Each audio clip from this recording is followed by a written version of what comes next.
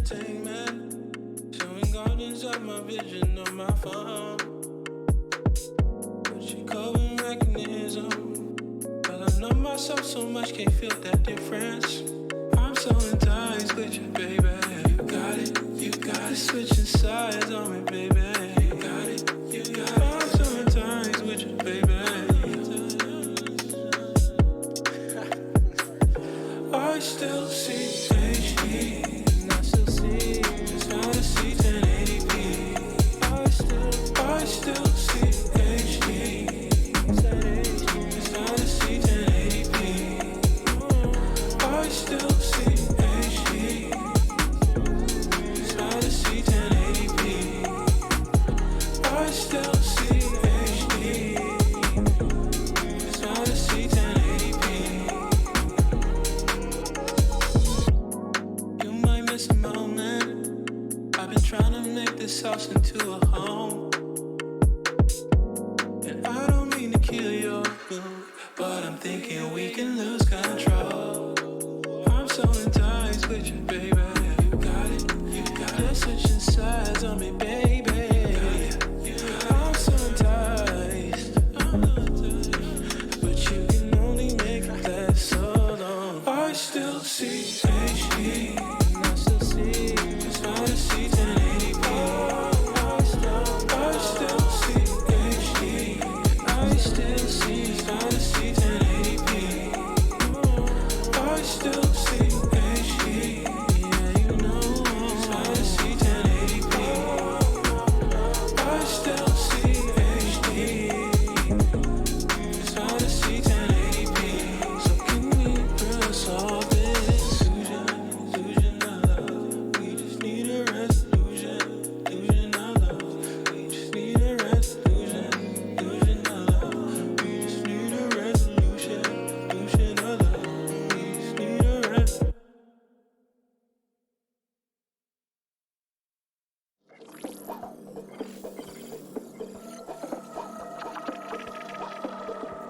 I stay by your side, right on my mind when you fall asleep.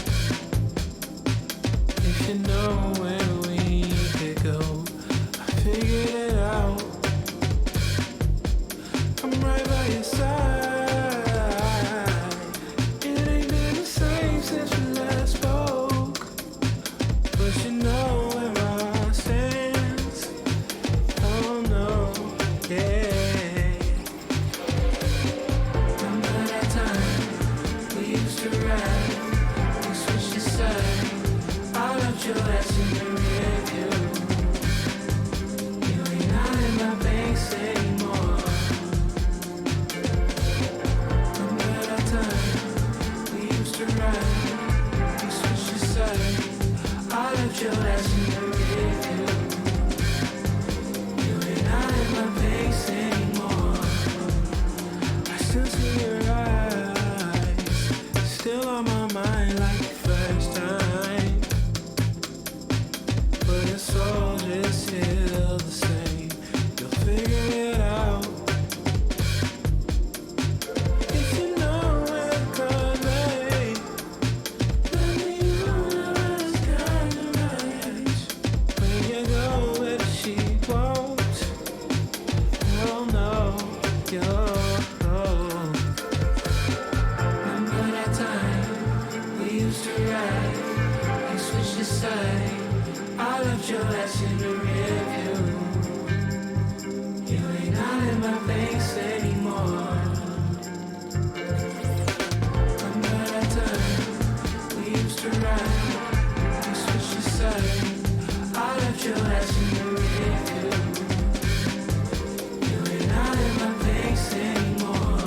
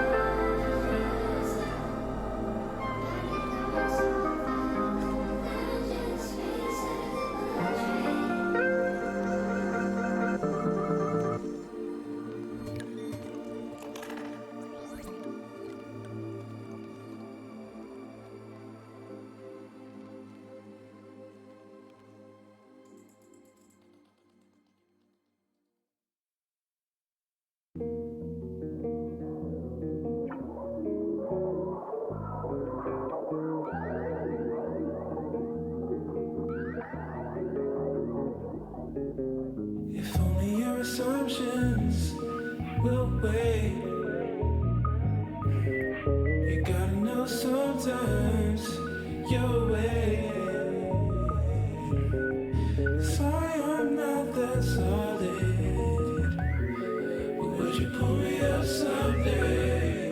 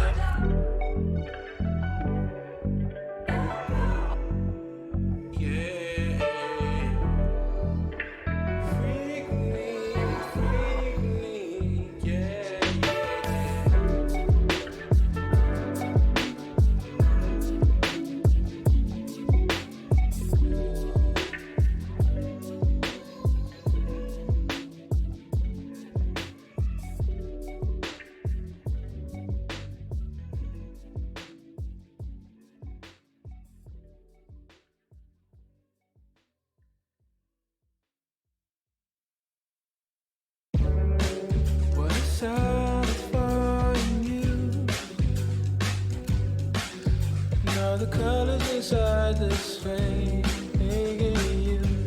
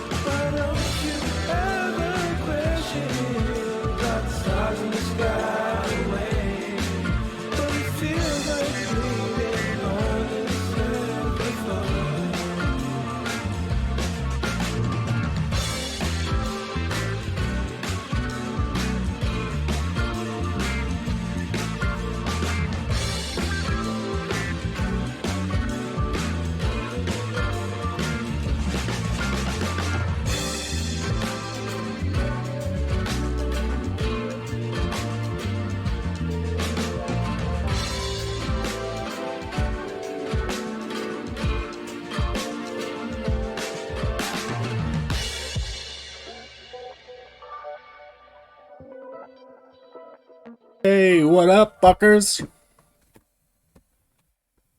Oh, cheers, chongs to you. We're back. How we been?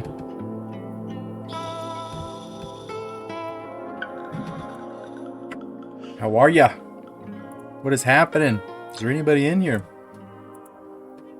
Probably not. We got some basketball to play. Rolled out the intro a little longer than we normally do, so probably shouldn't fuck around too much and should get right into it, right? So we get this game with the Spurs is a big one. Last stream we didn't feel good about playing it because it's late. We were tired. I was afraid of losing, and so we probably do it now, right? How have you been, though? Took last night off, and then we very disappointed by tonight's NBA Finals game in real life, and it seemed to make sense to try and play hoopers here. So sorry I keep fixing my hat. It's like I see it in the camera and it doesn't look real good, and then it's also like it's on my head. I'm trying to get it to where it could be on my forehead as least as possible, but still not look dumb. So, nonetheless, let's play some hoops, man. How are you doing, though? Somebody answer the fucking question. How are you doing? Here for you. Hopefully you're doing very well. And the Blazers are doing very well. I don't know if you remember this. I don't know if you were here last time. But boys, what? Get the fuck out of here, dude. 26-12, man. How do you account for this? We simmed and we played 1 or 2 games last stream. We were undefeated, 9 straight wins. 11 of our last 12. And that's good enough to get us in the fucking first place, I'm pretty sure, in the West. I think we're tied with the Spurs. See the Knicks, maybe, yeah, a half game better than us because they have 1 less loss. But the Spurs right there with us, Jazz not far behind, and the Suns, who have played a few less games, are technically, record-wise, still there. And the Rockets, man, it's just insane. The difference between these like top 5 teams, even the top 6 teams here. But then everything else, like, it drops off hard. And then there's some really bad teams, like numerous bad teams here.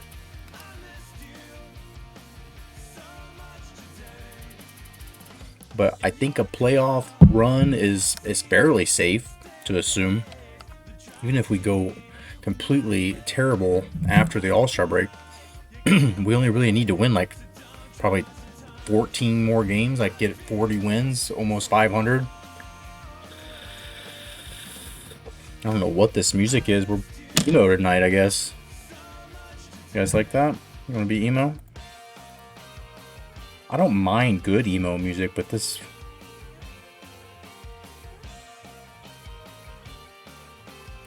it's not good emo.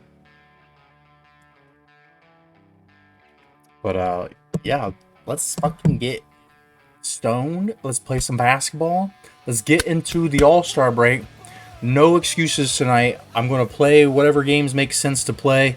If I haven't made it to the playoffs by the time I want to quit this, or to the All-Star break by the time I want to quit the stream, we're going to sim it. And we're going to do it no matter what. This game versus the Spurs was a big one.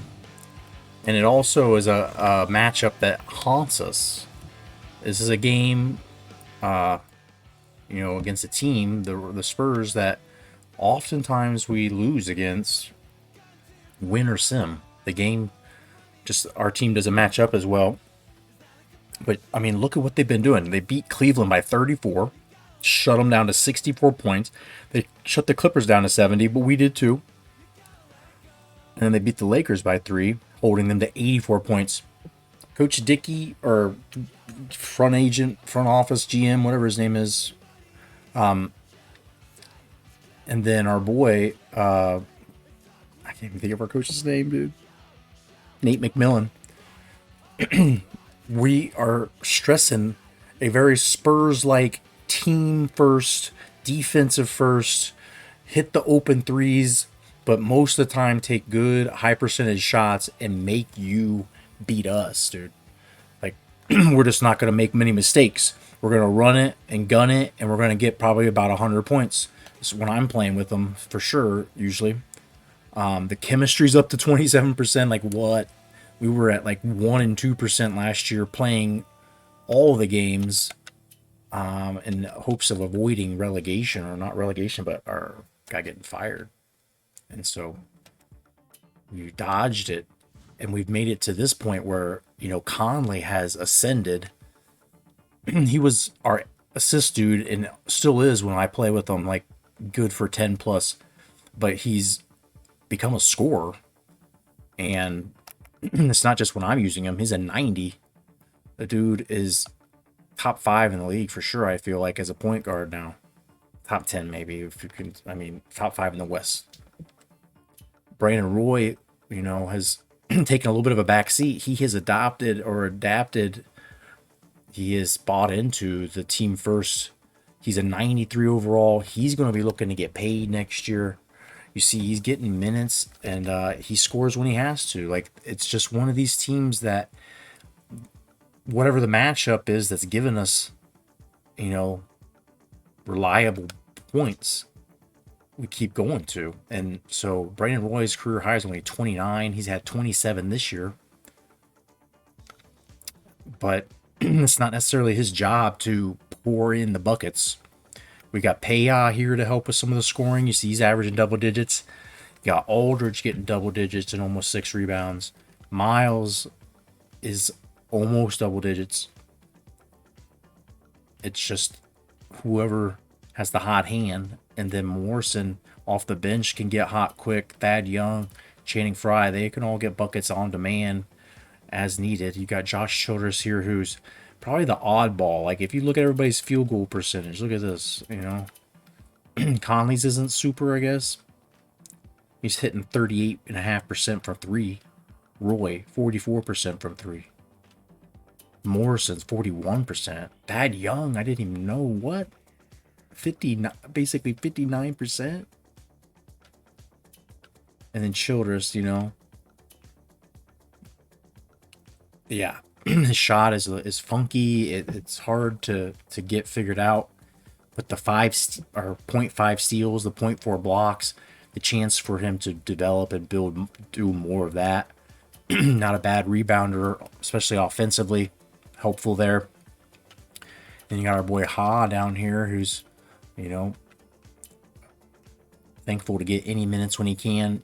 We've got decisions to make as to whether we want to bring back Channing Frye or, you know, turn the reins over to Ha Sung Jin to play a little bit more. I'm a little concerned. I think Darius Miles has to be probably more of a power forward going forward, and then like Thad Young maybe has to play a little more of that 4 spot too. Because I'm afraid of Aldridge. His morale's super low, and he may be on the way out. And Paya's here for like 3 years. He's possibly more of a power forward at this point. He's slow. His defense isn't good, though. And so, because he's slow, the small forward position can burn him a lot. Because he's not quite power forward, and his defense isn't great. He's not a rim protector. He goes against bigger guys, like the last game we had, and fucking Brendan Wright. Well, that wasn't last game, but one of the games we played last with the Warriors, Brendan Wright went off. And that just ain't supposed to happen. Although Brendan Wright on this game is probably better than he was in real life at this point. Yeah, I think it's his second year in the league. If you don't believe me, let's look. Yeah, for this guy to be getting 9.6 points, 7 rebounds, this may be above and beyond what he did in real life ever. Let's look at his real life stats.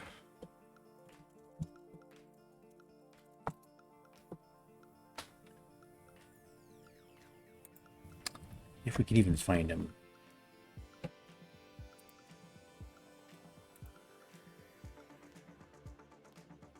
Let's read about Brandon Wright.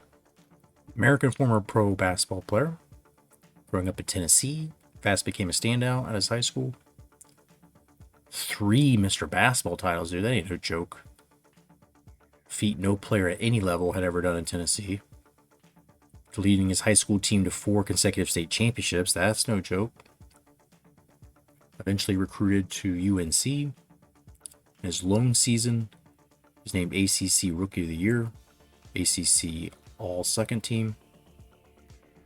In the 2007 NBA draft, Wright was chosen 8th overall by the Charlotte Bobcats, and in a draft night trade dealt to the Warriors for guard Jason Richardson. So I think that was all accurate when we had this game started. Because these rosters were last touched, I said August 2007, and so draft night would have been in June. That would have been fleshed out already. So let's read some more. Let's see just quickly. In college, 14.7 a game, 6.2 rebounds. Free throw shooting, not super, but almost 65% field goal percentage, suggesting a lot of easy dunks and guy making his buckets. So became an early candidate for the draft, selected by the Bobcats, 8th overall, then acquired by the Warriors, as we said. And so due to an injured hip flexor, Wright was unable to participate in the Summer League. Of the 38 games Wright played during his rookie season, he started 6. Entered 08-09 season, which is where we're at in our hypothetical hoops here. Didn't notice that in the stream title. And what?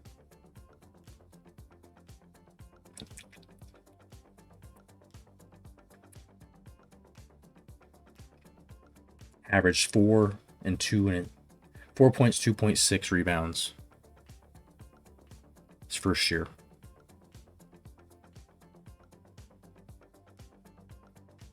So he did better than that by far. In January 09, he partially dislocated his left shoulder late in the first half of the game against the Lakers.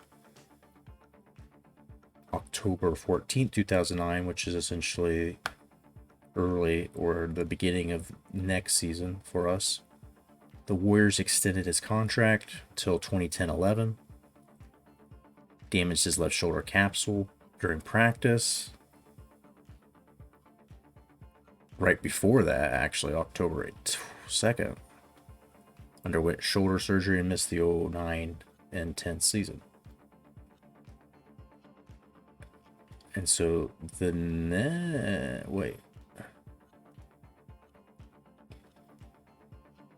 So in the middle of the 2011 season, Wright was traded to the Nets with Dan Gadzuric, former UCLA guy, I think, in exchange for Troy Murphy, a second rounder.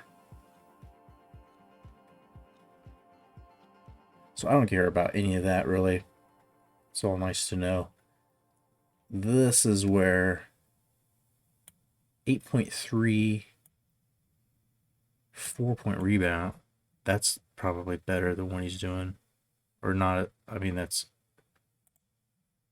here on the game. He's doing better than that. Blocks 1.4 a game. He only had one season ever that he had better than that in real life, and that was with Dallas in 2014-15 season. But shit, he played he played until 2017-2018. I didn't know that he had that many years in the league. Seemed like injuries always kind of held him back. He never played more than 64 games. Never got more than 21 and a half minutes a game. Like, that was the only season he's in the 20s. Was that with the only year he had with Phoenix. Played 40 games.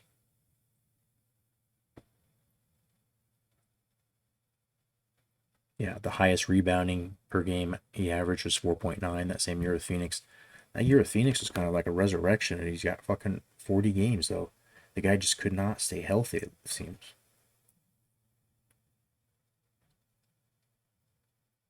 In those 3 years with Memphis, like, that probably held them hostage pretty bad to have him hurt so much of that time. Like, if I remember correctly, those were some decent Memphis teams that if he had been there healthy, they might have fucking made a little more noise in the playoffs than they ever did. I think, right? Those are Marc Gasol years, aren't they? Those are the Grindhouse Tony Allen years, aren't they?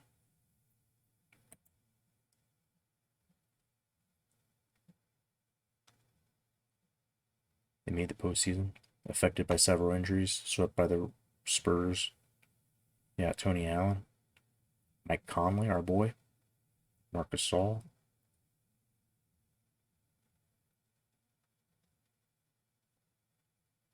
Bunch of younger guys here.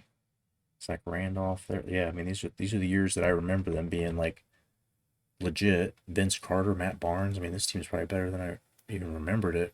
With the injuries and stuff, had to be the reason. Injuries had to be the reason that they weren't able to do more.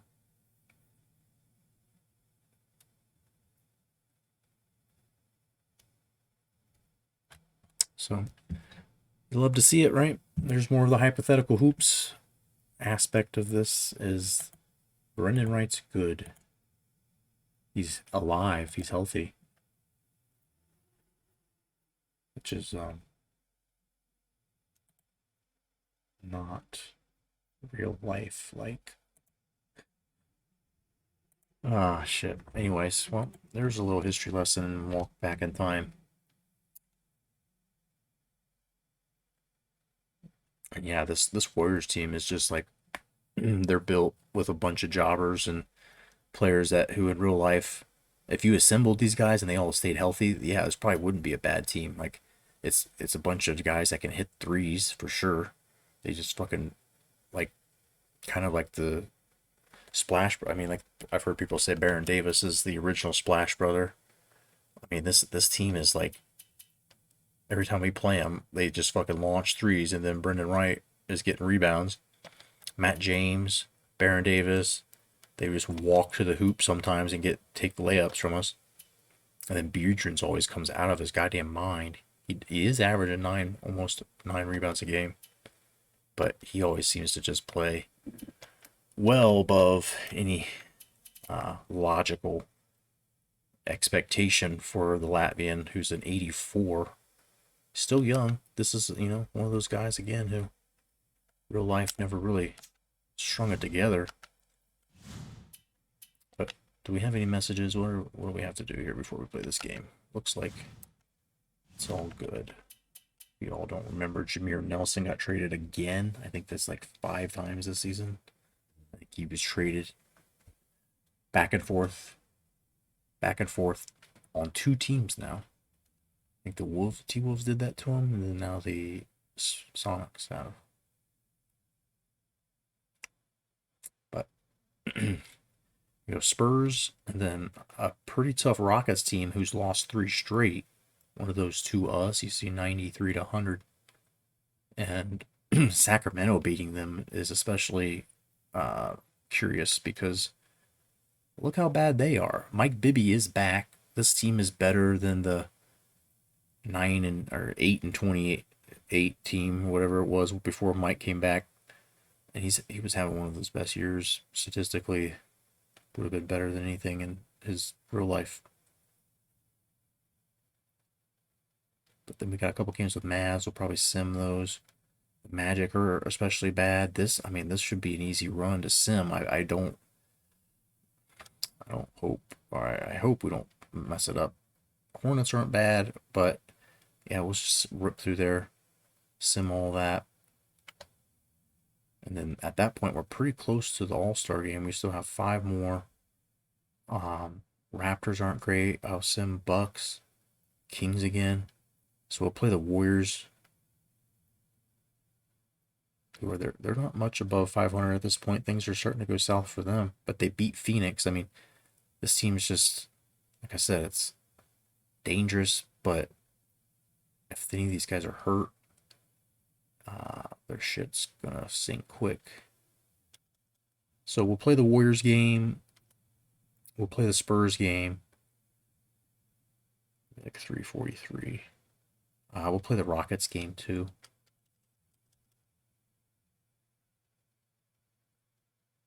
Unless somebody wants to see LeBron, but they're 15 and 24. They're hot trash. And so we're also prioritizing the West Coast team since we need to ensure our playoff survival. So Warriors, Spurs, Rockets. That is your plan agenda for this. Some music going on here. And do a little chonging in your honor here. I mean, it's not the weekend. I still have a bunch of stuff I have to get done before Friday morning, but I don't have to get up until like 9:30 or so tomorrow. So a little wild, boy. Feel a little wild. And then I have like one meeting with a lady who um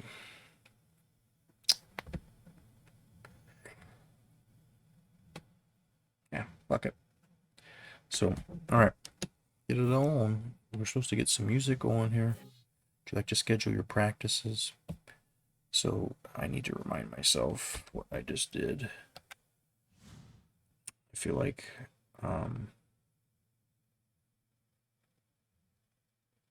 there was a day off right after we won the last game.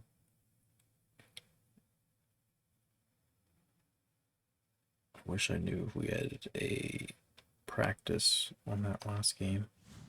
Will my calendar show?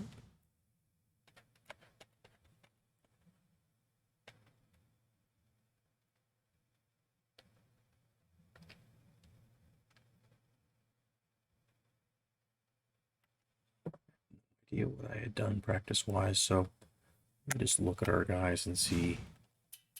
That noise is loud.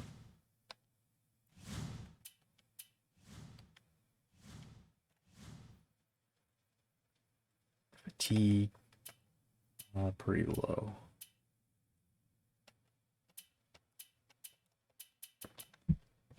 No concerns about maybe even having the intensity of the practice jacked a bit. So I think the 17th they did have an off. And so I would, I guess,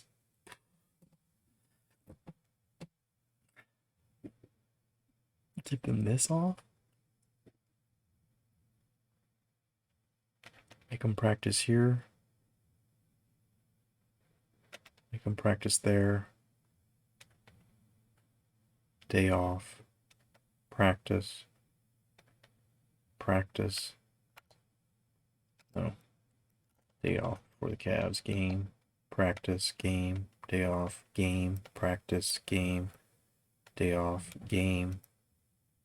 Practice. Practice. Practice. Day off. Game. Practice. Yeah, we're in the break there. So, all right.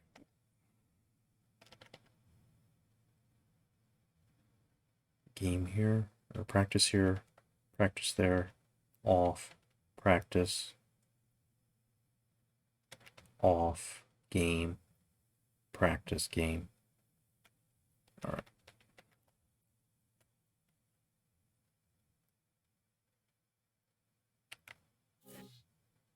No, don't advance the date. Damn it, dude.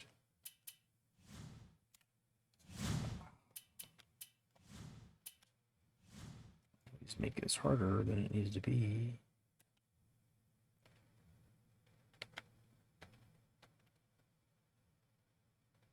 Off, game, and then practice, game, off, game, practice. I think I got it. This is good. Only one practice this week, though.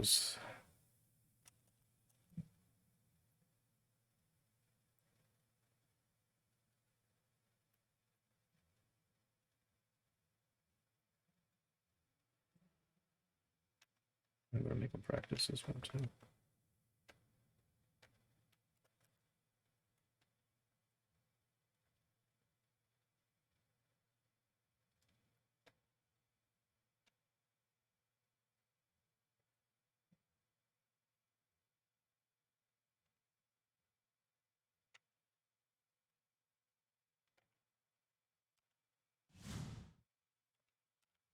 right.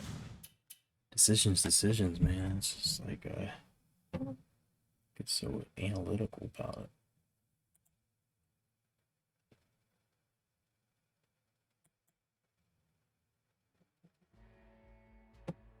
it.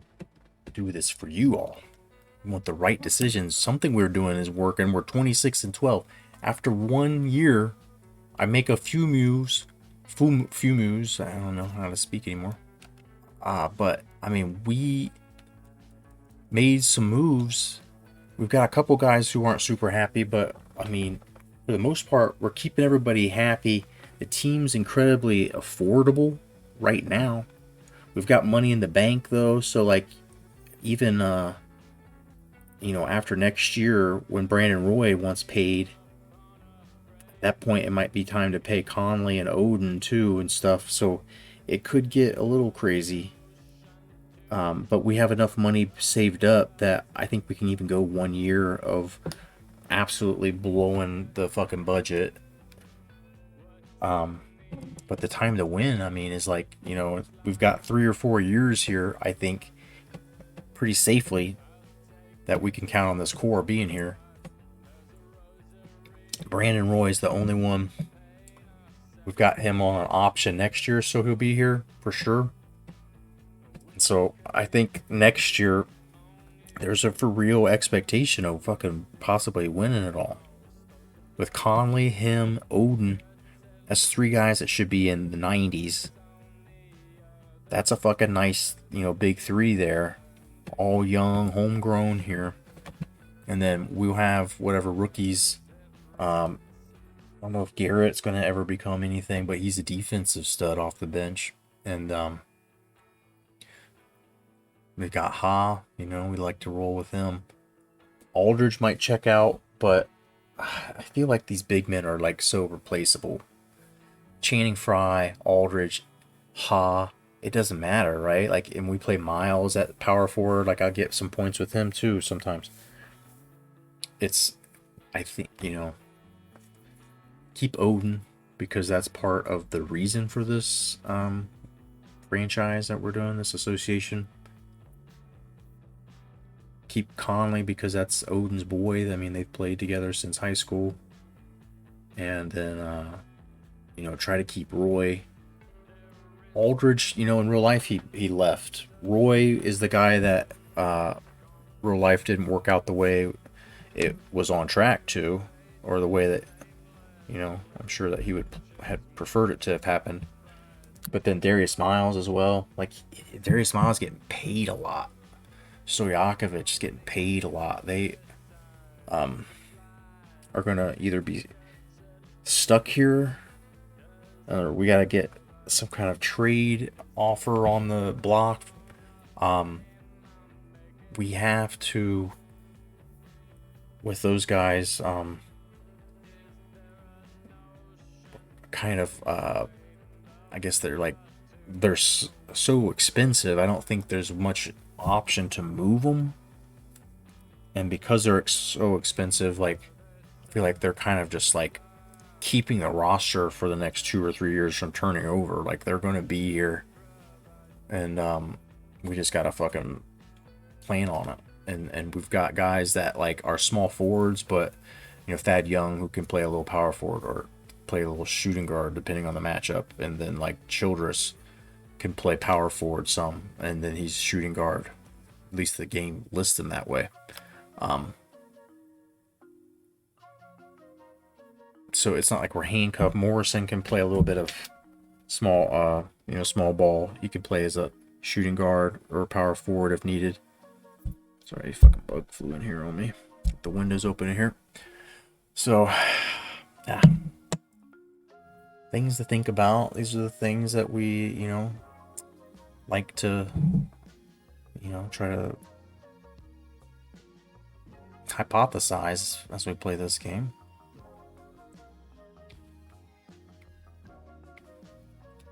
But let's do the Strongen thing. Then let's play this game. We will actually play a game.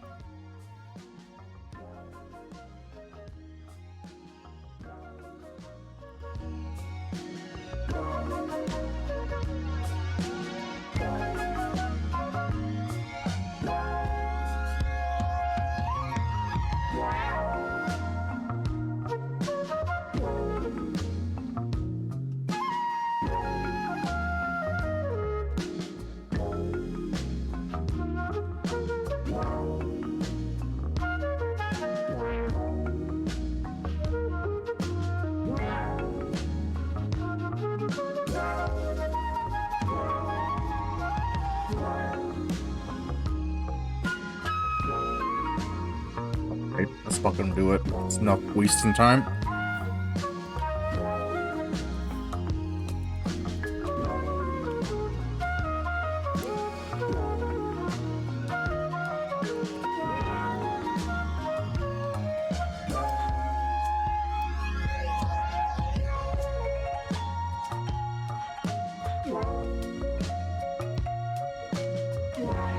What's the name of the Nuggets mascot?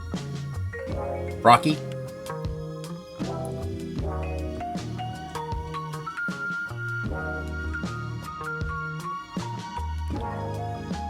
Why the fuck do I know that? I don't know. I think it's a moose. They're loud.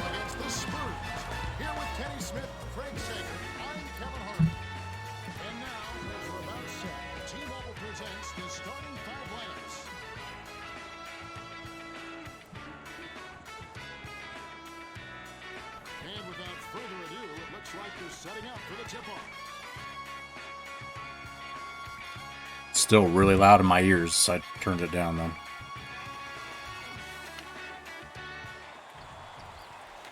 Alright, fucking Timmy D.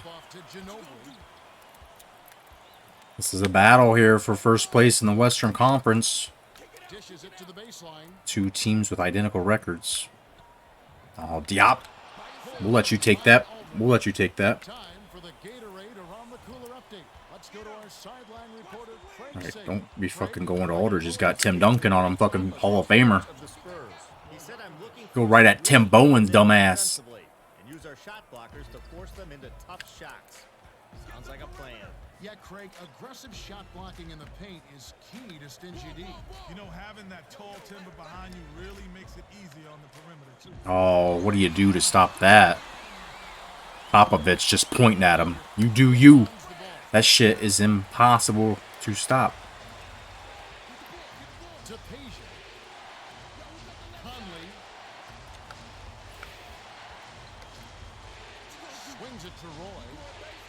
Oh, roll to the hoop. Oh, turnover. I was trying to force it into Peja, and Bowen will let you shoot it as well. I'm getting offense from Diop or Bowen. Odin sneaks through. There it is. That's what we hang our hat on, is this man just running to the hoop. Tear that shit down, big fella. And when we get, like, we're going to have a decent amount of points to upgrade our players in this offseason because of, like, improving on our record and making playoffs and, like, some of those bonus, like, accomplishments. God, you can't let Manu just walk to the hoop. Between Ha and Odin upgrading their speed, like, these dudes are fucking illegal. Oh, they're not gonna let me do it.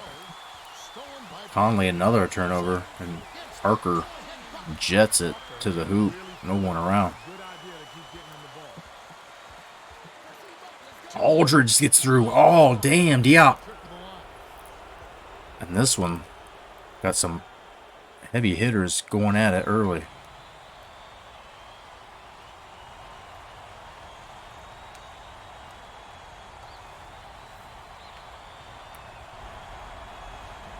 Nice. Aldridge isn't a bad free throw shooter, surprisingly.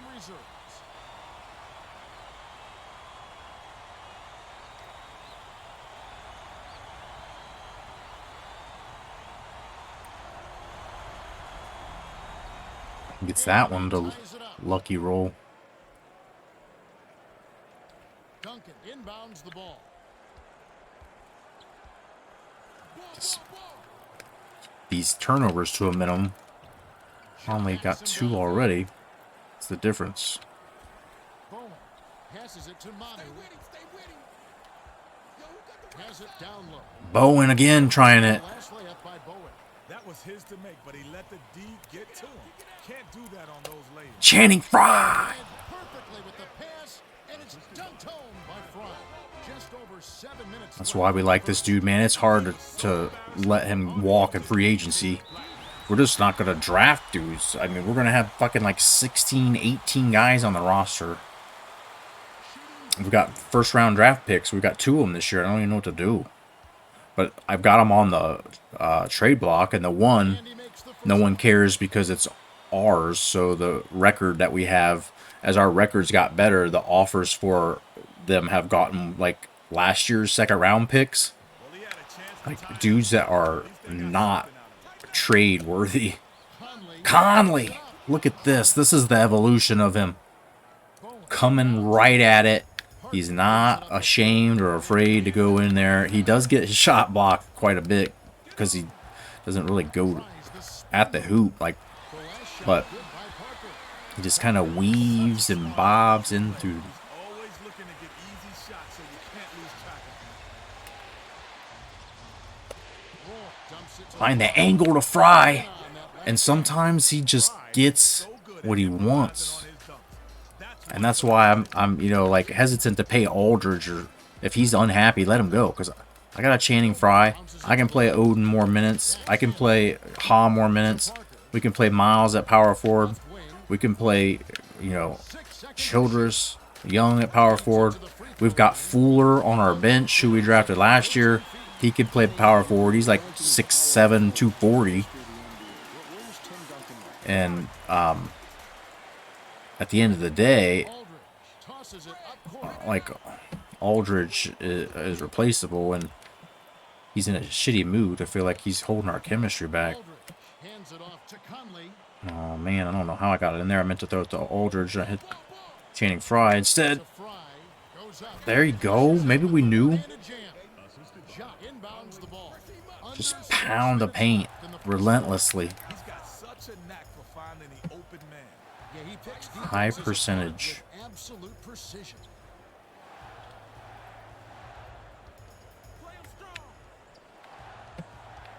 Six seconds to shoot. Here's Duncan. Duncan missing. A pretty square look at it. Aldridge gets through. Just gotta get the big man to like lure him out. Lure him out. Get your guy with the head of steam and running into the lane. Just, all I do is try to find him when that happens. Change the play to try and encourage it to happen. He shot back at the 100. Channing Frye is doing too good right now. I don't really.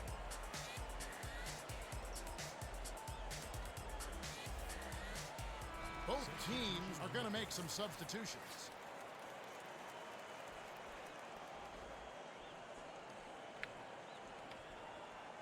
Miles inbounds the ball. What this lineup is of these guys together. Very rarely do I play Morrison at shooting guard. Dishes it to Miles. Conley gets it on the corner. Oh, Dish to Miles. poked away. The Blazers will hold on to it. Michael Finley on him. Orr makes his first appearance.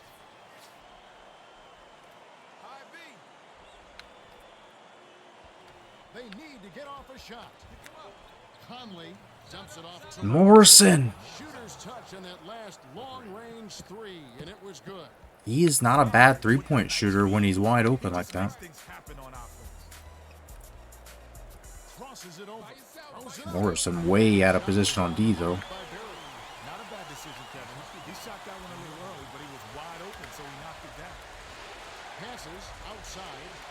Front hands it off. To Morrison. Conley. Swings it to Fry. Has it outright. God damn it, don't stick Morrison again. Morrison, Asia from about 16. That wasn't a bad shot, but Defense knew not to leave no one wanted to get into the paint for us. job of pressuring that shot. The dump off to Ginobili. Here's Barry. Damn. Come on, Rick Barry should be doing that to us. This is going to be a high-scoring game. That's a bad pass. Pass to the paint. They just run away from the pass. They don't ever stop to come back to it. Great pass.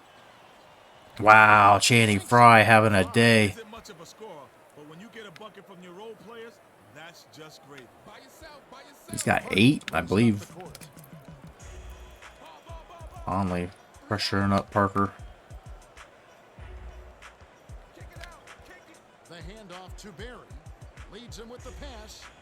Damn. Drained by Parker. Are you kidding Oh, me? flying at me again. Ball that deep, he's going to kill you every time, Kevin.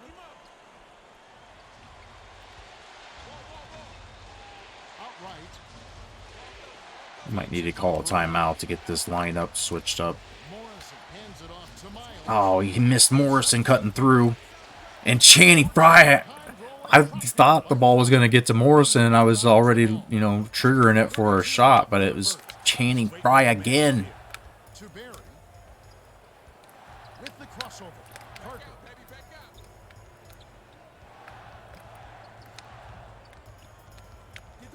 7 on the shot clock. Isolates. Damn, Ori. The backboard. As the shot clock expires. Focus to hit a shot like that despite having a defender right in his Damn. way. That's got to put a little... Things ain't open. Miles passes it up court. Leads it Channing in. Frye, and 1. Gets the bucket and the foul. Schwann makes his first appearance. Damn it, I didn't get the fucking lineup switch.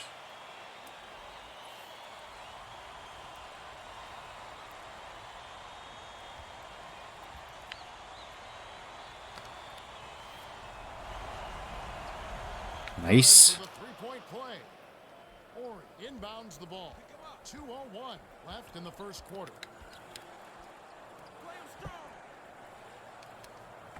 Dishes it to Parker. Channing Frye having a game. It's hard to take him out at this point.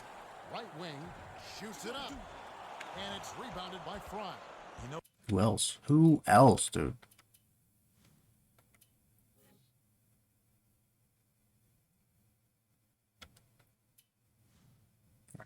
Conley needs a breather. I'm gonna bring Garrett in for a tick. I think Roy's ready. Boy Toy Roy. Aldridge is 93. You can come in. Odin's good and ready. We got Fad Young. Our Childers still here.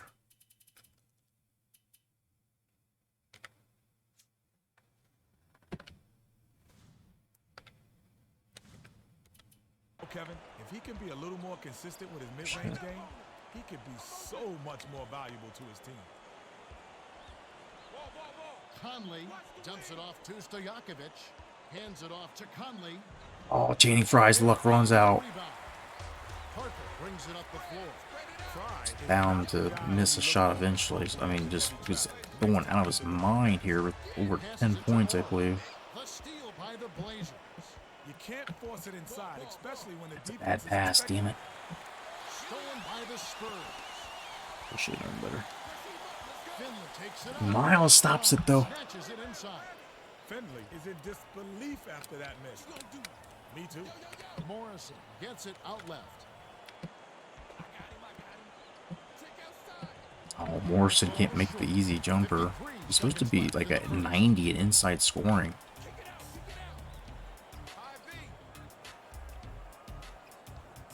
The pass to Ori. The turnaround. Damn. I wouldn't say he's automatic for Robert Ory lighting us up of all people. We're just saying, fuck it, throw it through there. On the layup. Conley, so his buddy had a lane to the bucket, and he led him with the pass. Beautiful play. Pass outside.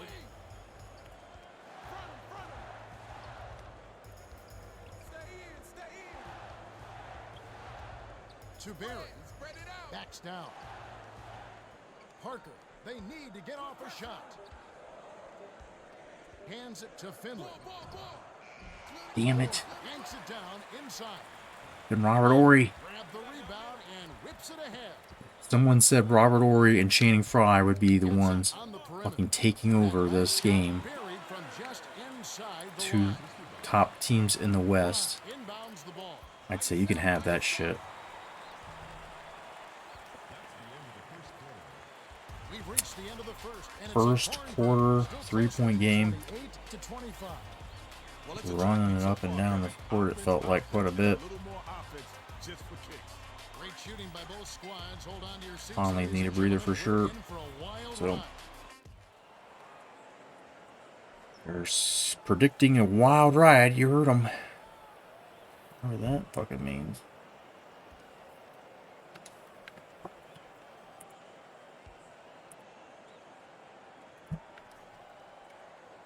Young inbounds it to start the second quarter. Garrett dumps it off. The dump off to Garrett.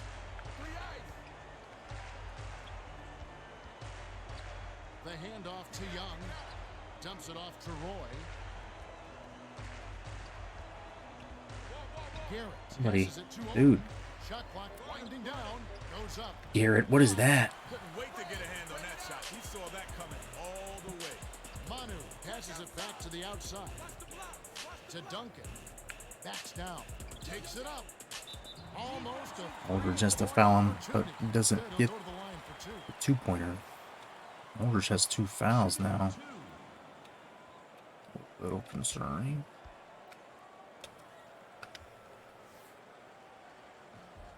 Can't sink the first. Miles got a quick breather. Foul They trouble need been to a get back big on the theme floor. this whole year, really.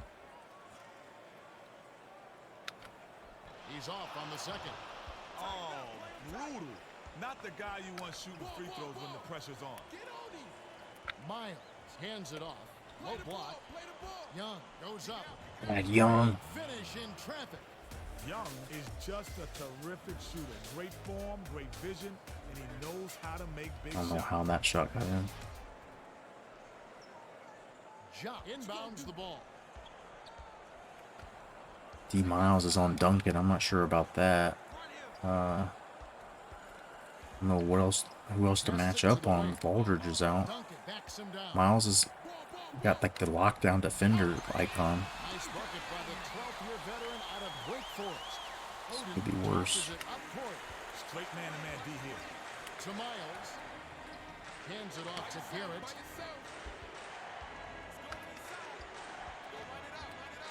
Roy from just inside. the Roy. arc. It counts. Long two. Can really Damn. fill it up. It's a good idea to keep getting him the ball. Udrih brings it up. Dumps it to Duncan. Damn. Duncan just walks to the hoop Great for a delivery bucket. with the bounce pass. He kept it away from the D and set up the shot perfectly. What a Damn it. pass. Damn it. No better than these lazy passes. There's too much traffic in Garrett the gets it left back flow. for us. Not a good pass. Perimeter. And somehow finds that Young with a flush. Down the reverse jam.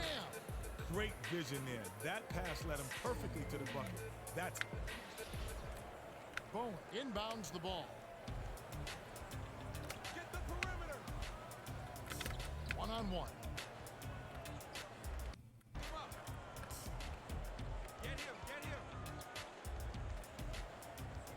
By yourself. 7 on the shot clock. Get the ball.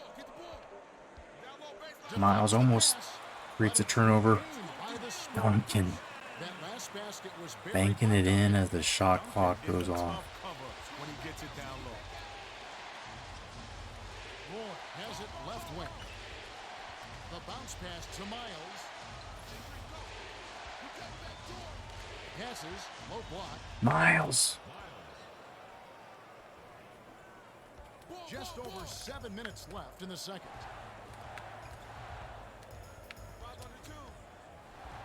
To Ginobili. Oh, might have had a Damn, three-point how did play, but he couldn't Roy power get it so down. burnt on Shoot that? two. Shooting 2. Aldridge coming in for a sec.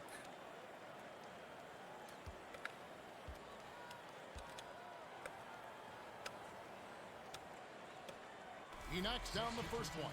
Taking too The long to get these Spurs fucking are gonna make subs. some substitutions. Screw myself.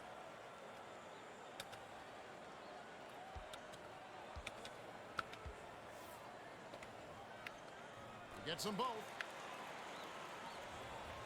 Odin inbounds the ball.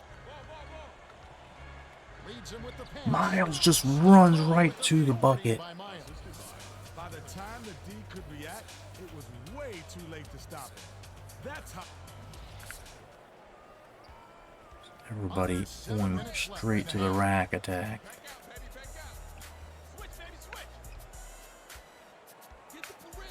Duncan backs in. Tosses it up. Misses the easy jumper. The other way with it. Let's go. Dishes to Roy. Gets it left block. Odin Ah, just come brought on. down low and got hit with the 3-second call. Both squads are making substitutions.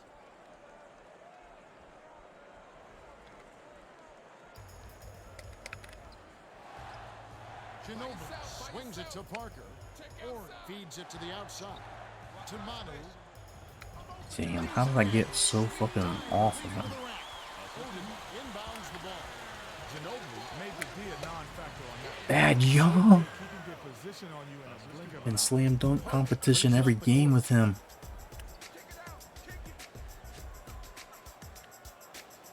Leads him in. They will this Fuck. one. Goaltender. Cut the shot. The Spurs will make some substitutions.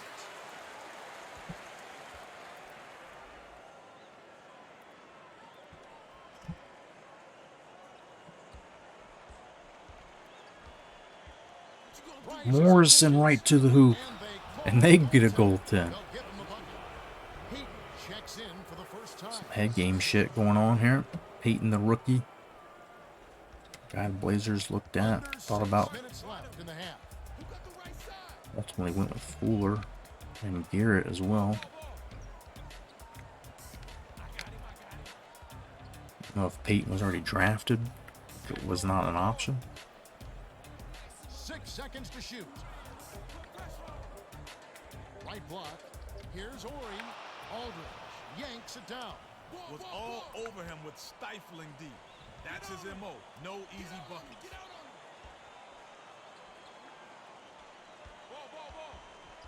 To Young. Hands it off. They need to get off a shot. Morrison takes it. Morrison with the take. Can't get it. Grabs it, and that's his I fourth know, anytime he's foul. starting to make moves around the hoop, like we're gambling. Aldridge D'ing up Parker, and look at Odin swatting that. Windmilling that shit a little excessively. Aldridge hands it off to Morrison. Takes it up straight. Aldridge. In by Aldridge. And it's a 7-point lead. I think that's the biggest so far today. Be pleased with all these bricks. He needs them to work for good shot opportunities and then knock their shots down if they're going to win this one.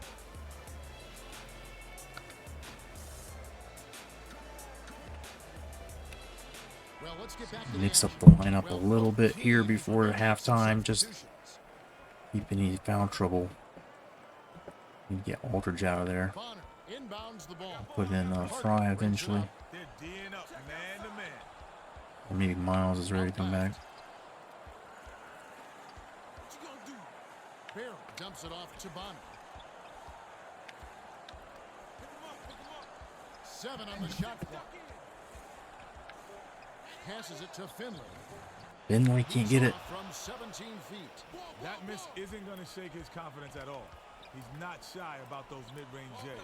And no one defending the rim. Down. Isn't going to win any dunk contest. But if you give him a chance, he'll happily throw it down on you. Risky pass. Here's Bonner. Damn. Lays it right in. That's why you work the ball inside. Nice finish there. Conley passes it up court. Roy gets it left wing. The dish to Morrison. Running the baseline in the tricky shot. Morrison has He left 7. him a little window there, and he just ducked in for the layup. Great job. Wow, 3.5 minutes left in the second.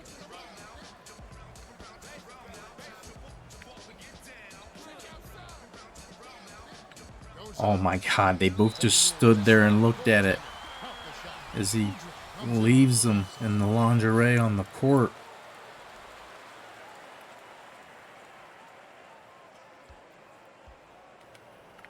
Number 13 inbounds the ball. Nah, just outruns his man, but misses it. Somehow just gets a little bit of a rub screen to get away from his guy. And shit, can't get the rebound. And he misses again, though. Morrison bags it. Target on that last layup. The D was lurking on that one. It was just barely enough to throw. Damn it. The steal by the Trying to go to that fucking cutter. Ha, cutting to the rim, and to Parker. they knew what was coming. Here's Finley. Finley buries that. It's a 5-point game. Yeah, he picks defense as a... Aldridge passes it up court. Leads him with the pass. Morrison shoots it up. Oh, We'll get some foul shots here. shot, but he'll go to the line for 2.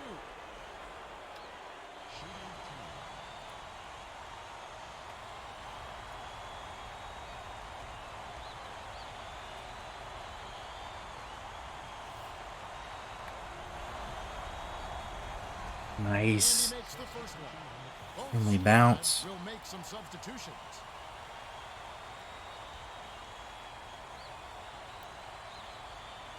The OSD. Just finished San Diego, Chicago. Heavy snow. What? In Chicago? Gets Have to the be, right? Bonner inbounds the ball. 2:37 left Ain't the snowing in half. San Diego in June. Shot buried by Udoka. All defense from Chicago. And they got caught napping. Dude, even it, like snowing in Chicago in June seems a little bit weird. We had tornado weather here though, so there might have been like a cold front. Something coming. Conley passes it to Childress. Childress with the dunk. Conley has been picking the defense apart with his passing, Kevin. He's been getting them easy looks. When we play Childress at shooting guard, he's a little bit slow on D, depending on who he's matched up with. But he's a problem on offense. Like, he's usually able to do some nice work down in the post because of the size advantage. Bonner throws it up. Knocks it down from the right block. Bonner put his weight back and then made the quick spin for the J. That's skill. That's just skill right there, plain and simple. To Conley. Outright. The dump off to Morrison. God damn, twice in one half. And he gets the 3-second call. You don't see that call like Teams are hardly making ever, some and then substitutions. a lot of it. Udoka inbounds the ball. Feeds it to the wing. To Udrich. Finley swings it to Ginobili. Perimeter. The handoff to Ginobili. Dishes it to Udrich. 6 seconds to shoot. Duncan gets it left side. That last shot buried from 14 feet. Duncan can really fill it up. It's a good idea to keep getting him the ball. The lead pass to Aldridge. Aldridge Played in softly off the sneaks glass. it in. Nice shot by the third-year man out of Texas. Childress getting that pass into him. 1:04 left in the second. They're D'ing up man to man.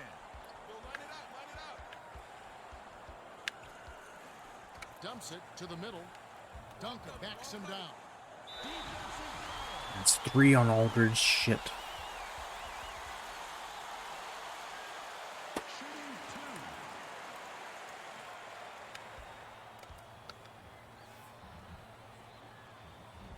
Can't sink the first. Both squads will make some substitutions.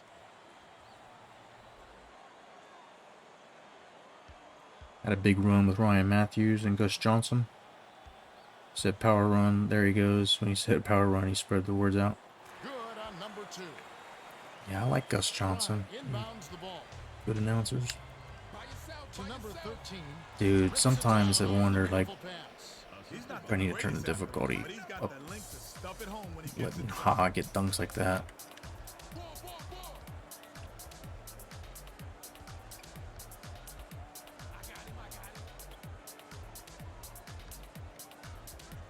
Manu.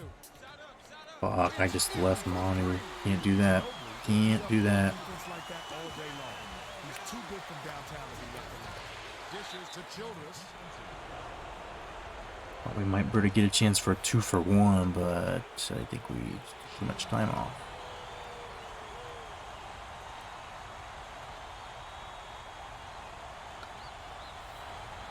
This free throw motion, watch this, you'll love it. What do you do with that?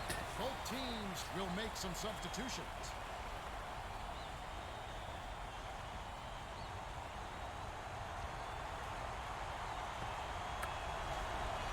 There you go. Sinks the second. Shot inbounds the ball.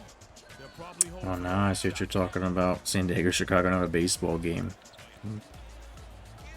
Not a real life baseball game, a video game football game. That makes more sense. Do a season on Madden 12. They need to get off a shot. I think we said I have it, right? Like when I was looking, no, I don't have 12. Finley off the mark. I have And that concludes the first half.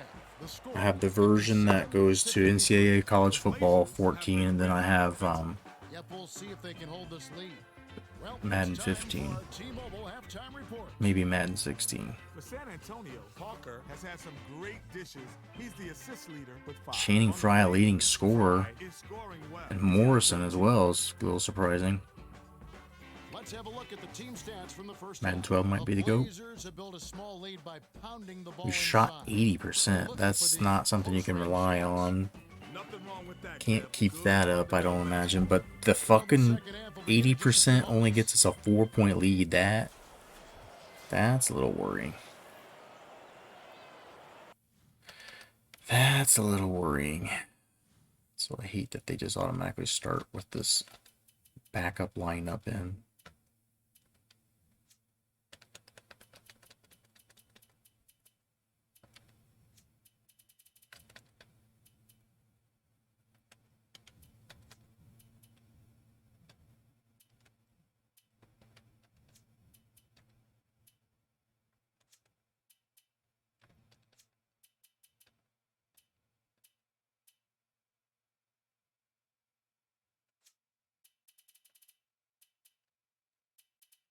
Let's get Fry the start. Do it like that. Boston responded, yeah, I bet money on the Warriors. That's why they won. That's how that works.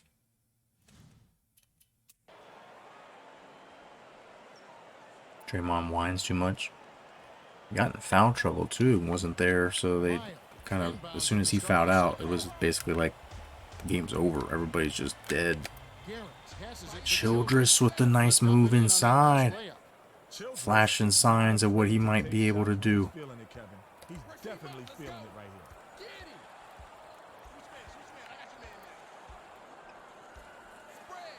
To Bowen. Baseline. Backs down. Feeds it to the perimeter. To Manu. Shot. 6 seconds to shoot. Here's Parker. Oh, how do you not get that rebound? Damn it, I think it was coming off. 16 points for Duncan now after the goaltend bucket. We'll go with a different look out there. Now, most of the front line guys come in. First line guys. Fry tosses it up court. Swings it to Oden outside. Passes it No, to Fry. why do I pass like that? I fucking That'll be his third takeaway. know better than making cross-court passes. Around the perimeter. Let's check in with the third member of our team. Craig says. Craig, well, during halftime, I spoke with Nate McMillan, coach of the Blazers. He told me that while they've done enough to gain the lead, It's he just still stupid. sees I meant to hit improvement. B and He's I concerned about their defense and said, we've hit got the to wrong stop button. all the easy looks and close down on the open man. Our defense has to do a better job. We'll see how it pans out. Their defense is keeping me from even beating the post with the ball. Ja inbounds the But ball. Odin gets free for a second and gets it. Bowen gets it right wing. Crosses it over. Ferocious swat. Ja hands it off. Goes up. Well, it can Roy. be hard to stay in front of guys at this level. I changed players once it was my guy defending. I was like, fuck that. And he walked right through everybody, and Roy flopping, it looks like. Flop.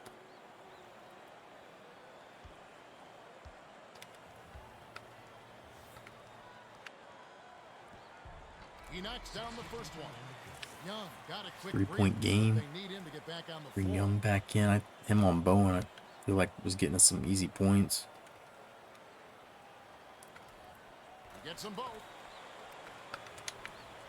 Young inbounds the ball.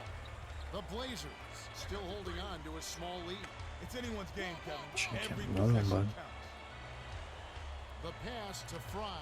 Bounce pass. Left wing. Spurs defense turned it up a notch now. To It's Young. clamping down.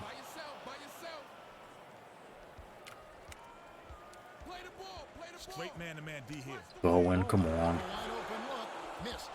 Bruce. Fuck that guy. Leads him with the pass. Odin gets roughed up there, Duncan. It's only his first foul, too.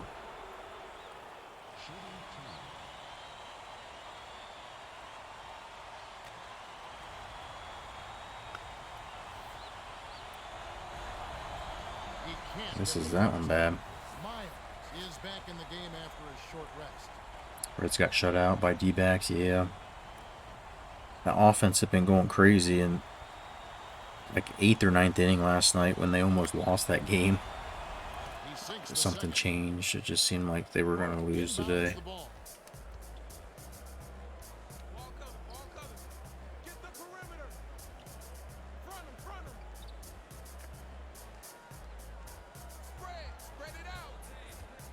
Nice pass. Damn. And last shot from 9 feet out, nailed by Duncan. He can't be stopped. He's going out of control. Duncan's fucking lighting us up. I think he's got 19 or 20 now. Miles tosses it up court. About 7.5 minutes left in the third. Roy. Bounces it to Conley. Has it high post. There you go. Got the step on him. Two. He's got to be faster than Manu. Third-year man out of Washington. Josh skips it to Parker. Bowen I leads got past caught in inside. traffic. Parker Goaltender. able to get to the hoop.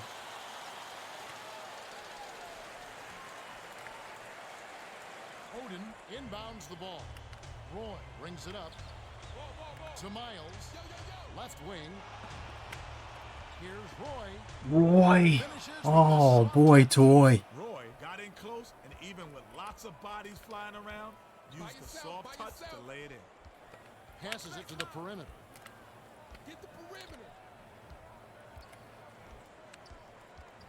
To Duncan. Backs in. Puts it up. No good on the baseline. If he had made that, that's just too good. Illegal good. He shouldn't have made that shot harder than it had to be. Miles hands it off to Young. Conley. Lobs it to Roy. Impact. Down low. These are all down low. Give Odin some room to work.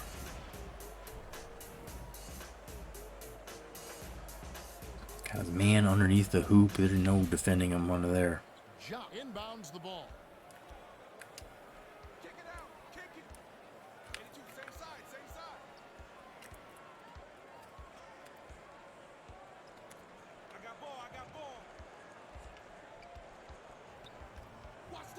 Seven on the shot clock. Dishes it to Jop. Defense from Odin and the rebound. It's only his second rebound so far. Only. Young dumps it off to Conley. Dumps it off. The dump off to Odin. Young gets it left wing. The swing pass to Conley. 7 on the shot clock. Dishes. Long two with Bowen in his face. That was just not an easy shot for Young. Stick him. No, sir, it ain't easy, son. And Especially Parker. defender breathing right down your neck. Young passes it up court. As easy as it gets. 5 minutes left in the third quarter. To Conley. Young. Dishes to Miles. Has it on the low block. That's a wild shot. That last layup was missed by Odin. Leads him in. Well, he doesn't have the softest touch. And with the D in his face, that made all the difference. Small lead might be melting. From 20 feet out. Yeah. In by Bowen. Fucking Bruce Bowen starts hitting shots, we're in trouble. Inbounds the ball. Conley with an assist. This trip up would have 10 for the game. Dumps it off to Roy. Conley. It's a fucking weird shot. He just like went at it like he was gonna dunk it, and then he kind of just let loose of it, let go of it. Parker, he's so agile around the basket. He flipped that reverse in like it was the easiest shot in the world. To the bucket. Thad Young though, nobody's gonna stand in front of him. Terrific shooter. Great He's too form, quick for great that. vision, and he knows how to make big shots.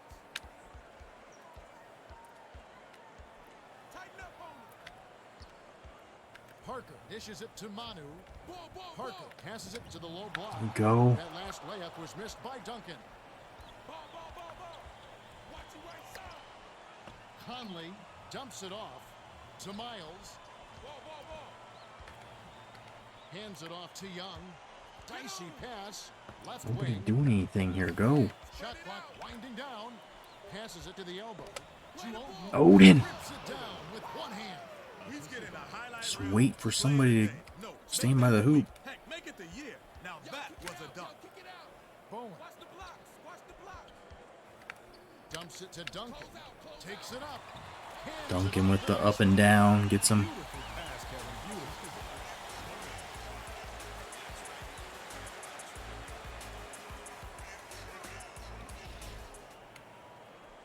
Miles inbounds the ball. Straight man-to-man D here. Right wing.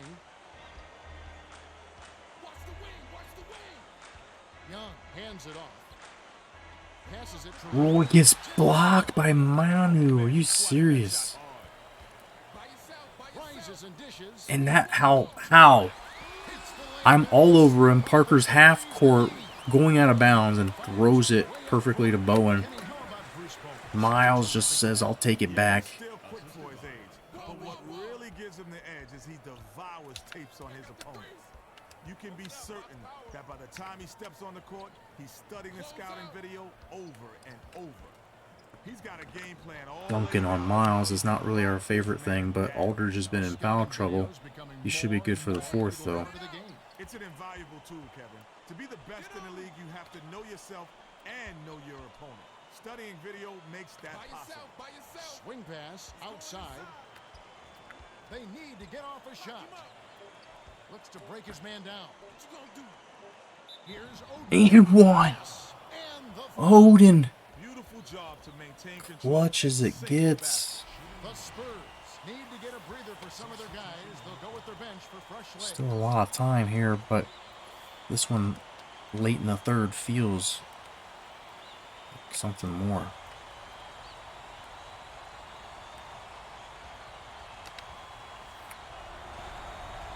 They might not be the best free throw shooting team in the league, but they sure do look like it today. To Manu. Parker. Hands it to Ginobili. And call for the foul. Shooting two.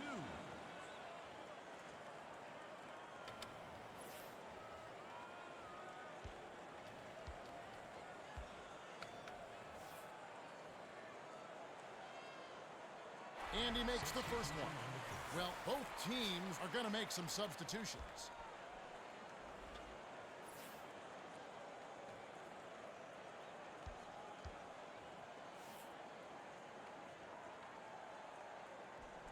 Great job of getting to the line all game, and he's taking care of business once he's gotten there. 1:38 left in the third. 4-point game.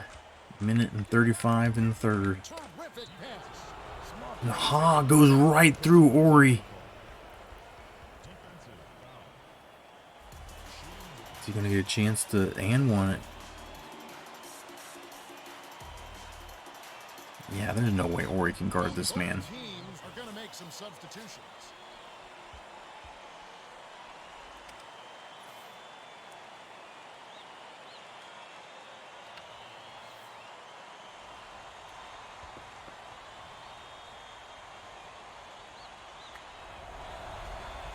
No good. And Aldridge with the offensive rebound and put back. Dunked down by Aldridge.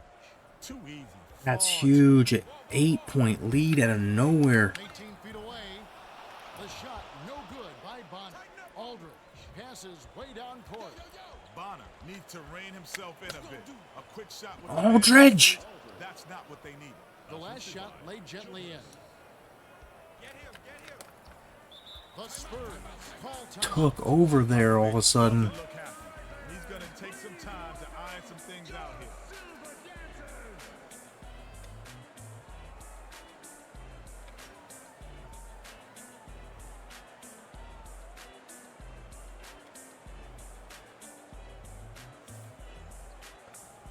They're getting set to inbound the ball. The Blazers will make some substitutions. Watch the spread. Ball. Get on him. Bonner inbounds the ball. Pick him up. Stay with him. Finley with the crossover. By yourself. Ori on 7. Damn. Snaps the net. Oh, nice move there in the post. I think he surprised the D a bit with that move. Going on. Shit, how do we not convert that? Here's Fry. Connects. Channing Frye with Ori right on him. Anything to stop him. Impervious. Parker. And he gets the steal now. Frye has to be the fucking MVP. Good thought to dump it inside, but Kev, you gotta have a clear passing lane. Aldridge feeds it to the outside. To Morrison. Right wing. Dishes it to the perimeter. 7 on the shot clock. To Childress. Garrett. Garrett! The jumper. These guys are putting on a clinic. They're playing with confidence and their offense is just flowing. The rookie. Forced. Ori inbounds the ball. No look pass to Finley. Can't nail the jumper. Fry way up court. Pulls the trigger. Oh, Childress, if you made that, could have put this thing away maybe. We're at the end of the third, and it's a 12-point lead all of a sudden. to 77. Just running out. Came to play, Kenny. 15 points and 2 assists. Yeah, not flashy, but his presence has definitely been felt out there. It's the little things, Kevin. He's getting them done. All right, the fourth quarter should begin momentarily.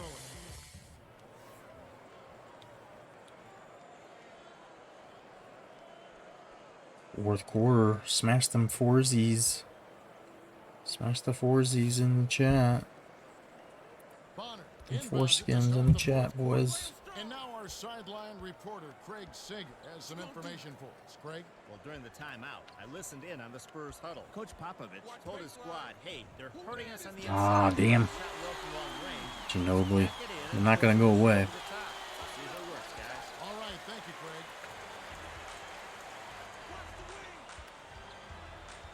Aldridge hands it off to Childress. Trying to get a step on Bonner there. Passes up. Mismatch we need to exploit. My man is in fuego. Definitely too hot to handle. Let's go. Close out. Rotate. Pick him up.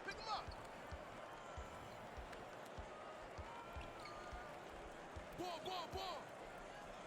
perimeter. See if we can finish the job here. We're running away with the second unit. Backs him down. Here's Ginobili. Bonner is up. Fuck. These offensive rebounds they keep taking from me. Shoots. Drops it in from 12 feet. Wow, it's been all offense this game. Everyone's got a hot hand. Aldridge brings it up the floor. Something's gonna happen. Did its job. I knew it. It was just fucking me. You could tell it was spamming me. I couldn't get across the line in 8 seconds. I've never had that call. Anybody's guess. Dig 87, dig.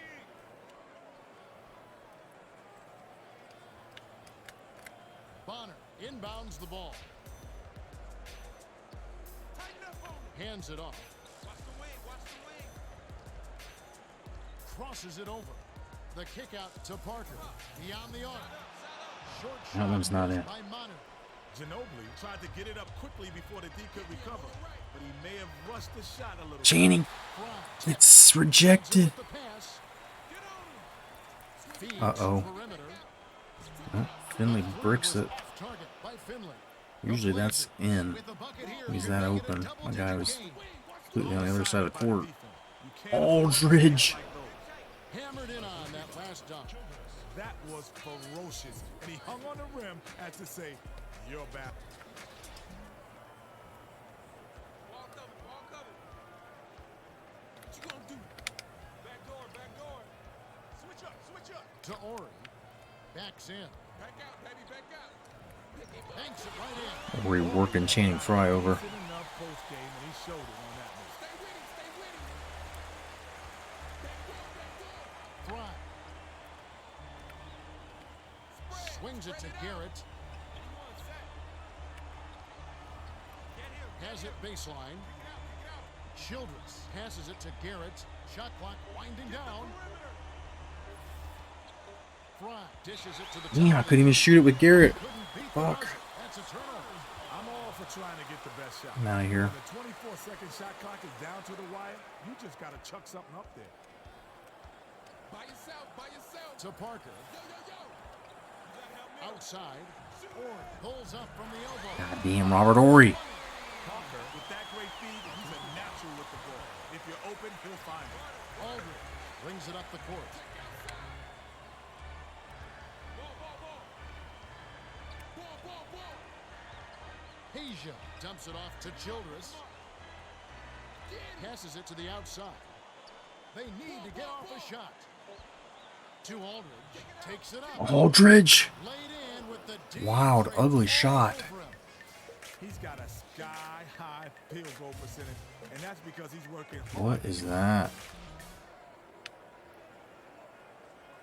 Ori inbounds the ball. Let's go.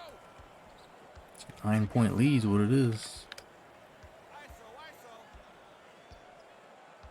Yo, kick it out, yo, kick it out. Here's Childress, damn it. Jam. Lost up. He's Just gone. toasted the defender and applied the jam. Give the defense a mouthful on that one. Asia. Dishes to Aldridge. Left wing from just inside the Damn. arc. Snatched inside by Usually we don't ask you to do much, and you don't do much. passes it to Bonner. Dumps it off. Shoot it. Rips the cord. Bonner was quick on the draw with that shot. He was open and he knocked it down. Under 6 minutes left. And then fucking loses it. Finley. I knew it was coming here. I felt this shit turning on me. And now they're right back in it. A 3-point spread on the scoreboard.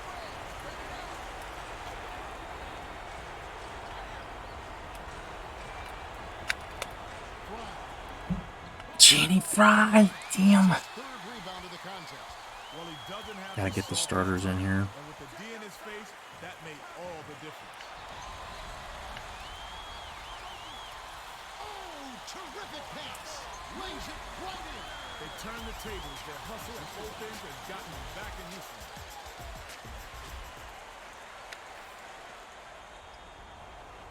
The Blazers will try to stop this run.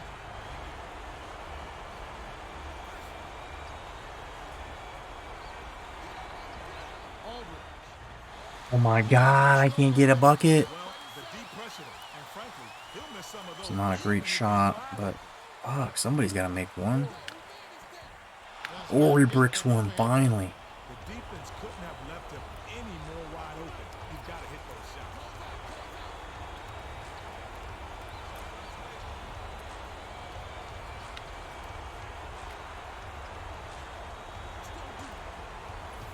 Time running out.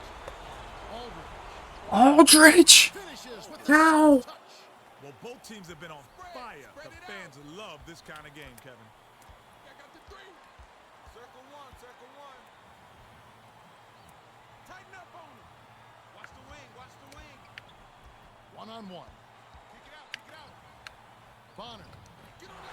Fuck, Bonner. You kidding me? He's got 14. Garrett with an assist. This trip up would have 10 for the game.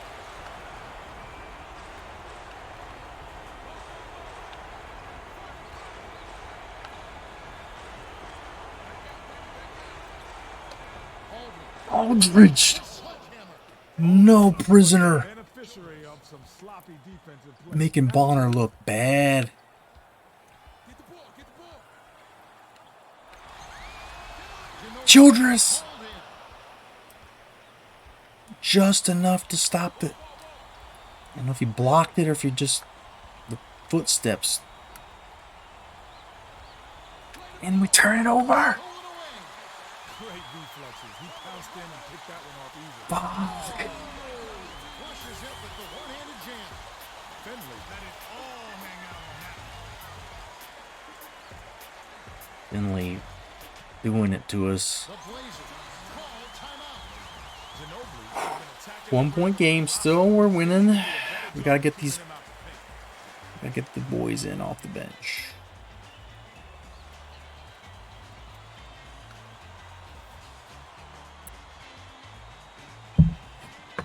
Little supplement, real quick. A little supplement break.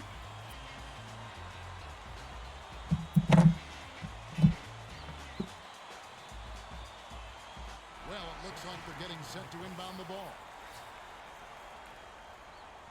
Identical records, both on top of the Western Conference standings. This one having a playoff feel, a late It's a one-point playoffs feel.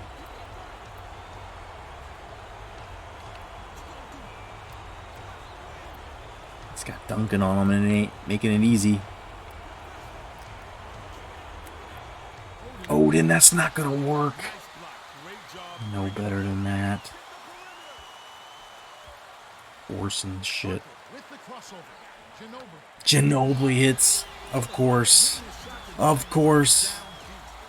They take the lead. Has been knocking down a bunch of shots for them. In clutch moments such as these, you've got to give him the ball and let him go to work. Is back in the game after a short rest.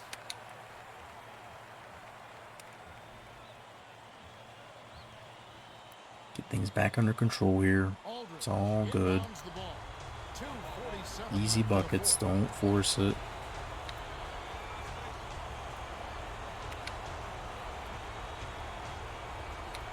Might have to force it.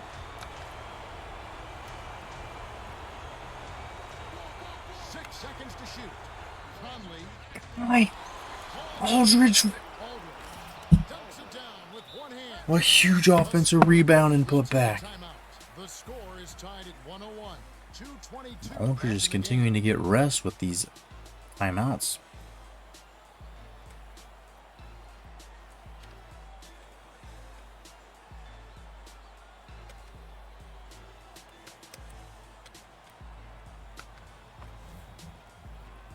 Gonna put Garrett in for defense.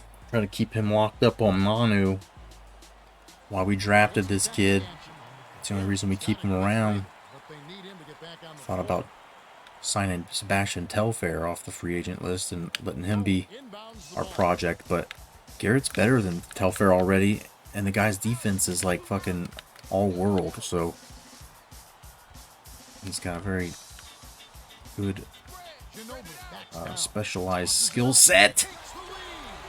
Ginobili couldn't back the defender in, but he still found a way. And there he is on the future Hall of Famer, watching it go through the nylon. Has passes it up court.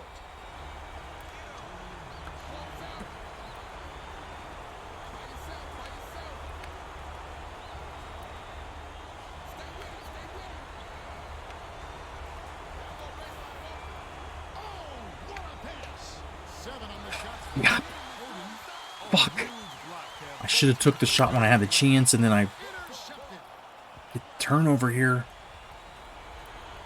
Huge turnover. Odin can't get it. Turnover. Terrific defensive pressure. What a clutch play. Backs him down. Boom. Fuck you, Bruce Bowen. Are you kidding? But he got it done right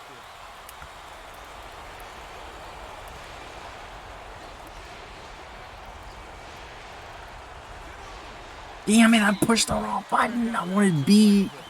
I hit A. Or X, or whatever the green button is. Fuck. The reach-in foul. Well, you can see that foul coming. Steals take the net. You can't just hack at the ball. Kenny, what's your take? Ginobili is a player who knows how to fill it up. They should try to set up the score on this. That might have been it. Stojakovic is That back might in have the did game it. after a short I rest. might have did it. 83, go.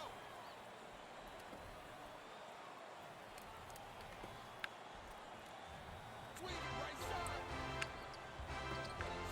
Spread it out. Watch the spread. 7 on the shot clock. Play him strong. 3 eyes. Let's go. No turnover. Need buckets. And the desperation Stop it. that simply won't. Asia! Asia. Yep, that's going to be his third rebound. That was not a real great shot, but he had the Parker on him, smaller man. I thought, fuck, dude, be clutch once. One time. And now it's done. Trying to let him run the shot clock. I guess we could have a chance. If we make a bucket, we can foul him. I'm right in his face. Off target from downtown. The Blazers have to score quickly. Oh, drag out. The Blazers will go for the intentional foul. They still got to foul them a second time to get into the penalty and send them to the strike. Damn it. Fuck me. He misses this. Maybe something weird can happen still. On the first. But, I mean, it's 2 possessions. If he misses this one and I get a 3, there's a chance maybe, but that's just way too much time. It's not enough time on the clock. Comes up. That's going to end it. Fuck you, Tim Duncan. This game's a wrap. Lobs it up court. Moore. Ripped down. Aldridge. Oh! Count it. Count it. The Spurs win the hard-fought game as they outlast the Blazers. Damn. 107 to 103. They put the pressure 9-game win streak. Gone. Pounded the ball relentlessly, Kevin. They were really disruptive on D, and the extra possessions made a big difference. That's right. Parker is our Jordan Brand player of the game. And he put in work, Kenny. Yeah, he found his teammates time after time, Kevin. He was definitely the catalyst for their offense. All right, let's take a look at the hot zones.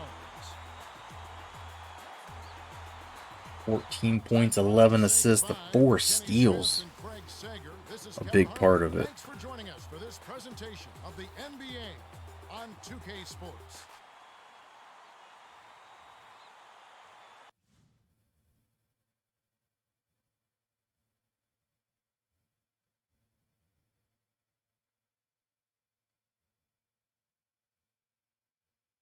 Damn.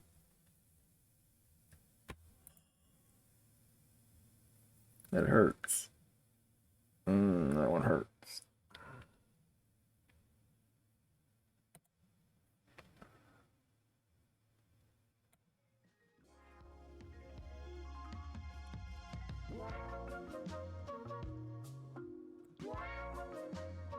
Should not have lost that game. Should not have lost that game.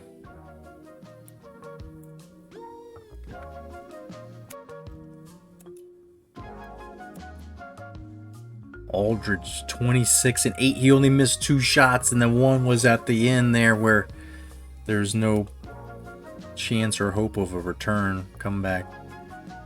Fry off the bench gets 15. He had a heck of a first half for sure.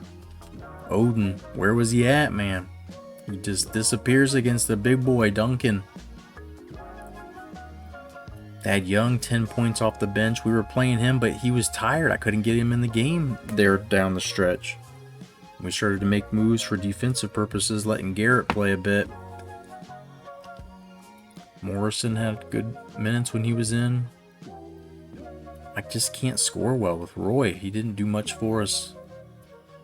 The rare off nights for Miles, not getting a lot of points. Ha gets in 5 minutes, scores 6 points. Childress has 8 assists. Peja just not contributing much. Conley only 2 points, but 11 assists, a steal. Took care of the turnovers in the second half for the most part. Garrett in his time gets 9 assists, 2 steals for him.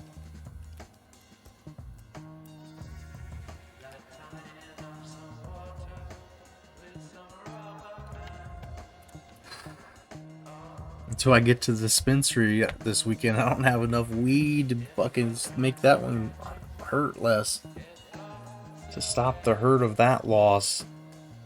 The win streak ends. We're no longer in first place. A bit of a rivalry with the Spurs continues. They're just a fucking, world-class organization. We're trying to get on that level, and they keep just knocking us down a little bit. Let's see what our scouts found out. Take a look at the big guy from Fordham, Bryant Dunston. Definitely believe has tremendous potential that with the right coaching could lead him to become one of the best players in the NBA. What? Updated the prospect card.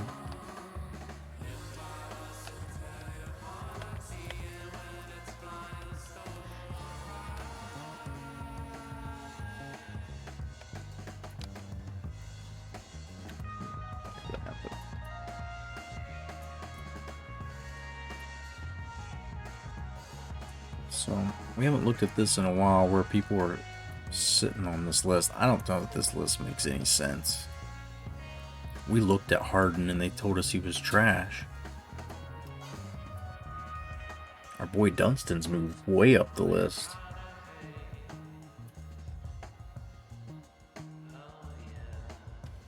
Baden's gone up quite a bit. Richard Roby. Jamont Gordon. And Sean Singletary fallen. Thompson's, yeah, I mean, like we have found guys that we will take, and maybe a couple guys that could be free agent rookies if we want to take a chance on them. Our boy from Sweden. We haven't looked at Pitar. I might want to go look at Pitar. 7'2" Croatian. I like it.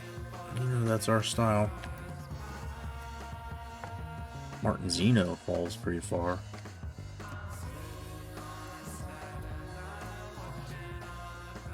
Yeah, none of our other guys, our Swedish guys, not on here anymore.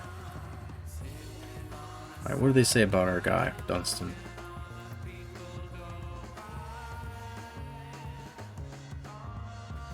Oh, his playmaker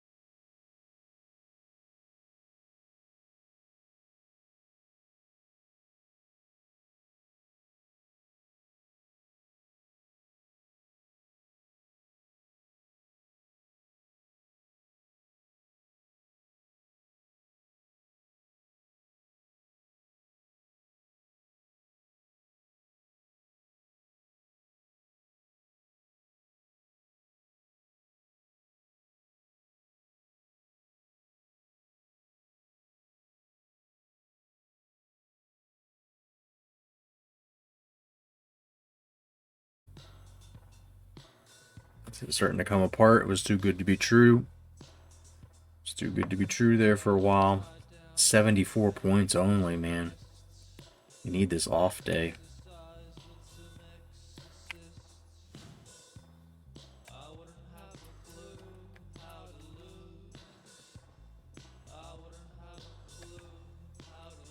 Simply put, I think Jamont Gordon from Mississippi State has the potential to be a solid NBA player once he has the chance to fully develop. I'm not sure if I'm ready to call him a full-fledged starter from the get-go. Show a little patience with them. I think he'll develop into one of the more solid point guards in the league. I like to hear that. I like to hear that. We've got Garrett, so it's like, what do we do? We can't add any more. We've got Fuller, our draft pick from last year, just sits on the bench. He's not even active.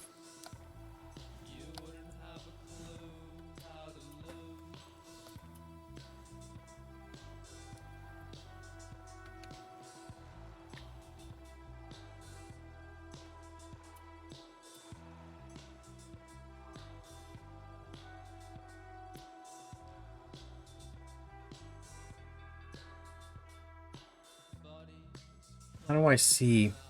Is there a way to see what my draft picks are?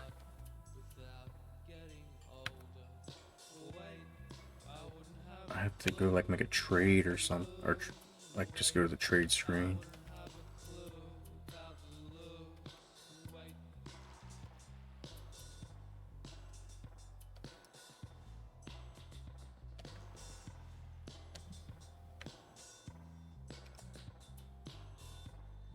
So I only have one pick this year, but I have 3 next year. Fuck. Wow. Okay.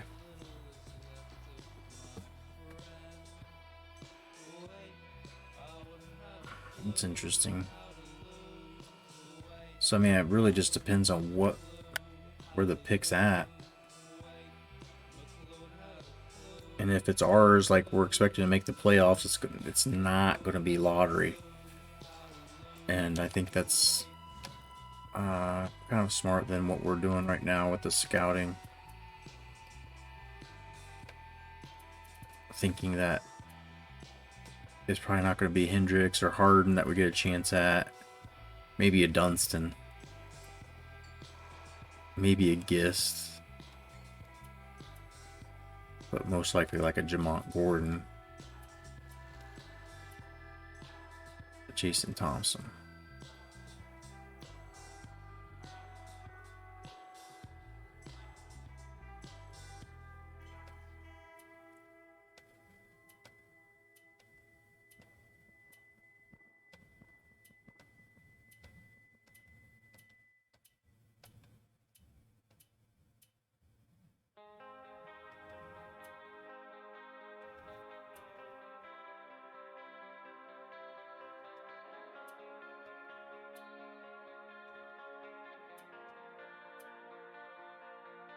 The only real people that are on here expected so far down, like all these foreigners, the international players here. I guess Michael Ruffin was real, or Daniel Ruffin. I don't know if he ended up playing the pros ever though.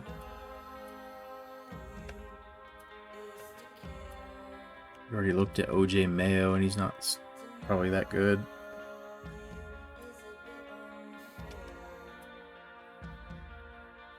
Eric Gordon, not projected to be much.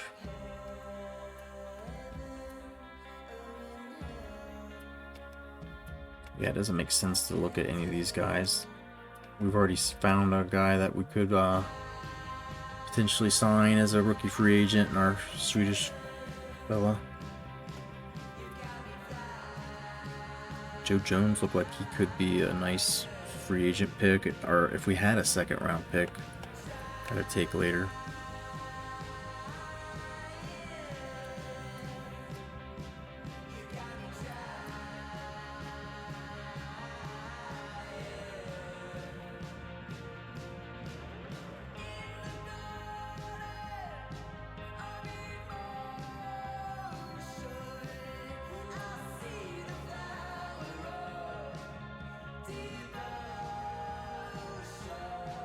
Yeah, we only have one first round pick, so I don't know that it makes any sense to be looking at these things down here all the way.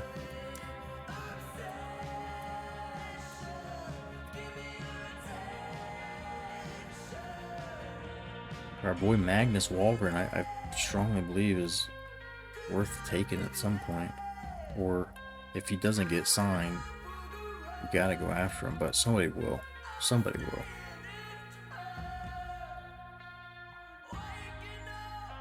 Costas Alexandros.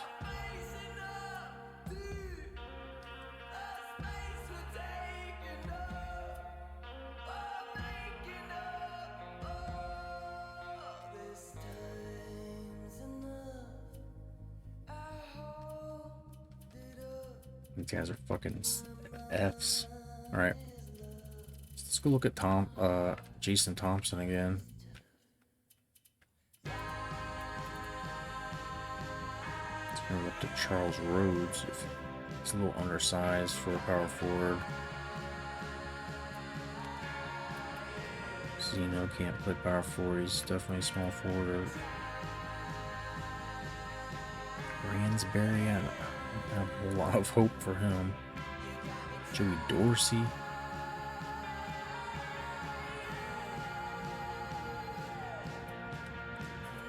I think we should explore Thompson more. Potentially Channing Frye's replacement.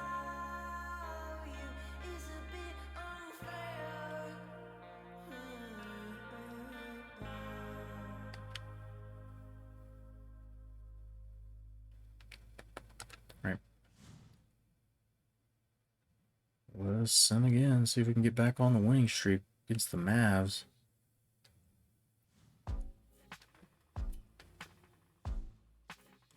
Austin Garrett has been injured, broken finger, 4 weeks. He'll be able to play through the injury. You want to stop rotation? No.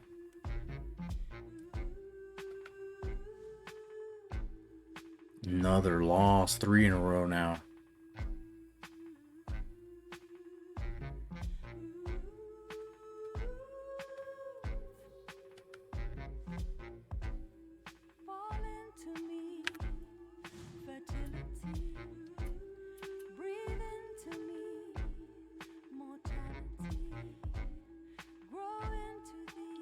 Don't expect him to be full strength for another 33 days. Jeez. Fuck.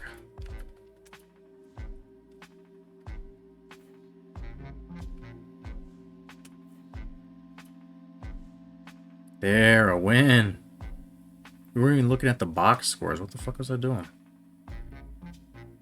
Nowitzki, Jason Terry destroying us. Nobody's stepping up, really getting any big buckets for us. Poor shooting, it looks like, as well. So here's the one we won. Aldridge goes for 21, 6, 4 blocks. Odin gets 4 blocks. Roy, 15, 8 assists, 2 steals. Morrison, double digits. Miles, 9. Conley, 8, 8, and 11, 3 steals.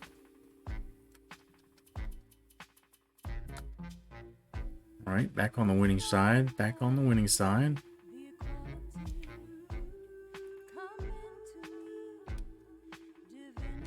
So they see here. Game off, game practice. Practice game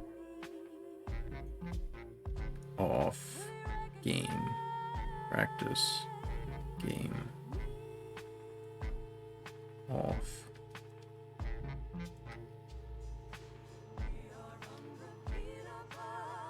All right, Warriors.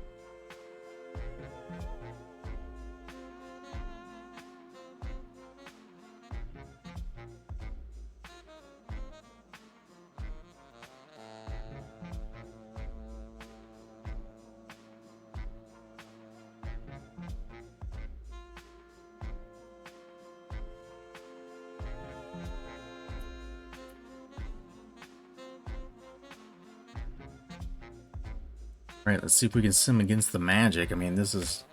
should be easy, right? They're not very good.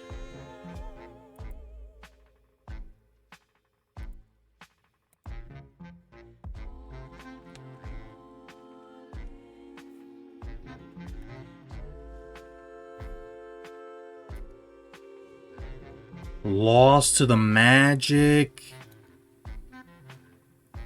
Oh, at home.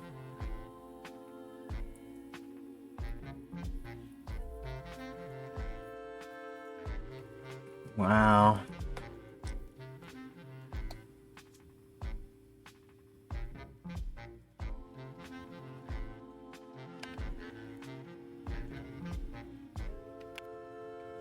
A message. What is the message? Clippers trading block. Jameer Nelson's with the Clippers. No, I did not even know.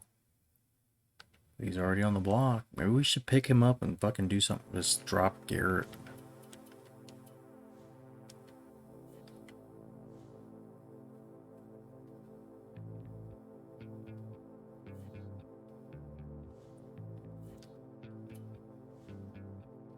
Beat the Kings at least.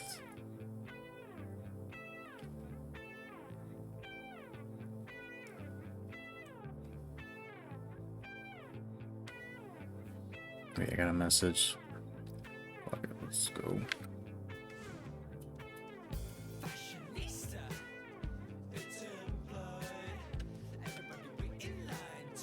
After spending a good week checking out Peter Popovich of Croatia, I can confidently say that his skills are up to par for what we expect out of our draft picks. We still have a lot to learn about him though, so if you're seriously interested, let's take another couple of looks. Jason Thompson looked the same this scouting visit as he did the last time we scouted him. Whether that is good or bad is up to you. If you feel like he is worth another scouting visit, I'd gladly head back out to Ryder to take a closer look.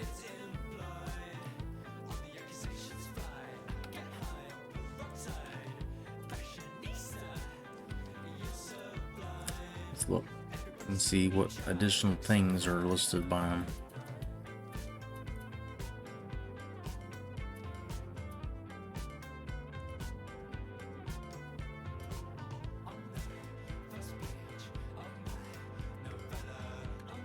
Still saying B+.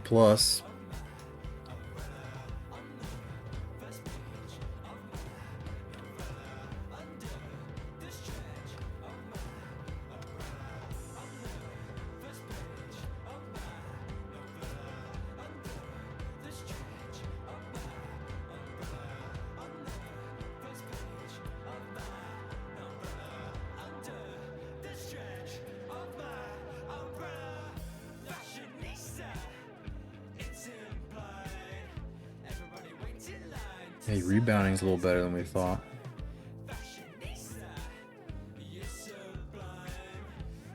This might be the dude. Let's look at him again. They're saying he's comparable to Yao Ming.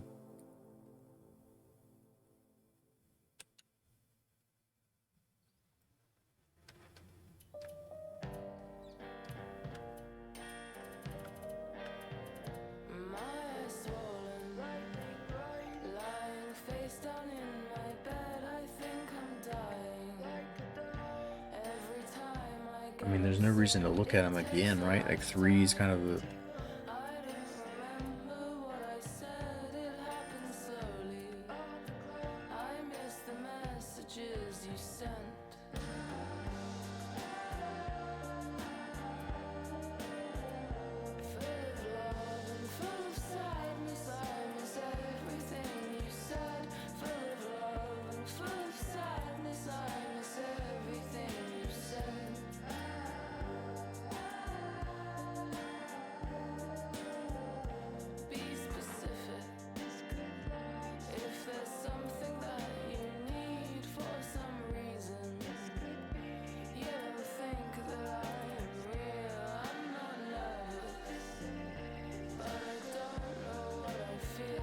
All right.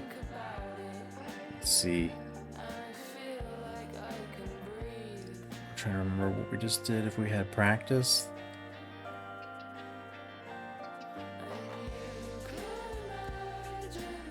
Just have to look at the roster. It's the only thing. Just go look at it.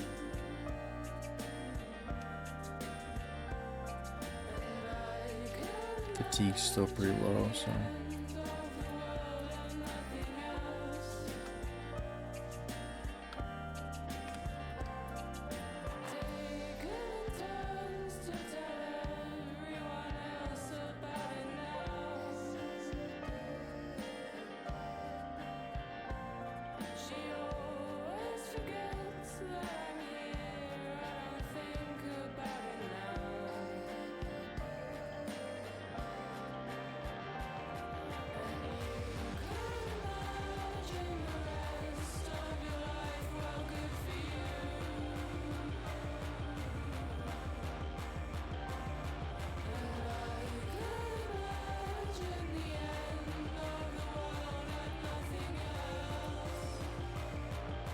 Alright, let's sum it up again. Chemistry's dropped down to 19%.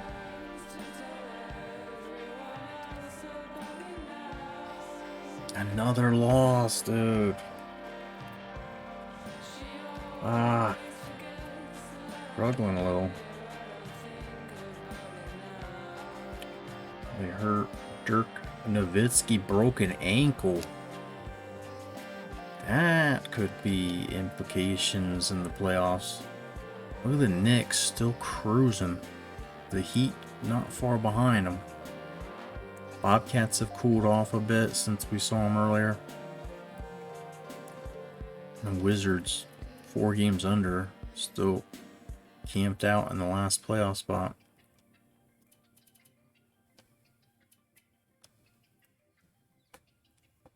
All these guys are kind of still in it, but not really. And then there's the Magic, who fucking beat us. Kings terrible. Clippers are terrible. Nuggets are way underperforming this year. The Mavericks without Dirk, I think you can count them out. And so you really just have Lakers, Hornets, Grizz grinding out. And the Sonics have cooled off. They're falling way back. Now in jeopardy of not getting in the playoffs. We're still hanging out around that mid-tier playoff.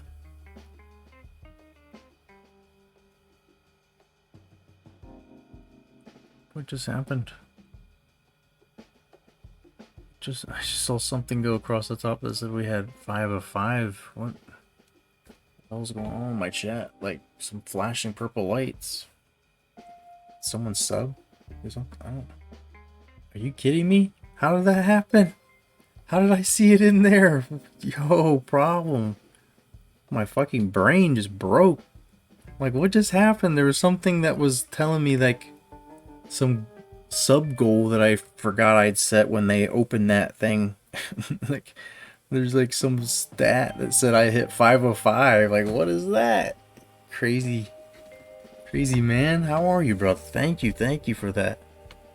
I don't know what's going on here. We're actually really hard up for stuff till I go to the dispensary. I've got like maybe 2 dabs left until Saturday morning, and I'm gonna probably need one. The way that this has gone, we were in first place when we played the Spurs. I started this stream, we had the same record, and they beat me, and then I fell into a tailspin of depression here. Got some new Miracle Alien cookies. Yes, the Mac, baby. Sounds good. I had to bum my buddy up on Saturday. I'm like, you got like 2 grams to keep me going for the week? And yeah, it's real thin. It's real thin here, but appreciate that sub. We'll find a way to Chongs in your honor, sir. Hope you're doing very well. We got how many days left? We got Thursday. We gotta get through Friday, and then super early Saturday morning. We'll be on our way.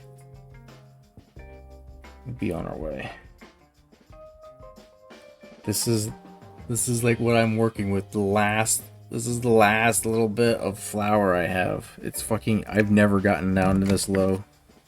But I have a whole bunch of vape carts, so that was like, I have, I don't like vaping the pens, but I have them. They don't really seem to do anything except give me a headache or make me cough every once in a while.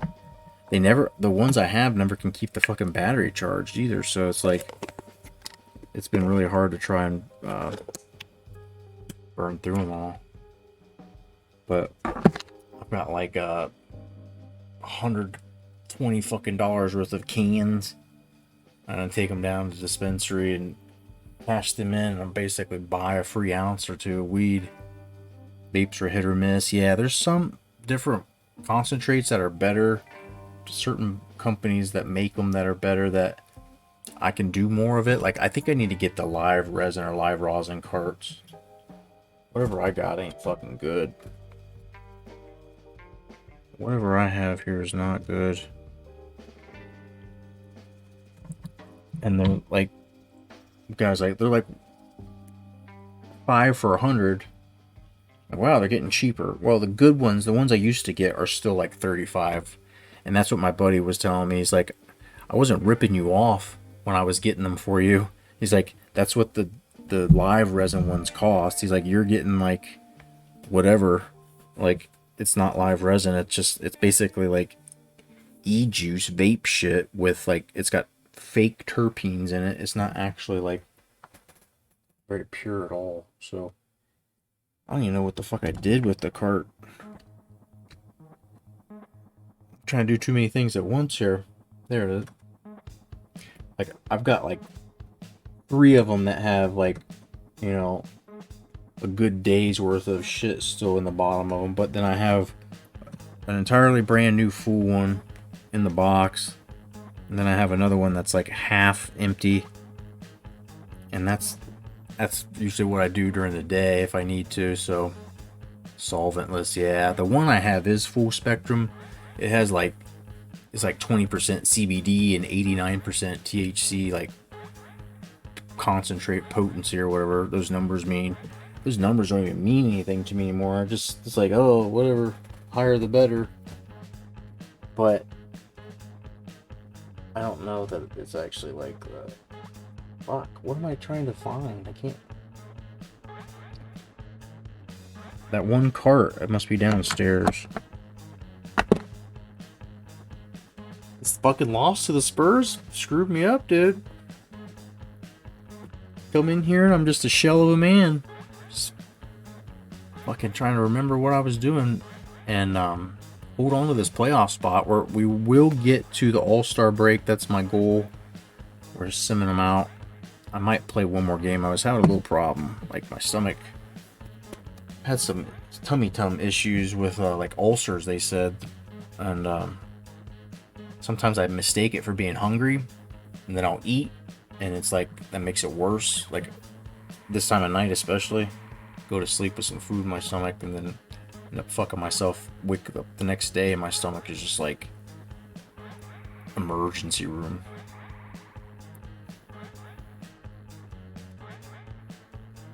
So we weren't trying to do that. We weren't trying to do that tonight.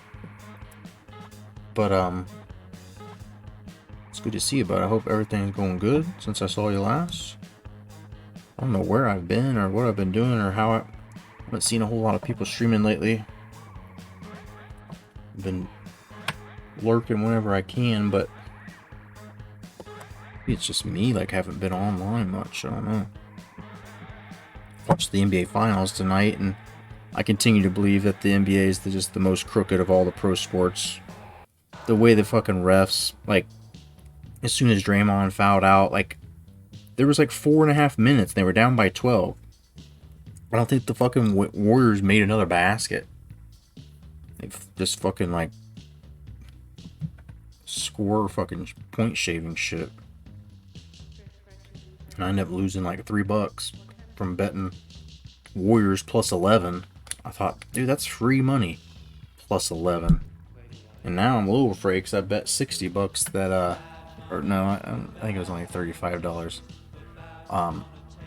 I bet 35 that the Warriors would have plus 1.5 wins for the finals. So if they win the finals, it's guaranteed. If the game goes to game 7, I get money, whether they win or lose.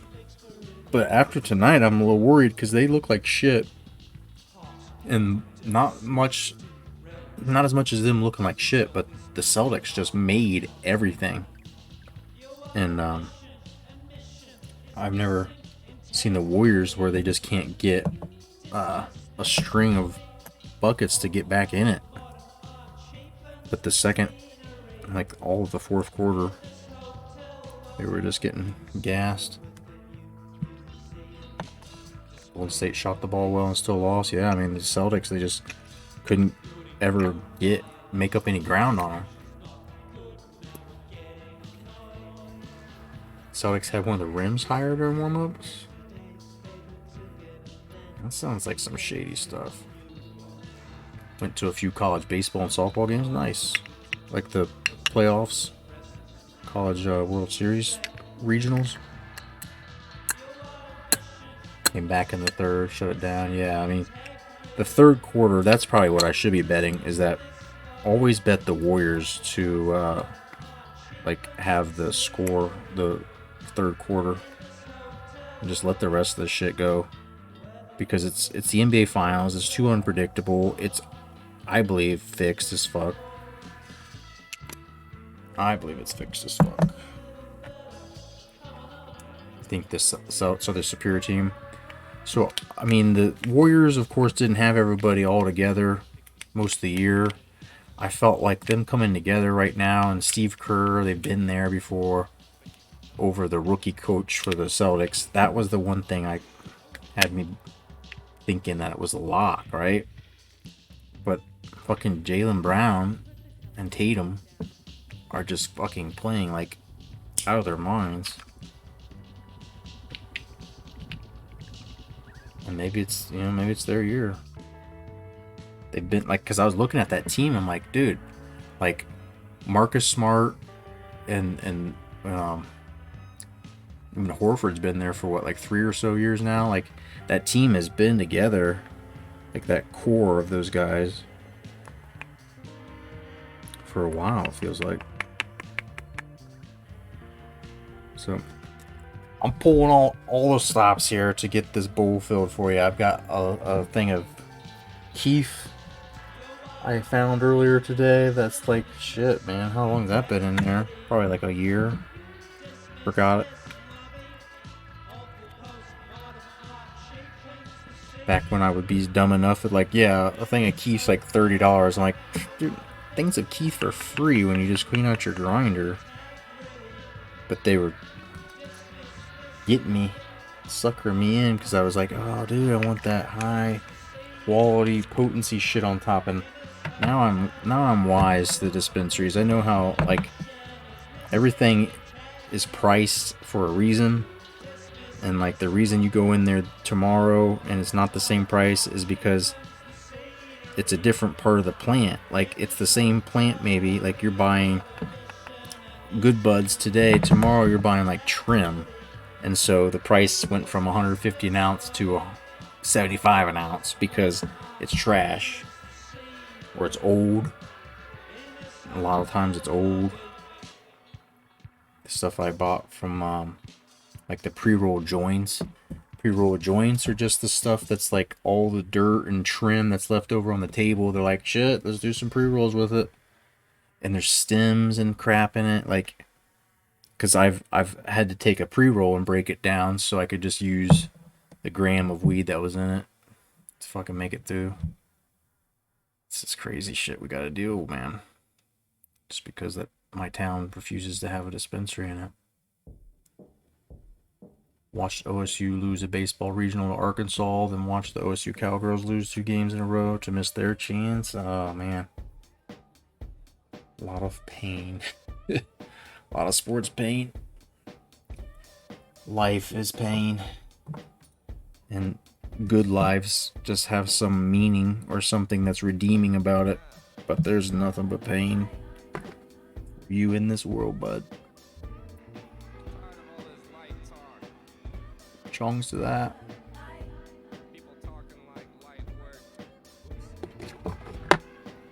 The thing when I do vapes, like if I sit, sometimes, like, especially if I go out in public, I'll just go in the bathroom stall and do that for like fucking 2 minutes straight.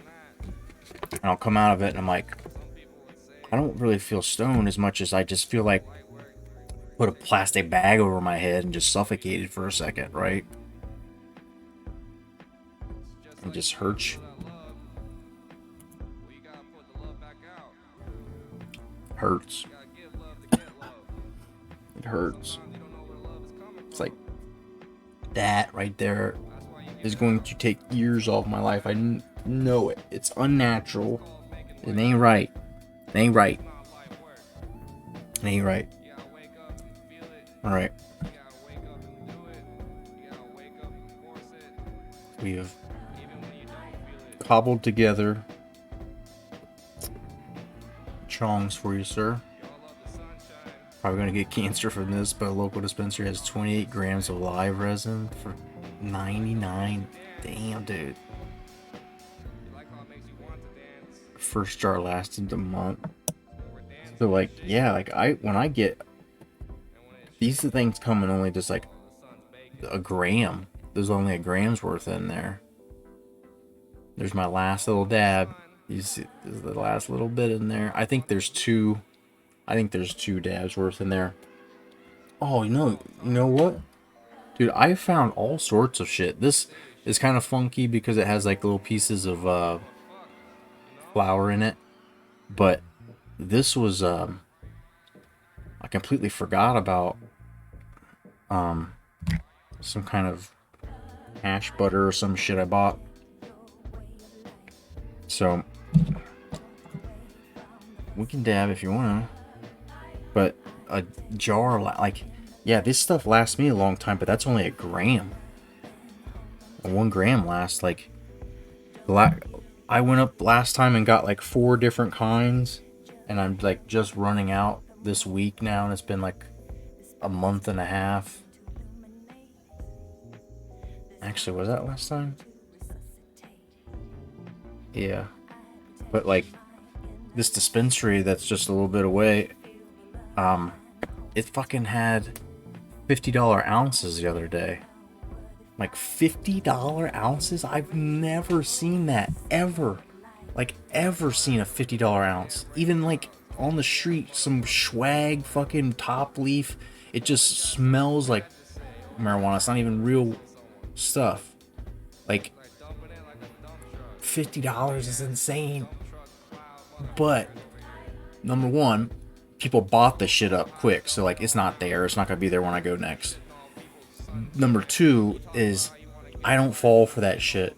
If they have $50 half ounces and then they or $50 ounces and then they have like $150 ounces, that's still cheap.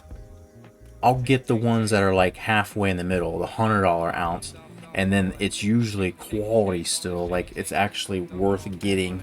The last time I got some of the buds, the guy's like, dude, this is a good. He's like, sometimes the buds are a little smaller than these. He's like, these are fucking solid. I'm like, well, it's the strain too. It's not like popcorn. I know what I'm doing. I know what kinds of strains have different sized buds. Like some guys up there you can talk to and it's like exciting because they'll be telling you like, oh dude, there's like this cold treated like bubble hash bullshit like stuff that's made with some guy's like recipe he learned in Barcelona in 1960s. Like there'll be some like cool like, oh man, I'd love to get that because it's like some pure stuff, but that shit's not on sale. That stuff's never cheap. Flour shake, it's all trim usually. And I mean, it'll be like decent strains, like, but it's joint rolling. Like, if I buy it, I'll usually use it for that. 71% THC and 16 terp. Hell yeah, definitely high as fuck. Fuck yeah, dude. I mean, it's like, it's just another level. Like, I doing the dabs, like forgot like how it is to be just like somehow deliriously high again. So I'm gonna do this stuff here. This wasn't bad. It's just been hot. It's like this stuff melted a little bit, and ended up like somewhere I ended up getting weed in it somehow. So I'm stupid. and I do stuff late at night. I don't remember.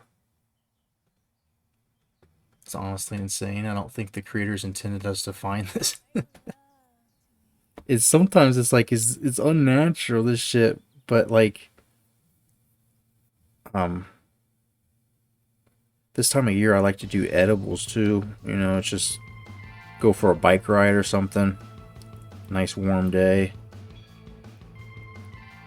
Hang out by a pool or something, just be chill as fuck. That's the only thing I don't like is like just having to like you can't I mean you can, I guess it's not that hard, but I don't like carrying this shit around. I don't like having it with me. Especially if I'm driving. I mean if it's driving, like I probably shouldn't dab anyway, but yeah, like it's just one more reason not to bring it with me.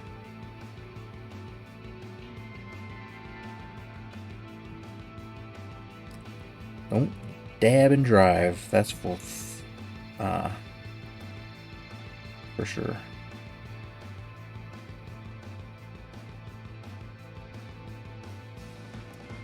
But would I much rather prefer somebody dabbing and driving than drinking and driving? Of course. But knowing that, man, I get forgetful.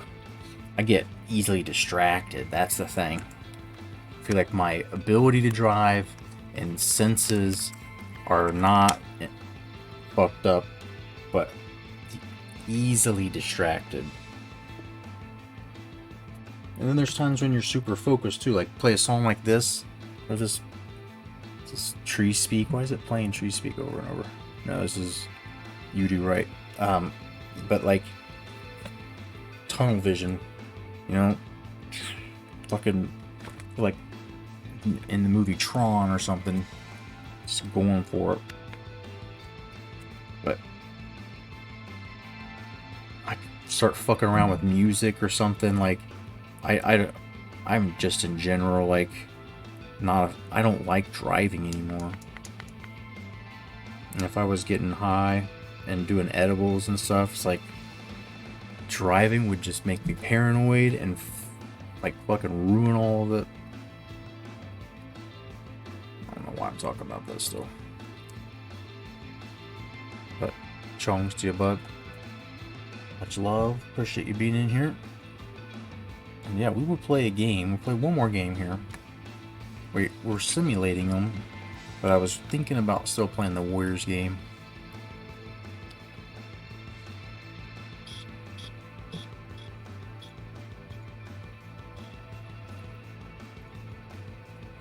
I guess if I get real desperate, I know I could open this thing up and I can get down in there and get some reclaim if I can't make it till Saturday morning, but I'm leaving here at like 6 in the morning. I just might go to sleep or like, you know, my answer to that is go out for happy hour and dinner Friday and drink like 3 beers, and then I'll come home and next thing I know it's 6 in the morning, I'm on my way. But I am not a drug addict. I had pretty serious drug addiction and alcoholism, and you know, I'm not perfect. I should probably be making better choices at times. However, like, fucking took back control of my life and from alcohol because of this shit.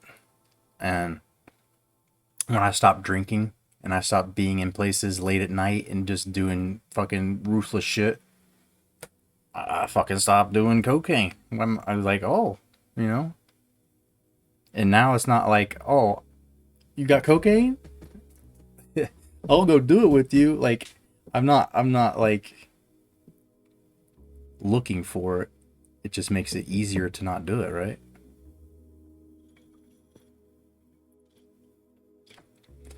When you start drinking, I'm looking for all of it. I'm looking for everything. My buddy, dude, one night, I was like, and here's where like weed's not bad, but this night it almost made me make bad decisions because I was going to go someplace to get some that I had no business. And my friend goes there. He's like, I'm just going to go in there real quick and you know, because I know him and stuff.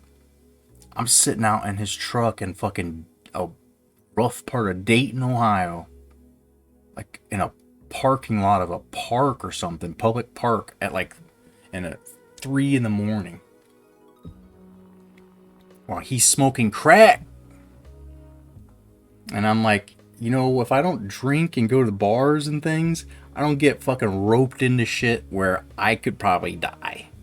And Marcus, wherever the fuck you are, man, you used to be my bud, dude. We used to get babysat at the same place when we were 4 years old. You don't fucking take your dudes to a place and leave them in a fucking car for 2 hours.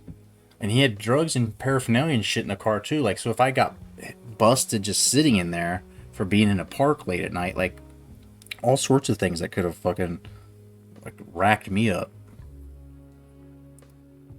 Shit story, dude. Story took a quick turn. I don't even know what I'm talking about anymore, dude. Sorry. This is like conversations, like topic, and then now I'm on something like I don't even know what the topic is, but just alcohol and being able to not put myself in places where don't, like, I've never had any other trouble except for doing alcohol, drinking, DUI, or drinking, and then it leading to me being places where, like, oh sure, it's fucking 2 in the morning, I can do cocaine for the next 6 hours and then go to my Saturday morning job at like 10 and then work, you know, like I used to have a job and do both. And I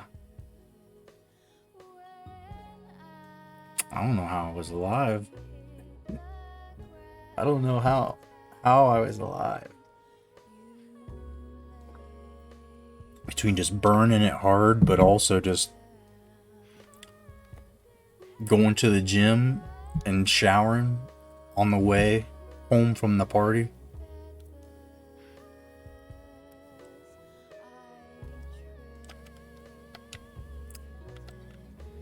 No why. Remembering those old days, but yeah, those are the days of the drug addiction. Yeah. Blazers, we are 3 back in our own division now, and we knew the Jazz were going to get hot because they signed Josh Smith, and this team has a couple of other good players, but LeBron comes to town. I think this is a home game. And then we've got some East Coast games against teams with below 500 records. The Kings, who were real bad. Warriors, T-Wolves. And then it's the All-Star break. That's where we're trying to get. I'm going to sim this one for sure. What is the Golden State Warriors record right now? There's 26-20. They're kind of fading a bit, but they've won their last 3. We'll see. We may play that one. Depends. Like if we, you know, just if you lose to the Kings, 11-33, we fucking lost to the Magic last time when we played them, and they're like even worse than that. So worried, right? We haven't checked our stats for a bit since we've simmed. Everybody's stats kind of gone down, pretty much. Paya's gone up a little. Not a whole lot of difference. Let's see who the leaders are. Bon James. Pretty significant lead now in the scoring run. And that team that he plays on, he has to do all the scoring. It's bad. It's a really bad Cavs team. Worse than they were in real life at 2008, 2009. Finally loaded it up. Took me forever.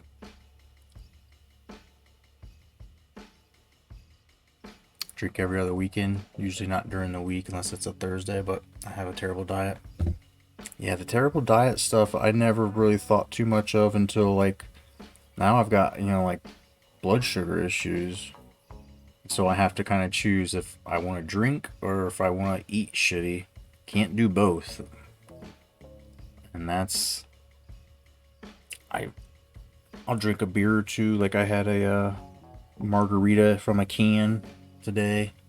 You know, try to do that. But like if I go out and I drink some beers, like heavy IPAs, it's to the point now where I'm almost afraid like I might die in my sleep because it spikes my blood sugar so much. I'll have days where I have like blinding migraines and shit from it.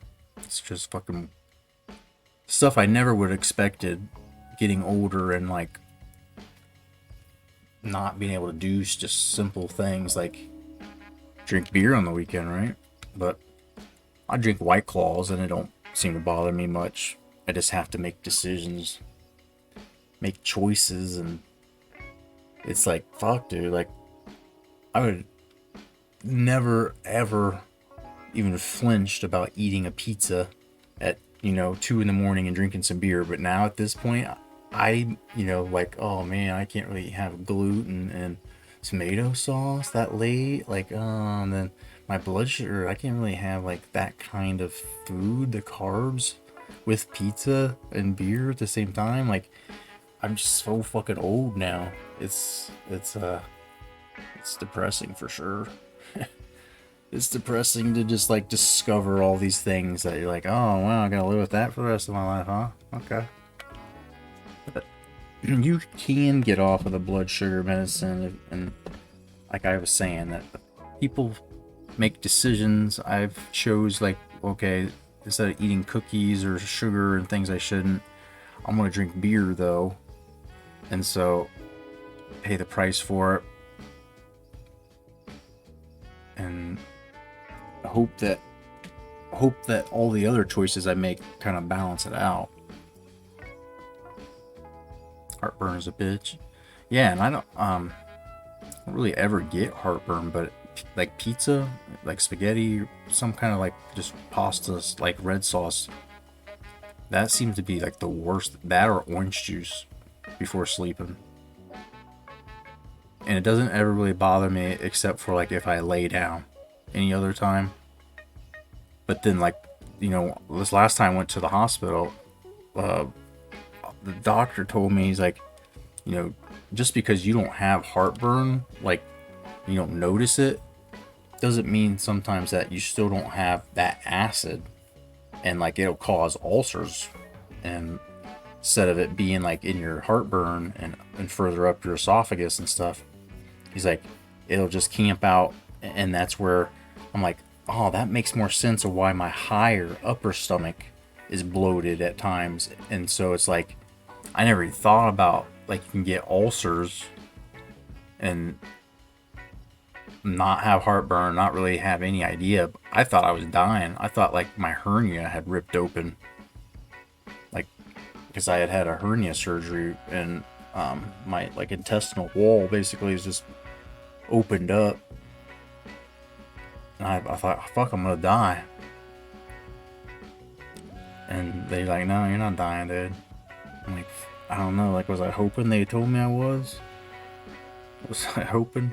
At least, just say, like, hey, I haven't been a little bitch. This pain, yeah, you're dying. It's real.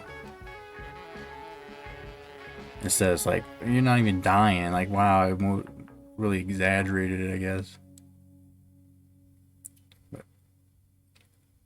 I'm lucky my wife loves me and takes care of me at times, because it's like there's times she keeps me alive when I'm like, I don't even know if I want to. Kill me, let me die.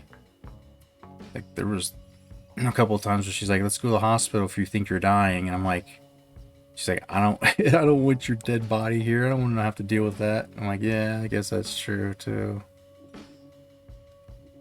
Don't want my daughter to have to see that.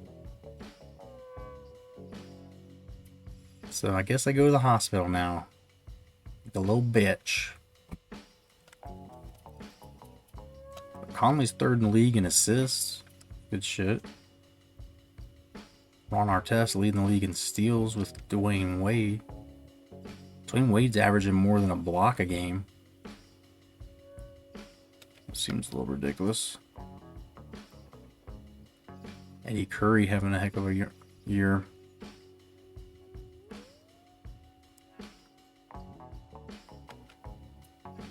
Bynum getting some more playing time now too.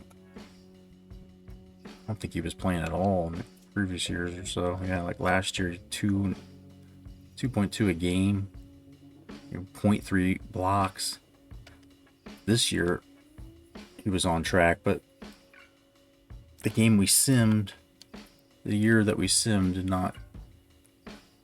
And then now he seems to be maybe back on track towards his real life ascension at this point. Any other stats? I don't really think so.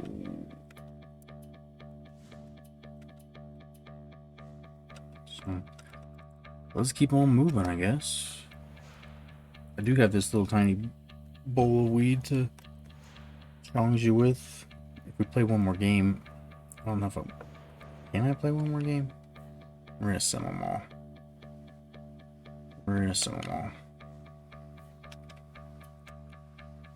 We're gonna go to the All-Star break. We beat the Cavs. Let's see what that box score looks like. Beat them by 25. That's what we like. All right, Peja comes back to life. First time he's really scored in a while. Conley 15 and 9, 4 steals.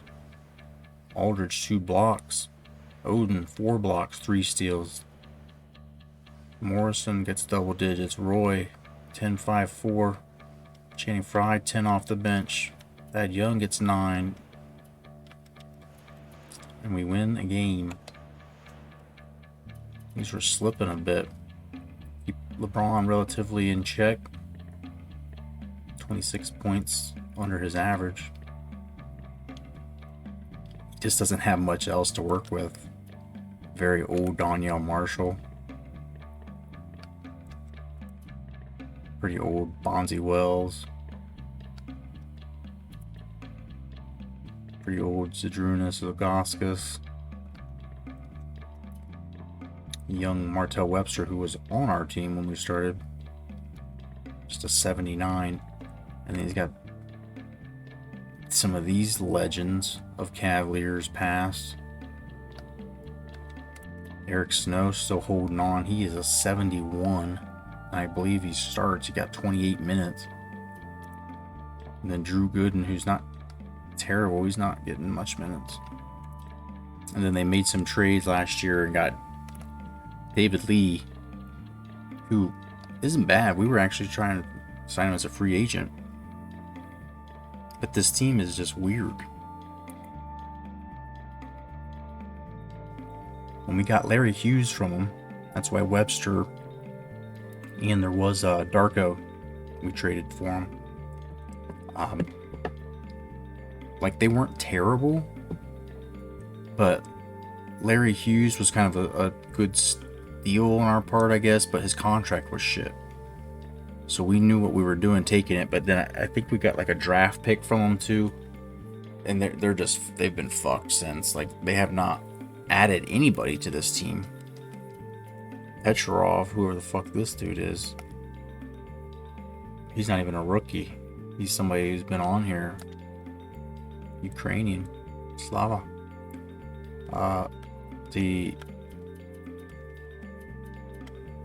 team's basically the same as last year, except Bonzi Wells, and he's not good, really.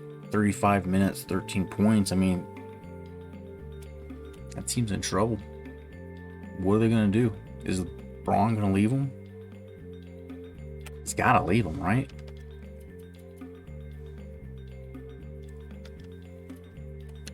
Quad's still alive? Yeah, we're barely alive here. We're trying to go to the All-Star break if we can. Clippers have traded Jameer Nelson to the Sonics. My God, they just made that trade. Jameer Nelson has been on the Sonics 3 times now in this year. He was traded from the Sonics to the Clippers for Sean Livingston. And now he's back. He is back. Jameer Nelson was traded to the T-Wolves, to the Sonics, and back, and then to the Sonics again. He has been traded at least 5 times or more this season.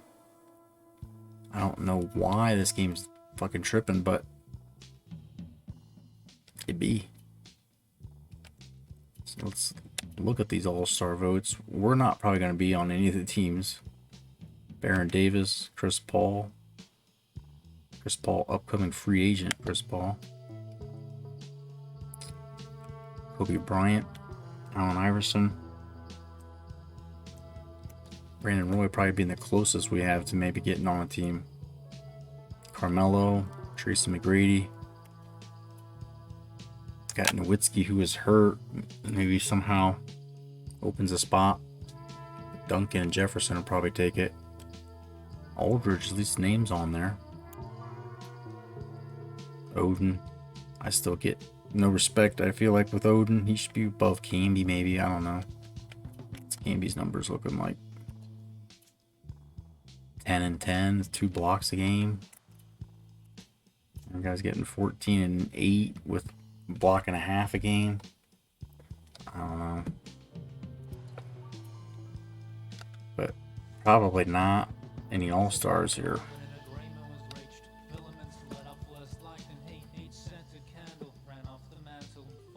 This game is high as fuck. Probably because it's processing all these transactions on a T-Mobile Sidekick. It's got fucking like megabytes of RAM, dude. It's fine. It's fine. We are pushing this game to limits it didn't probably expect, with the multi-year associations and my created players coming in from the college and like tweaking their stats and ratings and shit. Like, I don't think it knew what it was getting into, and now we got like, there's going to be players that come into the league that they're real people. I'm naming them based on the teams that existed at that time, but some of those prospects might be really good where in real life that person wasn't, or you know, who gets drafted. It's weird, the different class that it exported out, because these are not coming out in the same years, right? Like, you know, Kevin Love should have came out. Russell Westbrook should have. They didn't. So this draft class that we're scouting is so bad. It's just a bunch of international guys that the game's made up, and I can't change their names, so that's kind of funky. There's this whole alternate reality of what Euro and international ballers could have existed, but then there's this like group of guys that are going to come into the league that may have never really been drafted. Like the one guy, the Dunstan guy that we might draft, he was good enough at Fordham, and he went on and played some international pro, but he never touched a court with the NBA. And he's supposed, like they said, he's going to be the next Elton Brand. So get ready for that shit. And then it just such a rant. I mean, that's why I was trying so hard to get these rosters updated before we go any further with the college hoops, because if they don't have good stats, I feel like it doesn't, I mean, like, it'll tarnish. Like, if the game didn't play, like, say there's a guy on a team that needs to be an 85, but there's no guy on the team that's an 85 right now, he won't be having elite stats that make him be draft, you know, radar type. So it's all going to be fucked up. It's just going to be fucked up, man. And it's driving me like somewhat crazy when I'm trying to edit the rosters. Like, you know, that somebody might go pro on the team that, and the one that did go pro in real life won't. And I don't know. None of the names are going to be familiar to me anyway, so it doesn't matter. But what is the logo on my hat? It's Bethune-Cookman. It's our college hoops team. No Baker asked for a trade.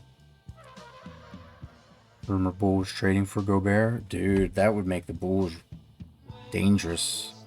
I feel like that team this year should have did something a little more in the playoffs, but they're close. And the tricky thing about the Browns and Bakers, like, they might need Baker. It looks like, you know, the Watson stuff's not done. It's not dead. It's not going away. And the thing I read said that the Browns were looking at, what triggers where none of the guarantees are guaranteed anymore, and that when they can basically get out of it without owing a bunch of money or anything. Who's with Gobert? Oh my! I mean, that's like bring Jimmy Butler back too, man. Fuck, the whole team would run shit. What's wrong with getting your dick touched? There's nothing wrong with getting your dick touched. There's a problem with making somebody else's hand do it, though.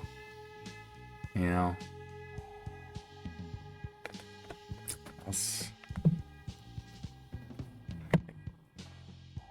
I use your hand to do it, but I like force myself into your hand, Like, I don't know the whole story, but this like it was like 65 in a year or so's time or something. I'm like, man, that's a lot of massages, dude. It's a lot. And if he's going other places where the people didn't make reports, like is he going to the fucking massage place like every other day?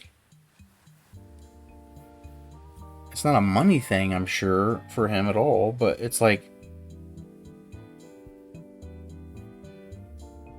man, I don't know. It's just like, you ever heard of the internet and Pornhub, dude? It's not bad. It's not as good as the real thing, but it's safer. It's legal.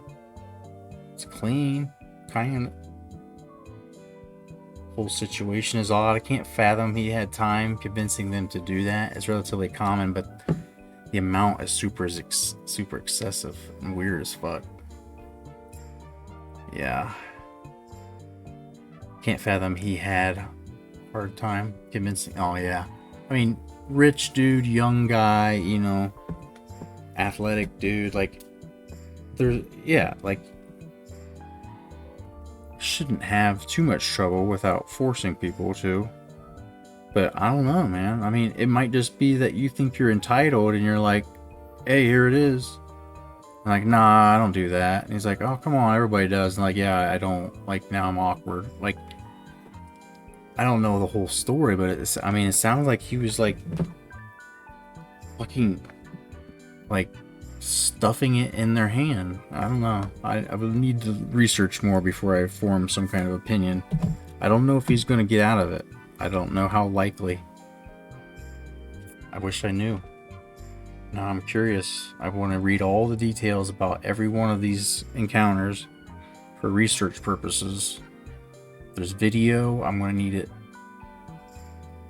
Regardless of that position and the status, he should know better. Yeah. Yep. Just knowing that you're a target, right? Like anything that gives a person credibility to make those claims, whether they're real or not, like you sometimes can help control, like if that happened to like Peyton Manning or something, him denying it would probably get him out of it. Pay a little bit to go away. But, it's different guy, younger guy, African American guy. There's people in society that maybe would suspect without hearing all the details.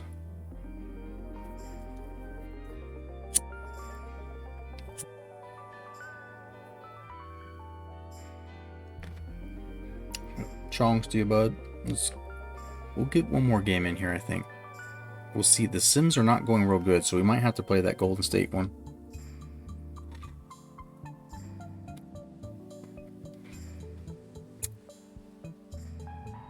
HBO interview, that lady seems like they're after money. And there may be some legit, and there's probably some people after money. There's probably, that's usually how it works with there's that many people. Just like a class action lawsuit too. Like there'll be people who are legit, and then there's some that are just like, I'm gonna try to see if I can get on board. But you see Wally World, yeah, we got the Broncos everyday low prices. The Denver everyday low prices gonna be their new team.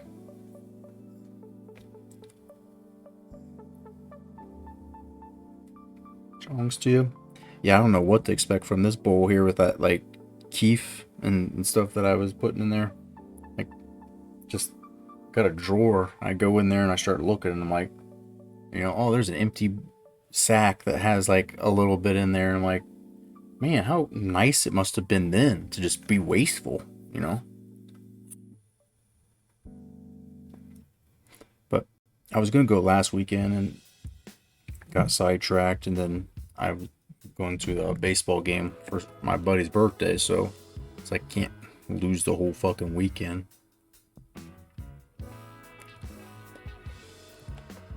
Because it turns into kind of an all-day thing.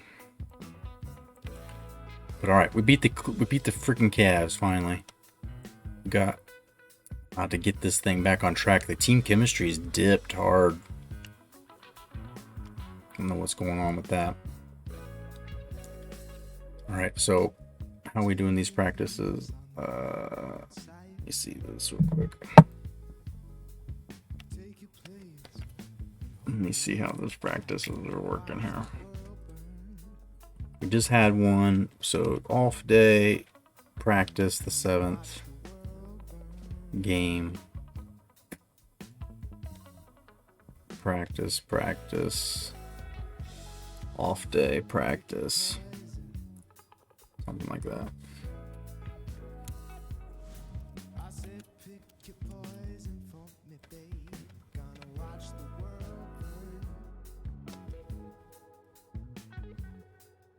Actually, let's have them do this one here.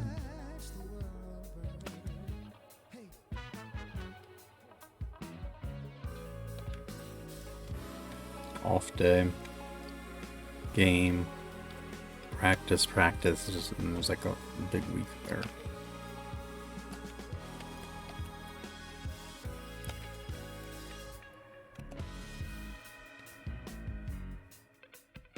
All right, let's go. Raptors, get this dub. Come on, 18-28. We gotta get this one.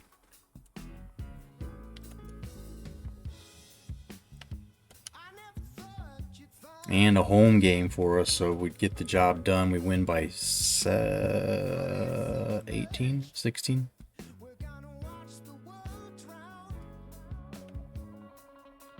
Brandon Roy, 25. Peja has been lighting it up. He goes for 24 in 25 minutes. Aldridge, 11 and 6. Conley, 10 and 11 assists. Oden, 9 and 7. Just chipping in with steals and blocks. Miles, 2 steals and a block. Thad Young, 2 steals and a block. Childress with the steal and a block. Just this team has been built to be athletic and long and flexible team matchups, defense. Try to always be a little faster, a little stronger than our opponents. So we've done a pretty good job here, hopefully getting into the playoffs. Do we have messages? I can't see. These messages. This old sidekick out. No messages. All right. So sorry. So the Bucks aren't very good either. Hopefully we can take care of this one. Even fucking around with the Simcast. We're just rolling with it. And now we're game and a half back for the Northwest Division. Got a couple messages now. Let's look at those.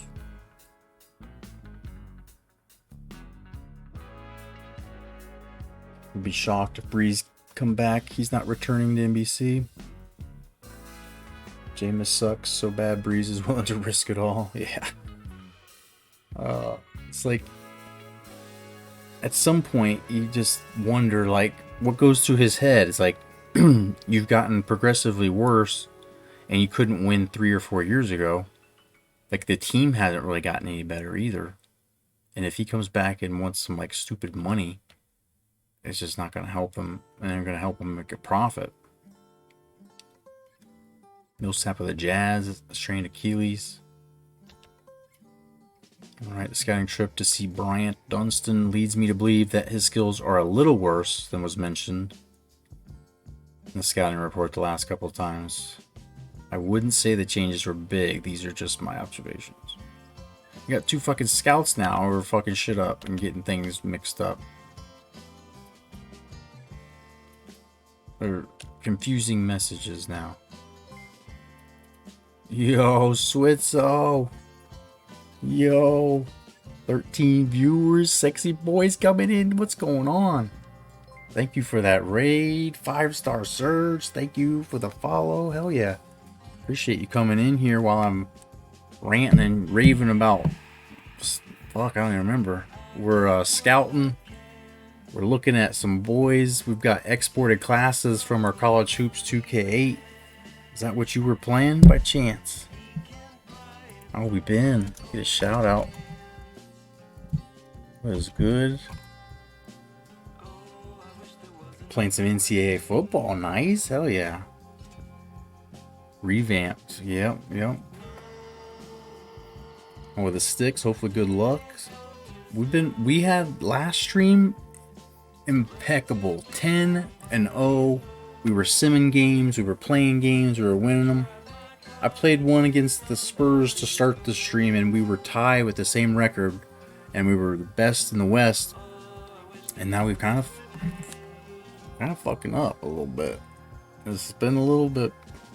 I think I did a little. I think I did a little too much. I lost my edge. But what's going on in here? Just trying to get to the All-Star break at this point, and we're pretty close. Let me show you our stats here. Give you the standings. And first and foremost, we got to look at the team budget because we're doing an amazing job. 45+ mil in the bank.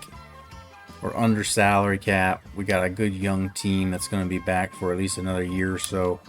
Core all hopefully re-sign. Greg Oden. We're trying to rewrite history for him and Brandon Roy. We bought Conley, Greg Oden's lifelong teammate, and he's been blossoming. I don't even know what buttons I'm pushing. What I gotta get to the stats here. Standings first. We've been running. The Knicks are out of control. The fucking Knicks, Heat, Dwayne Wade, of course, and Shaq's not even really doing much. Dwayne Wade is like, he's just all-star level on here. So the Bobcats have Danny Granger. They made some interesting moves. They got Stackhouse and like Rasheed Wallace. And it's a crazy deep team. Celtics won it all last year. They've got KG and Allen and Rondo. Who the fuck's on the Knicks? It's the Eddie Curry. I'll show you in just a second here. It's a team of guys that in real life I don't think were ever all the way healthy. The Bobcats, like I said, have made some moves to get better and do what they're doing. The Spurs are just, it's just Manu and Duncan. We can't beat them. They're too clutch. And then the Suns have freaking Steve Nash, Sean Marion. They're going off. The Jazz signed Josh Smith, and so that team's a little better than they were in real life. And Aaron Williams is really freaking going off as well. The Rockets got Tracy McGrady, T-Mac, and Yao Ming. The Warriors signed a whole bunch of jobbers like Nocioni, and they're like the prehistoric Splash Brothers because they're a bunch of guys that shoot threes, like Bellinelli and shit. Like it's just a strange team, and their bigs can shoot threes. And Brandon Wright is just out of this world on this game. So he was hurt most of his real life. He, I think, played like 9 or 10 seasons, parts of them, but he never played more than like 45 games. And he's a second-year player on here going off. The Sonics have Kevin Durant, of course, and he's second year. They're in the playoff picture right now. They've done a good job, but the Lakers got Kobe. Nuggets got Iverson and Carmelo Anthony. So it's making me wonder how long until one of those teams comes up And the Grizz got Paul Gasol. Let me show you. Let me show you.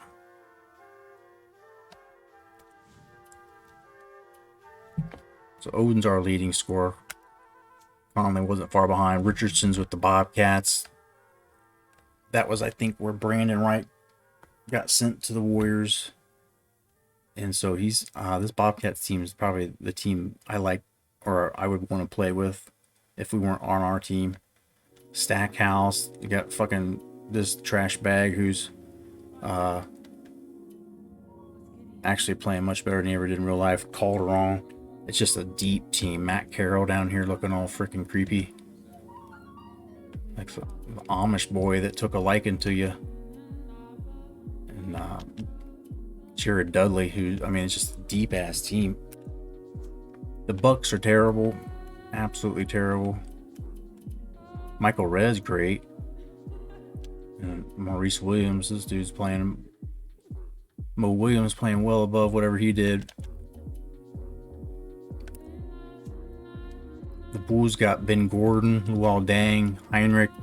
He's a pretty solid team. Joakim Noah, Ben Wallace. This Cavs team is so bad. It's just bad. Bad. They had Larry Hughes, but I had traded for him and took him, and then, yeah, this is kind of bad. Motherfucker, 0, 30. But yeah, Braun is carrying that team, just not carrying them too far. Just not carrying them too far. They missed the playoffs last year too.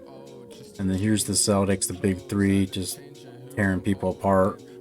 Rondo, defensive specialist Allen, Posey, Kendrick Perkins is here. I don't know who the fuck this dude is. His hair looks like it's green. What that's all about. He looked strange. Something didn't look right. Ray Allen averaging 24. I mean, that team is just bonkers. Clips are pretty bad. They've got Al Thornton, who, if he had stayed healthy and kept playing, I feel like was a pretty good player. Brevin Knight. Catino Mobley, man, it's just an older team too. But then they gave Kaman all that money at that point. And Elton Brand was getting paid too. It was like they just handcuffed themselves. This Grizz team's not bad at all.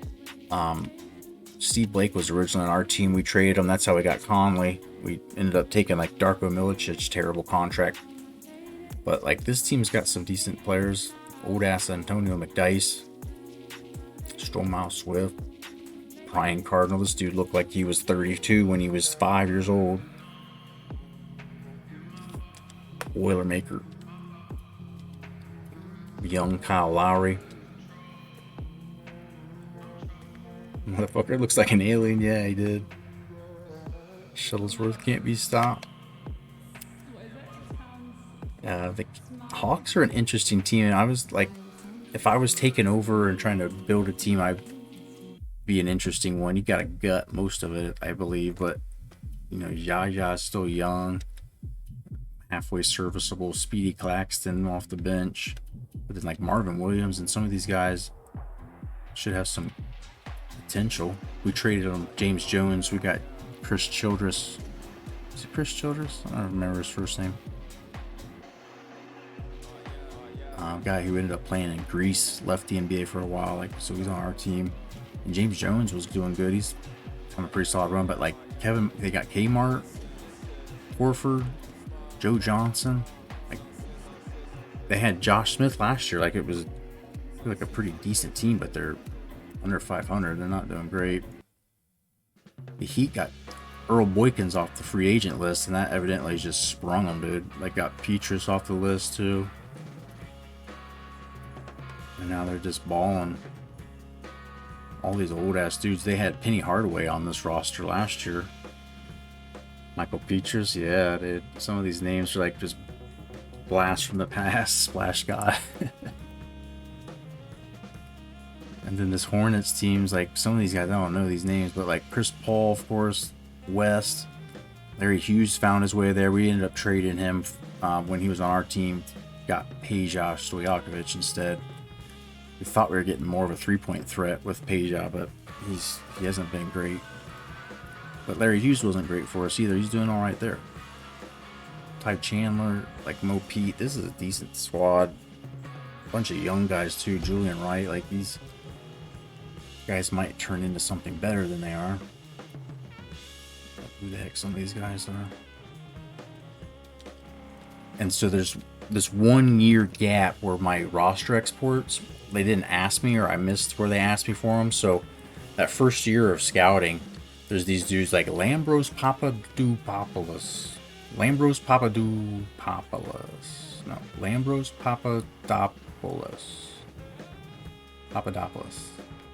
These fellas, these freaking Euro international players and stuff, are everywhere on the game.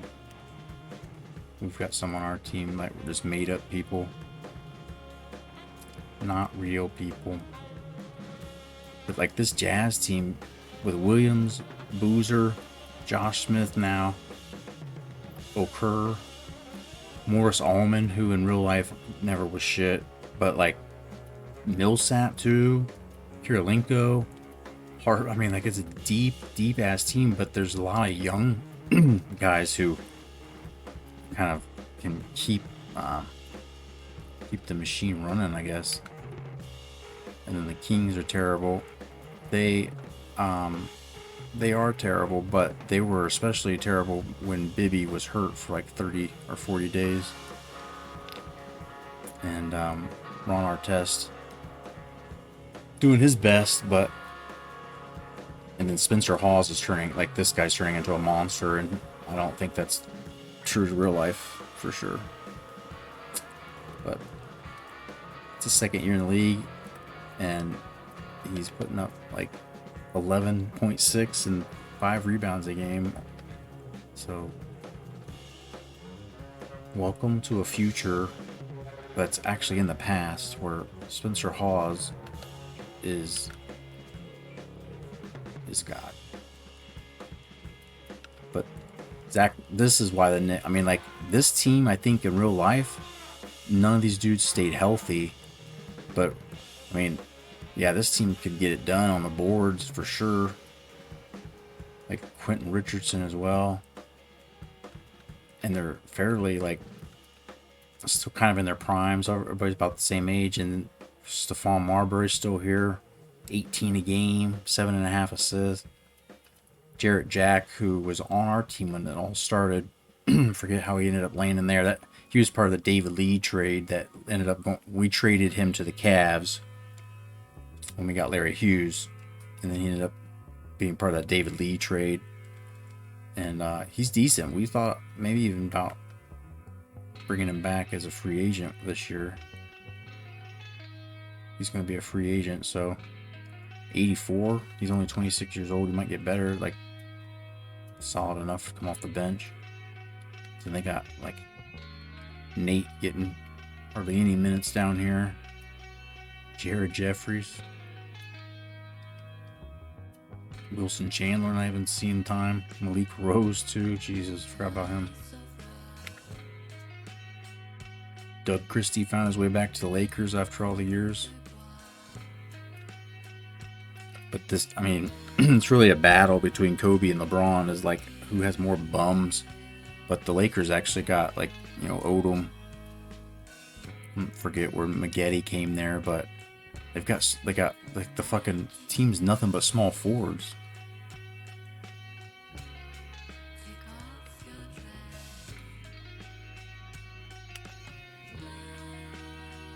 David West, all-time Hornets points leader. Hey, David West is solid. There's nothing wrong for sure.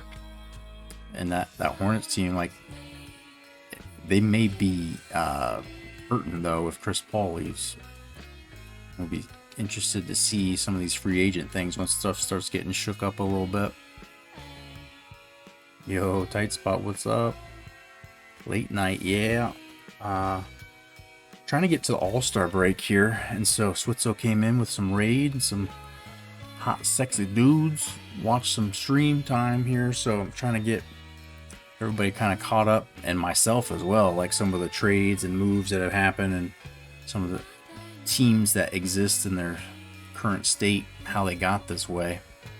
But the Magic is a strange team. I don't know why they're so bad. They've got Howard putting up big numbers, Rashard Lewis. They signed Herman. They got a young JJ Redick. Turkoglu's there still decent. Devin Harris is young and halfway decent. Damon Stoudemire is still kicking it. Some defensive specialists like Bogans and like a young Trevor Ariza. Just, I don't understand why they're so bad. And then the Mavericks, who not terrible, but Nowitzki had a broken ankle, so their playoff chances are getting real slim. And then Josh Howard is just a fucking freak on here. Only an 84, but game likes him a lot. The game likes him a lot. Alright, anything else that's interesting? The Nets are pretty much the way they were. Nuggets haven't changed much. Pacers have gotten much worse, and they've got J.R. Smith, so I guess if you subtract Paul George and you subtract Granger, Paul George didn't exist yet. He's still on the college hoops game. I just created him as a freshman, but yeah, J.R. Smith is getting better, I guess. He might be all right, but an 81 as their star dude is not encouraging. Jermaine Neal just wasting some of his best years. They did get Rondi Stuckey somewhere. A reliable point guard for the future. But they got Tinsley, so I don't know. It's like duplicative. Mike Dunleavy. Grinder. Just like his dad. Troy Murphy here getting 8.5 and 7 rebounds. That's better than I'd expect. Almost a steal and block a game. Yeah, I mean, this team's just...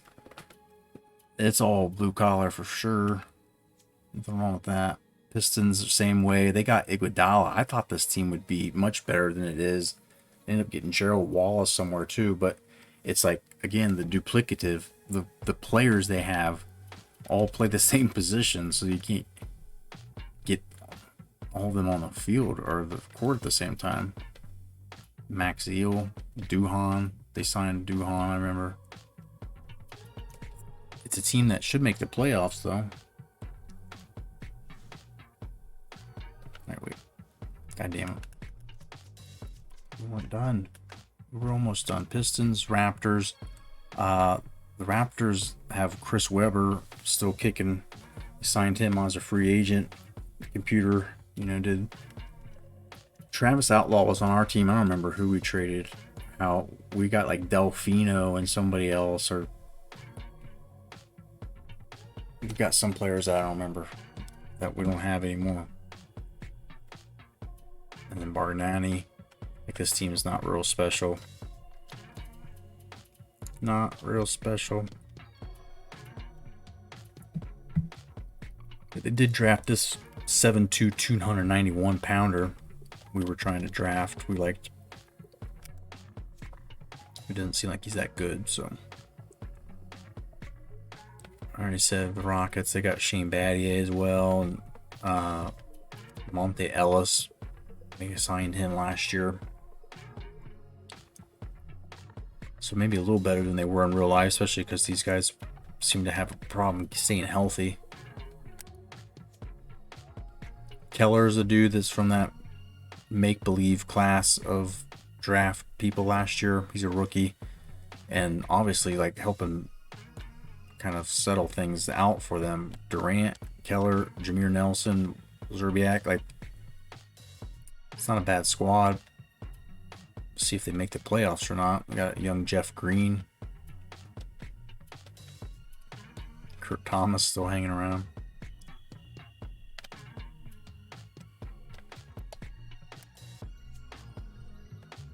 And we saw the Spurs play. That was pretty much same roster they've had. No real changes. And these Suns that just beat the shit out of everybody. Stoudemire, Marion, Barbosa, Steve Nash, Raja Bell, Dial. That's all they need, really. Nothing else too great on the bench. T-Wolves are pretty bad. They haven't really changed too much other than they've got free agent Juwan Howard.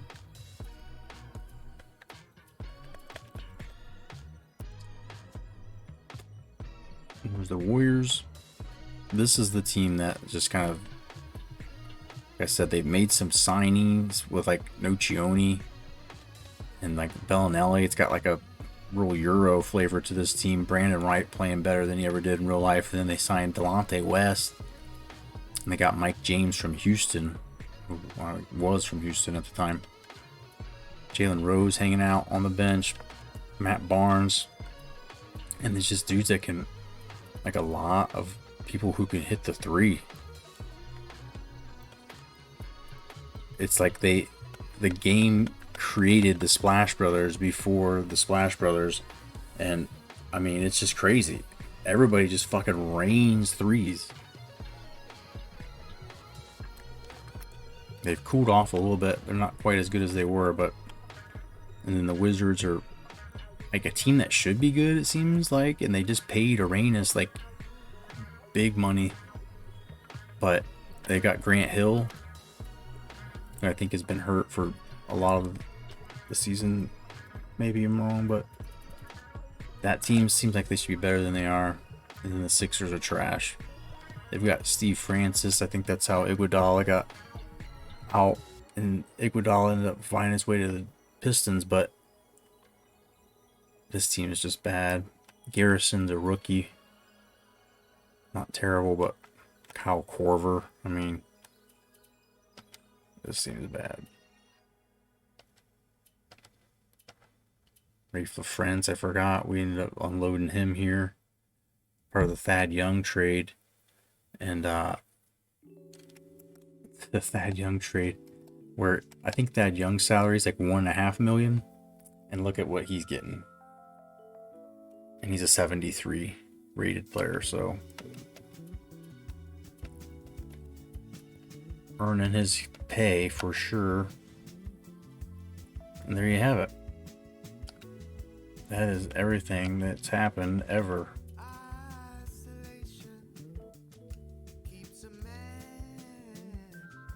Trade deadline's approaching. I mean, our chemistry is not good, but I don't want to bring it down to zero. You know? And I don't know what we would do. We have three number one round. We have 3 first round draft picks next year.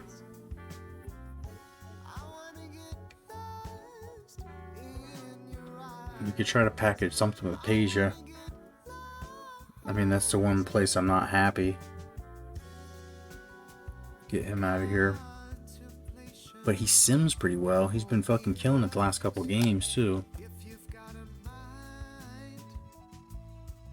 Not so much this game.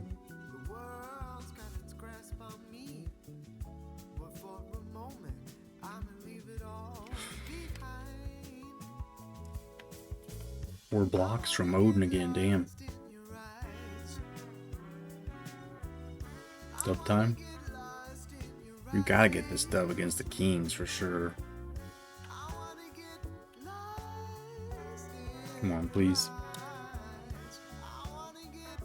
We win by 12.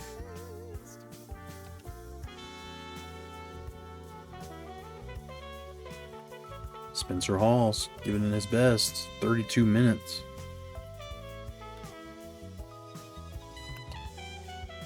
You called it. You called it. Dub time. There's Peja getting 20 for us. Roy 21. Miles gets 16. Not used to the computer giving us any numbers with him. Look at Conley, 9, 6, and 12. Solid game despite shooting 2 of 11. Thad Young gets 3 steals off the bench, a block.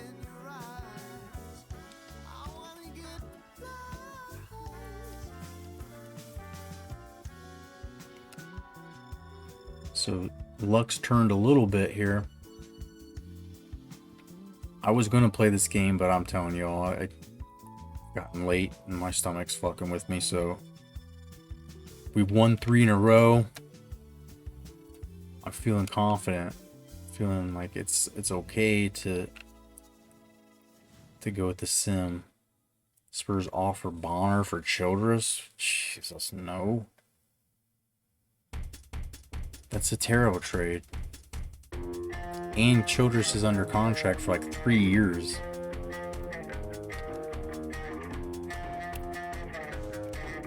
Absolutely scam job trying to get me that. Pays you out better than MJ. I hope he can live up to that. He's had some good games, and then he's got some games where he doesn't score. He just disappears. Most recent scouting trip to see Peter allowed me to take a close look at his long-term potential, and I'm sorry to say that I don't think he has great or even good potential. Doesn't mean he isn't one of the best centers in the draft, just has no upside. Oh, that's good. I love when he has no upside. I love no upside. Yeah, we do love no upside. That's why we're thinking about getting our boy freaking Magnus, whatever is Swanson. Well, shit, I don't even know what to do.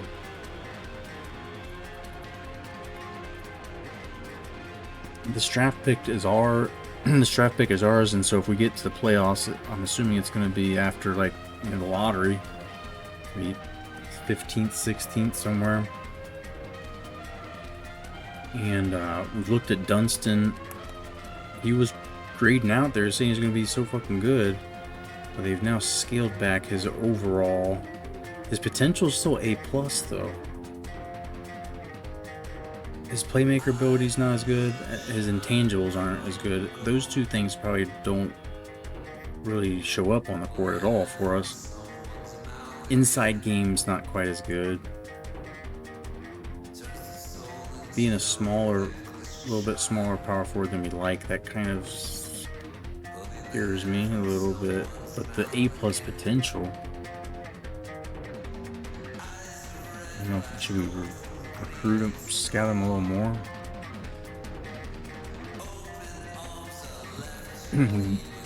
Probably steering clear of Gist.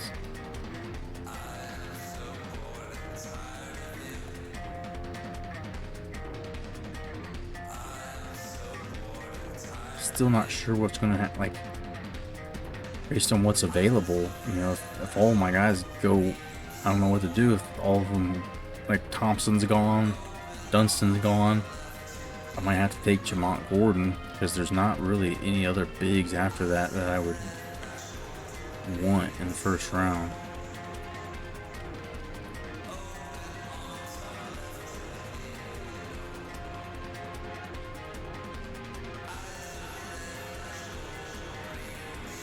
Yeah, I mean, maybe worth looking at Rhodes, but probably not. Well, Daniels is interesting.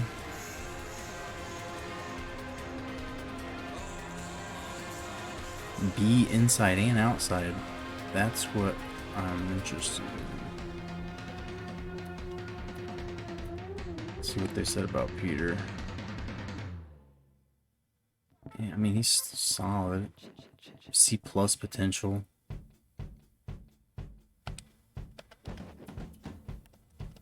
Then we got our guy out here still floating. Like, I would absolutely, you know, draft this guy if we had a second round pick, but I don't want to take him in the first, and then I can't guarantee he'll be there as a rookie free agent, so I don't even know what to do. And then this guy, we find a B+, who's like projected second rounder, And he just has terrible potential. He'll just never get any better than whatever he is.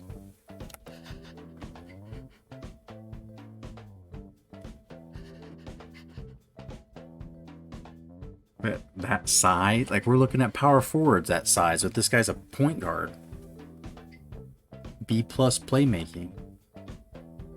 A+ intangibles. Like, I only have so many spots on my team. Like, this is the guy I want, though. I could probably get him as a free agent. So should I try to trade my... I gotta try to trade my draft pick. This guy I might be able to get just off the heap.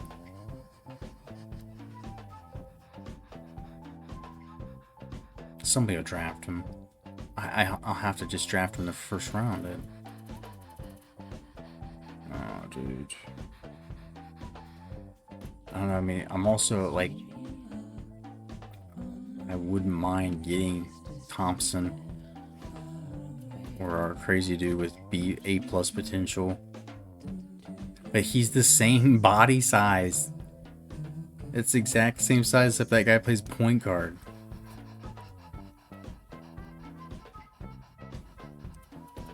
And I'm like, how do I turn that down?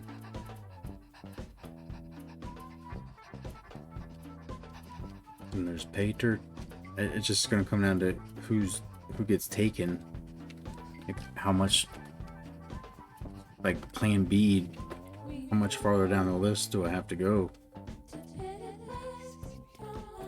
Because then there's our boy Malgren, so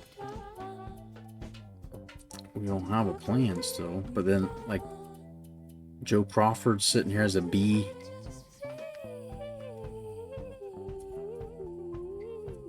Possibly scout him for the purposes of signing him as a rookie free agent. There's a couple, like Tyndale too. Like these guys could be halfway decent.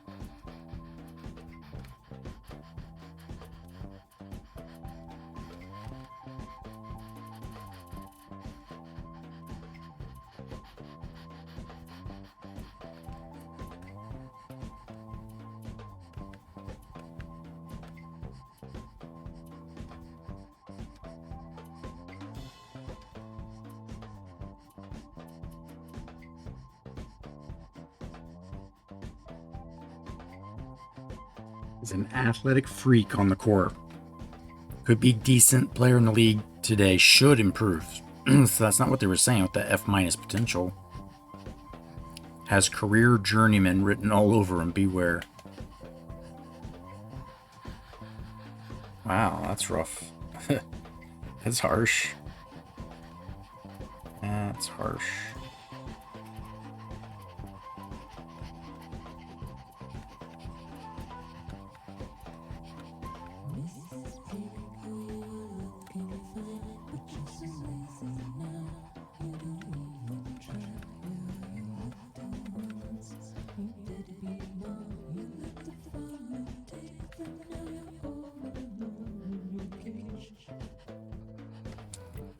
I don't know, like, if I want to spend more looking at Thompson.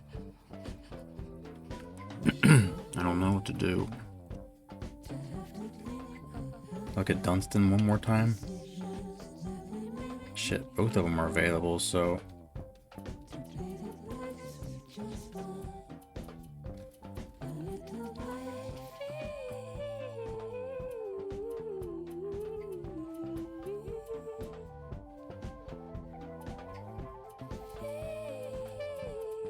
Gotta go.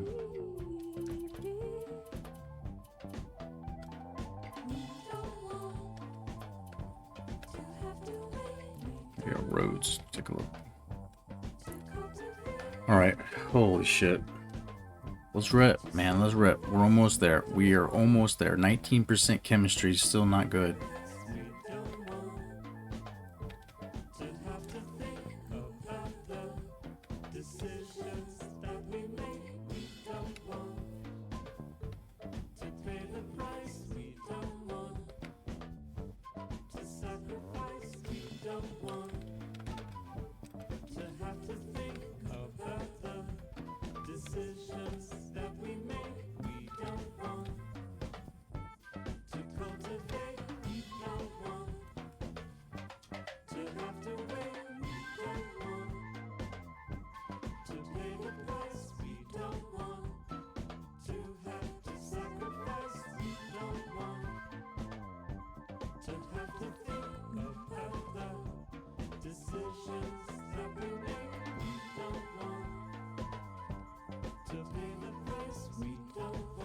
Good enough. We're so close to the All-Star break.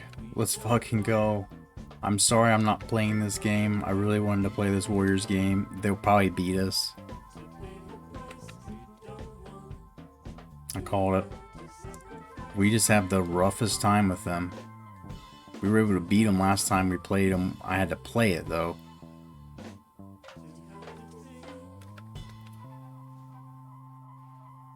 Tough loss there. Tough loss. The fucking Warriors, man. I don't know why. Clippers too. Like, just for some reason, don't like us when we sim. Kings have offered you Spencer Hawes for Thad Young. I love some Spencer Hawes, dude, but I don't think I can get rid of Thad Young. Thad Young is our dude. He's the slam dunk competition every game.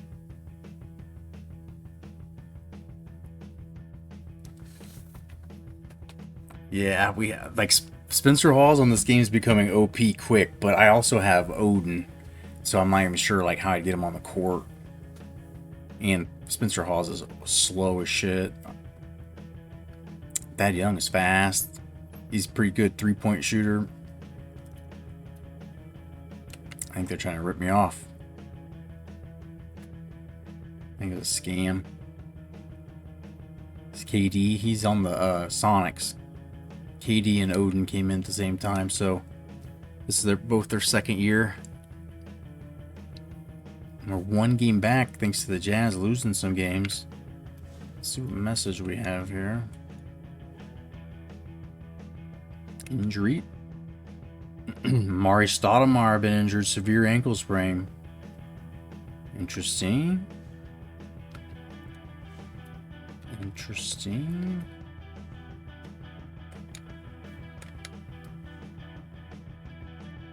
All right, last game before the All-Star break.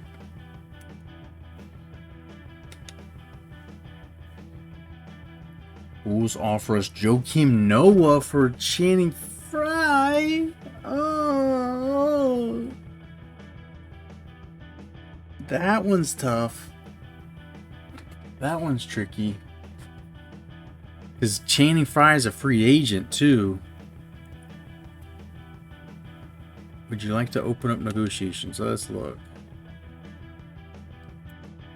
75 overall. 6 points a game. 2.6 rebounds. How old is he? 26. Look at the contracts here. Free agent. Probably going to let him walk.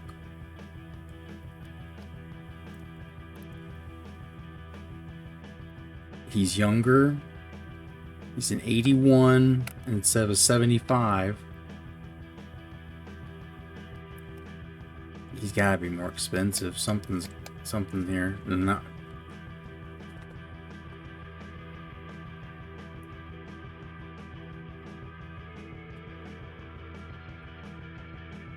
We locked him in for 3 years, and he's cheap as shit. He was a first-round pick last year. Dude, I have to do this, don't I? Like, we didn't want Channing Frye to just walk, but instead of him leaving and me having to make some hard decision, we just get younger too. I know we're not going to get much points from Joakim. Like, he's not going to be shooting like Channing Frye did last game, but his rebounding's better.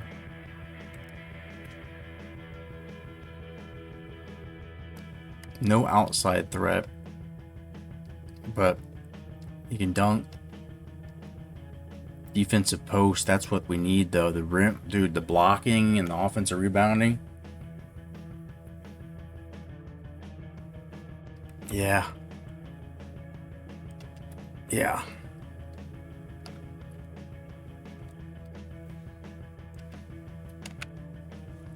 We actually get better salary cap after that.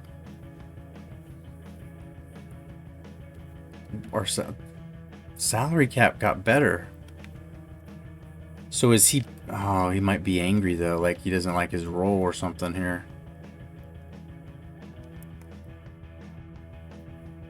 He's okay with everything going on.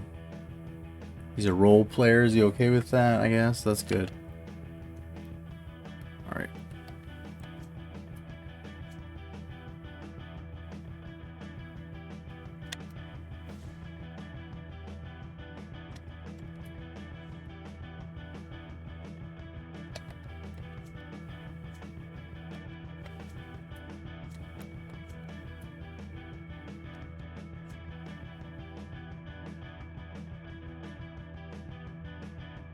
About right.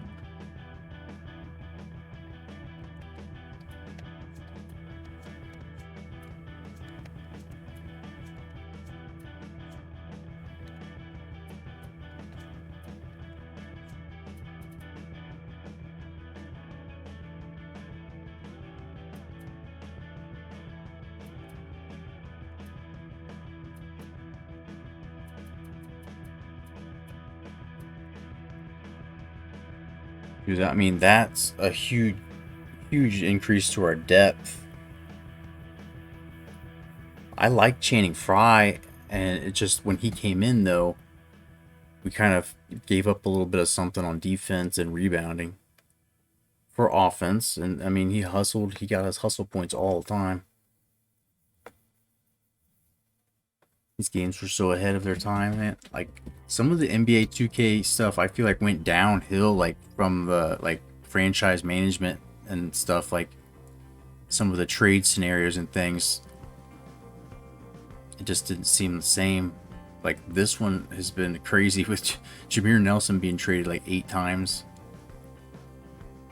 I gotta find some way to get him a little more minutes.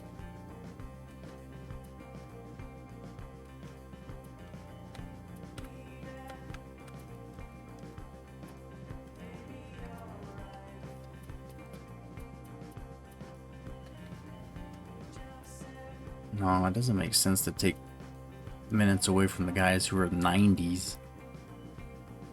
This guy's fucking hurt.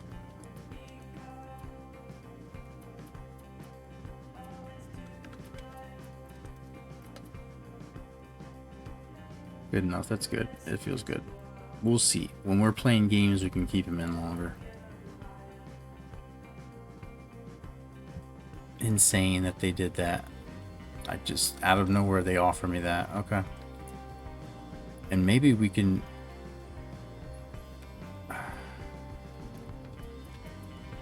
wheel and deal this first round draft pick. But the thing is I don't need any more people. I need to trade it for like next. I already have 3 first round picks for next year. It's like we don't even need people. So how do I, like, you know what I mean? I'm gonna have to package stuff like Peja and picks for who? Like LeBron or something at that point? Like, I guess, do we fucking open this door now? Do we crack the fucking blockbuster trade door open right now? Because Peja's the dude is just taking so much money. And he doesn't really like being here. We don't really like having him here.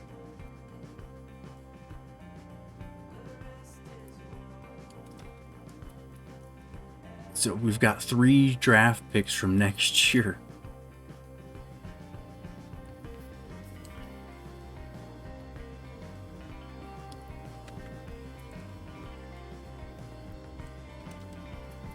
I don't even know which one's whose.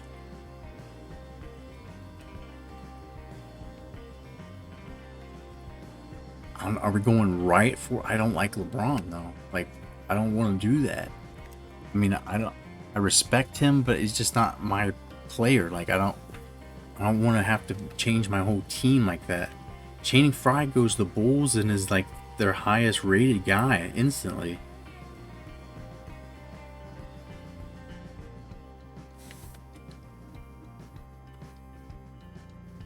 No, he's not. I take that back. Those guys down here. But I mean, it doesn't really make sense for their team. Look at this team they have. They have Luol Deng, who's 6'8", can play some power forward if needed. Skinner, Harrington, Wallace, Clancy. They have Joe Smith, Tyrus Thomas, Channing Frye. They have nothing but power forwards and centers. They're not done trading. They're going to do something else. They have to. So I don't even know who I go after.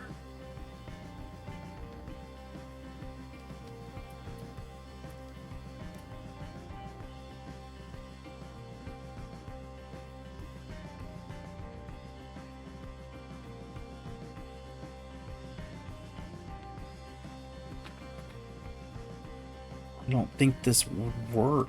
I don't think that would work.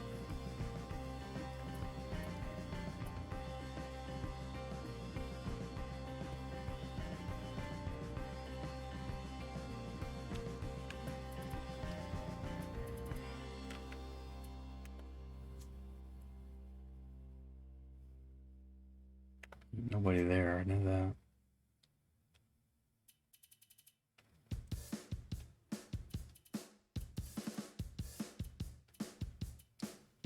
This all wouldn't work either.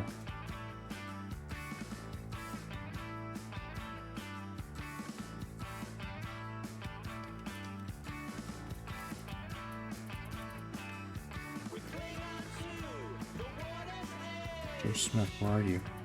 Richard Johnson, I mean.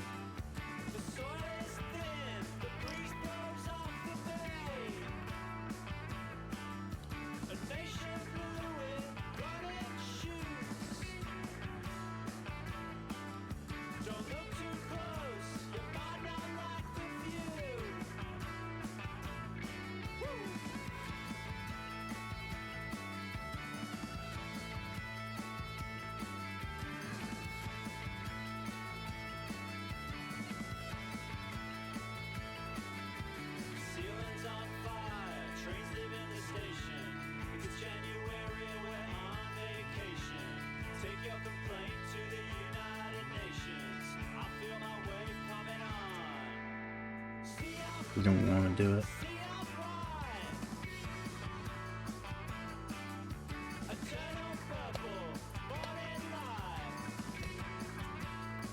This is the dude we would do.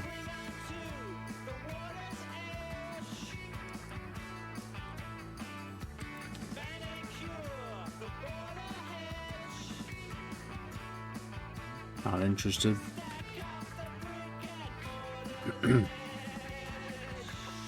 Not interested.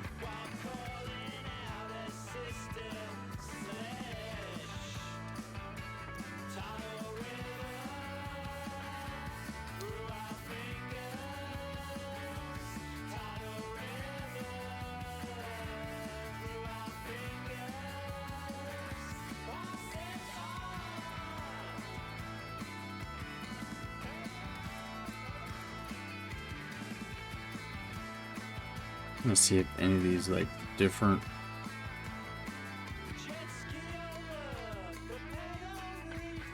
That one seems like it's lower, right?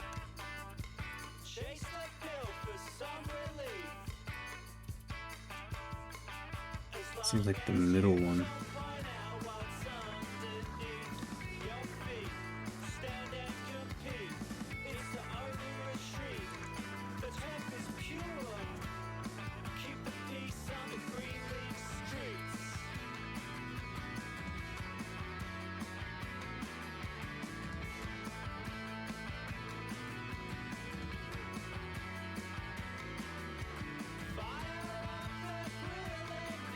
I mean, that's all I can really think of doing is just piling them on. And when you look at contracts, it's not really any more expensive.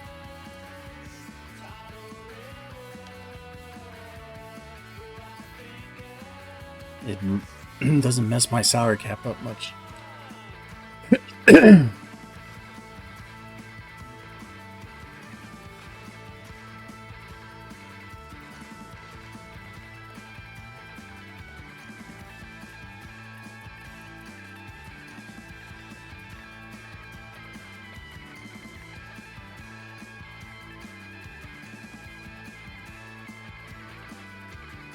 It's invalid now.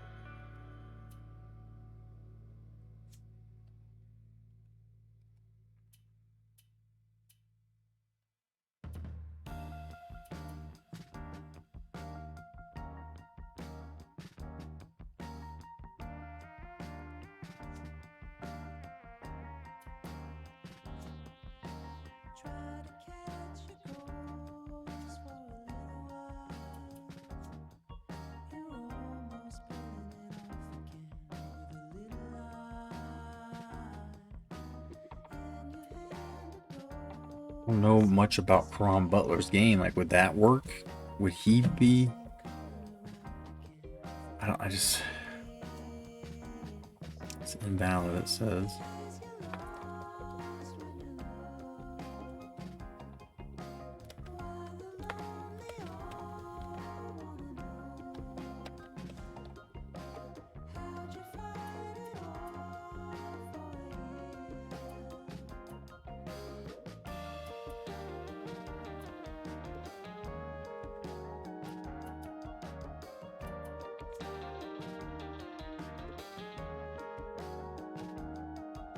And take that money. I don't want that. I don't want this. I want that. It's not a trade I want.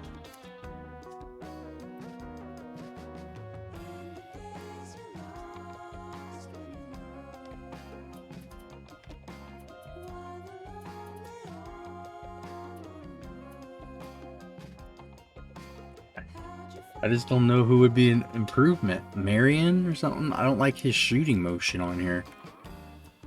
Like, who do I bring in? Barbosa?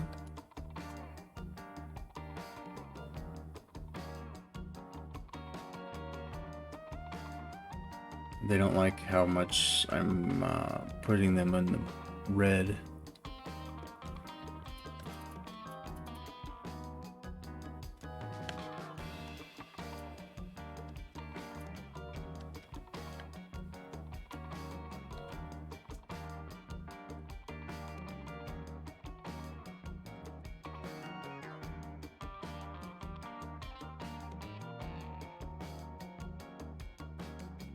This doesn't make sense for me either.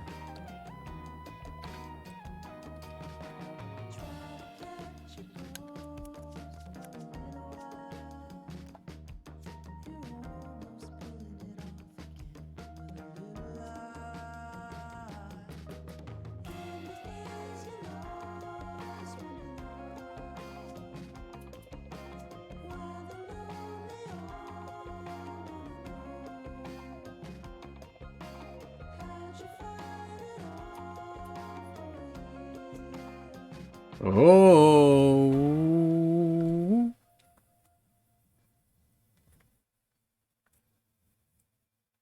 is that a thing?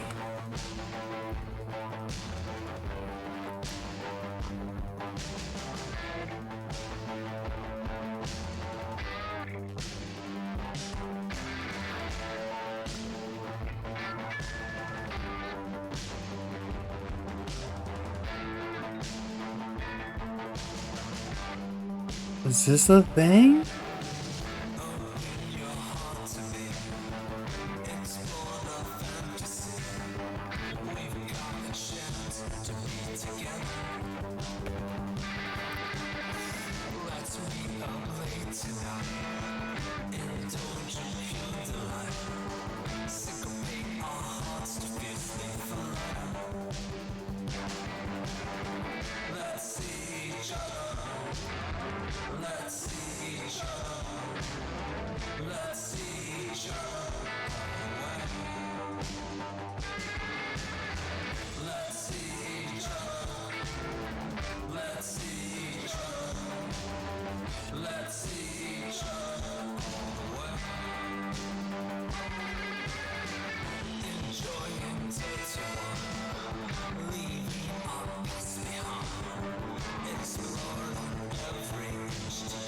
Not interested.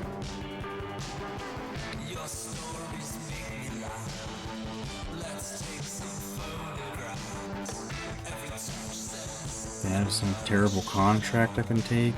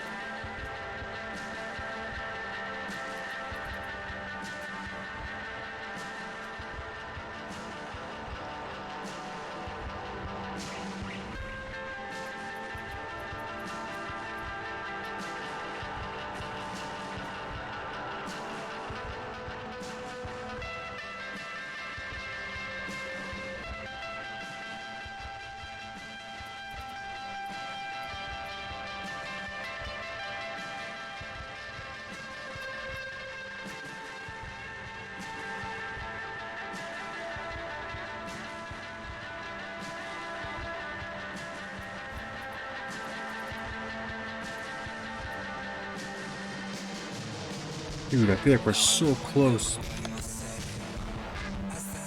Is this the trade I want to make? Manu is just fucking insane on this game.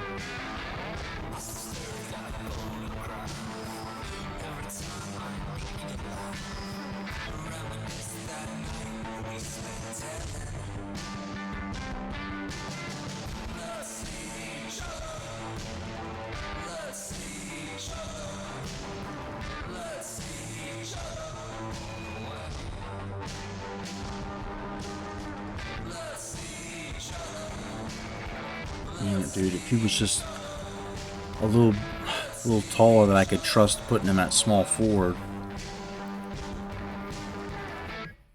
Because we've tried Roy at small forward and it just does not work.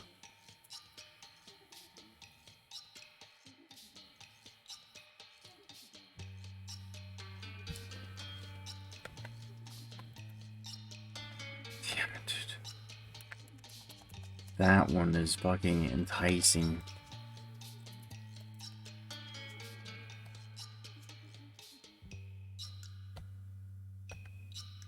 Didn't like that.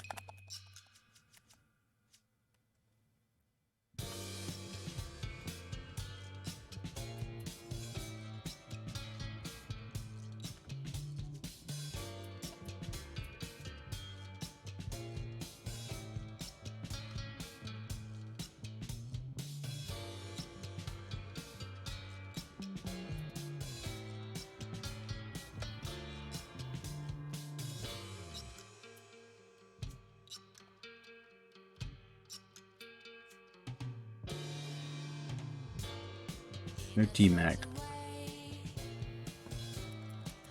Not getting T-Mac. They don't want that one.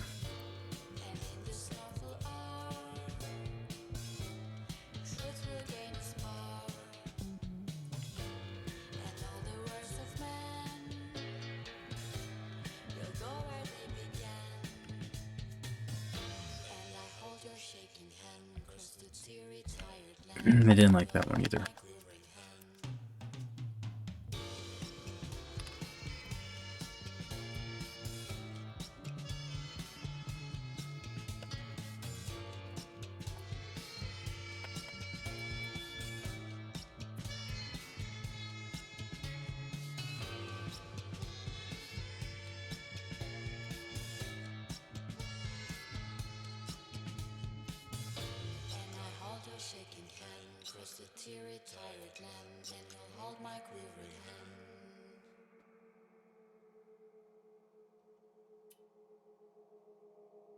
4 years plus 1. Dude, they like that.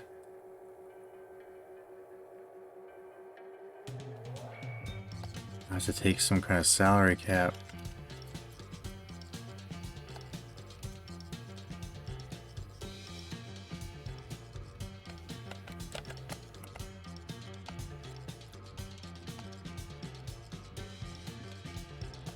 What?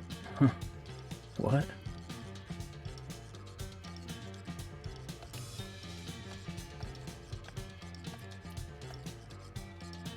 Oh, don't tell me it just won't work now.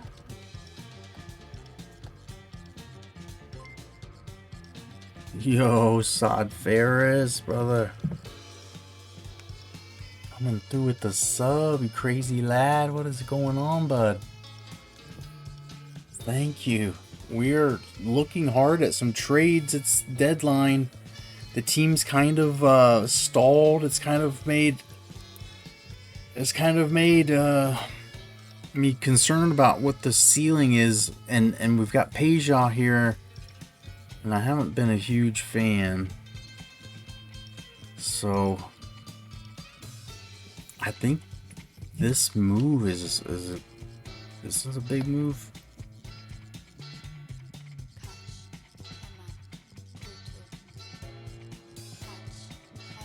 I just have to take somebody with a big salary cap here and help them clean that up.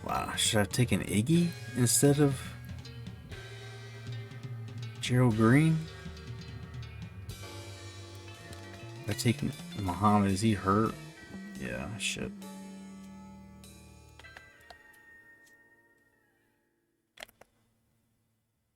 Yeah, he's not small forward as much, so.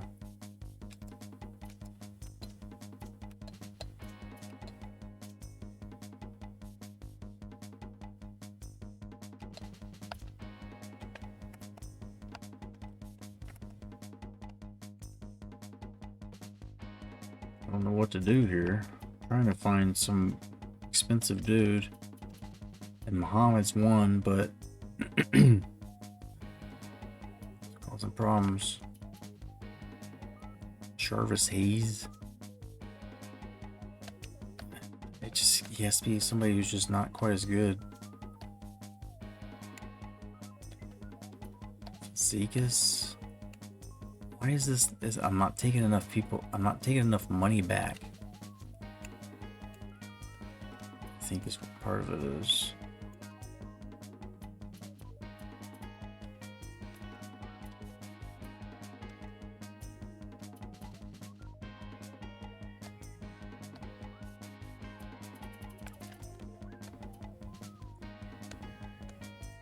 Damn, dude.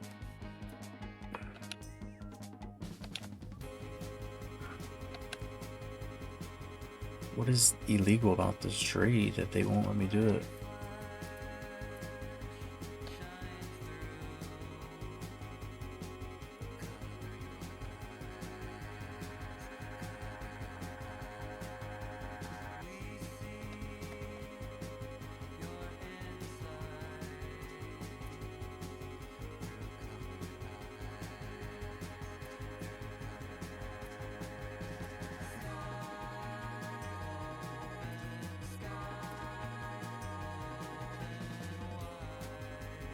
Layups and dunks, that's all we do, so that's good. Ball handling's not bad for a small forward. Defense and low post is decent. Block and steal. Rebounds. Speed's real good. Durability, a little iffy. Defense awareness, dude, I'm in. Let's go.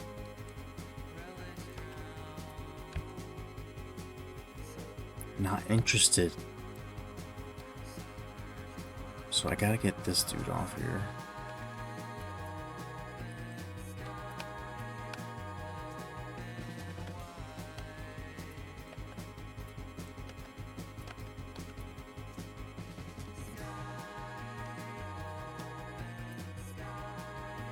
Not interested.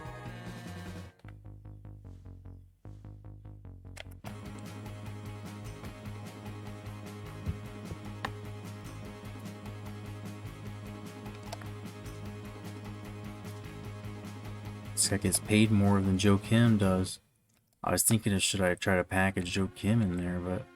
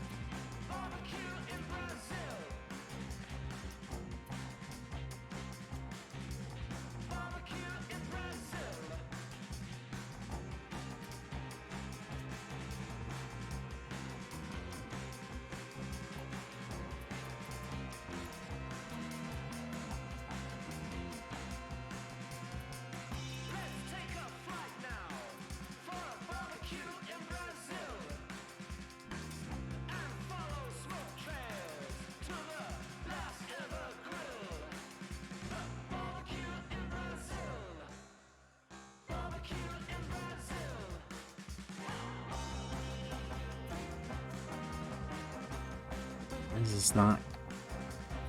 It won't let me do it.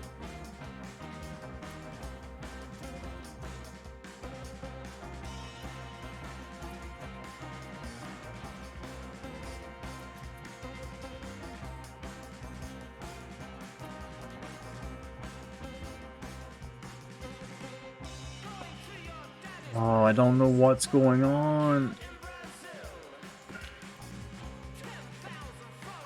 Why can't I do this? It's the only thing I wanted to do. It's the only trade I found that I liked.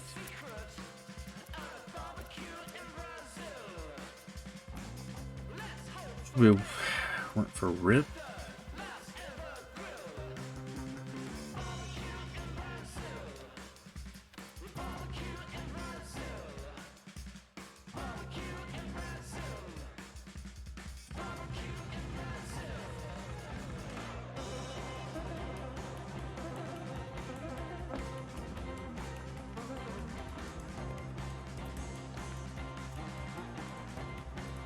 Damn it, dude.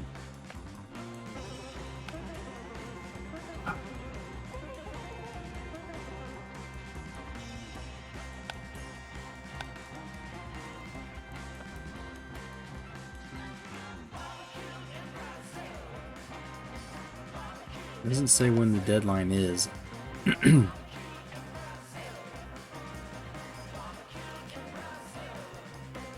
So I'd like to just send this last game and finish up here, at least for now. Let's look at this message. See what they're sending me. Injury. Mike Miller, the Grizz. It's a minor injury.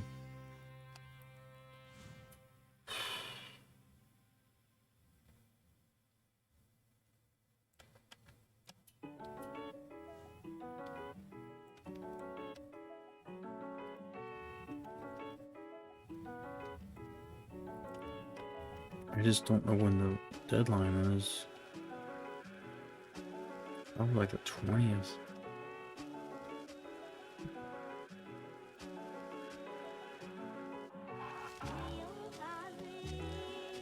Because if I can do this game now and make a trade later,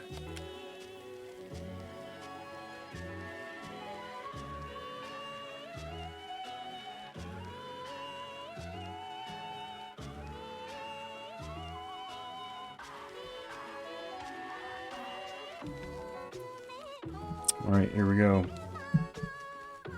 I'm gonna crack a nut on that trade with Peja. I'm gonna go back. I'm gonna try something. As long as we don't go past the deadline here on accident, right? We lost by 30. 30.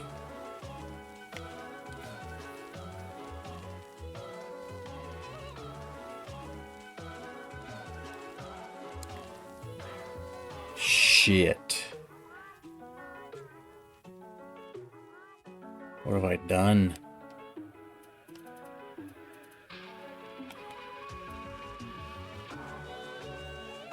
Odin fouled out. Aldridge had foul troubles, so I mean, Joakim had to play. We got 22 minutes. Like, we lost this game because these dudes. Well, maybe they were playing minutes in the fourth after it was blowout.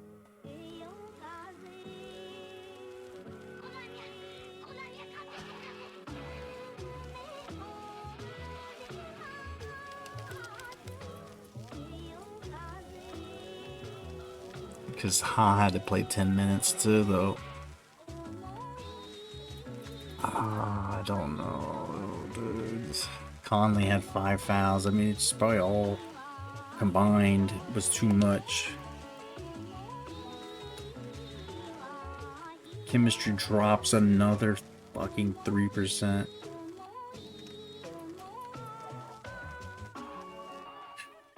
We're not doing good. We're not doing good. Free block offer. Alright, let's see what's going on.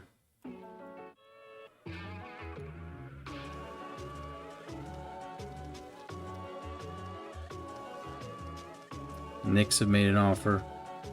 Fourth scouting trip out to see Bryant Dunston confirmed to us that our previous assessments of Bryant were right on the money. Other scouts around the league view Bryant's abilities in the same light we do, meaning his draft value is pretty much locked in correctly.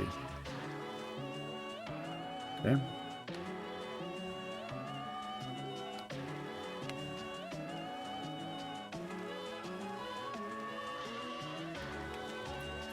Let's just take a quick look.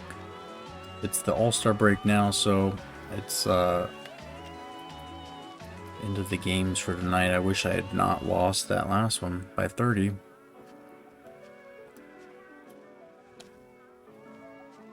He's very pleased with what we've been able to accomplish. Okay. Some budget's gone down a little bit.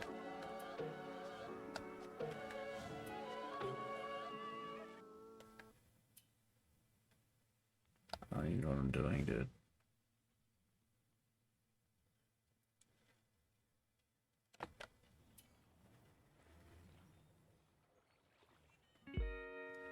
Oh, I gotta go to sleep. I cannot remember what I was doing.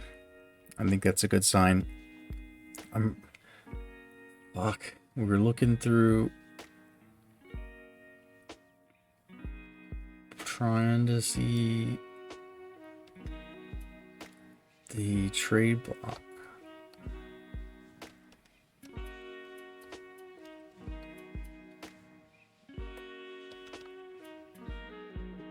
There's a lighthouse on the water, throwing light back at the shore. I heard you died trying to swim towards it. Now you're living on the river's floor. I heard the mighty Mississippi took you out with just one punch. I heard you had the voice of a sweetheart. It's not bad. Sweetheart was out getting drunk. Not good.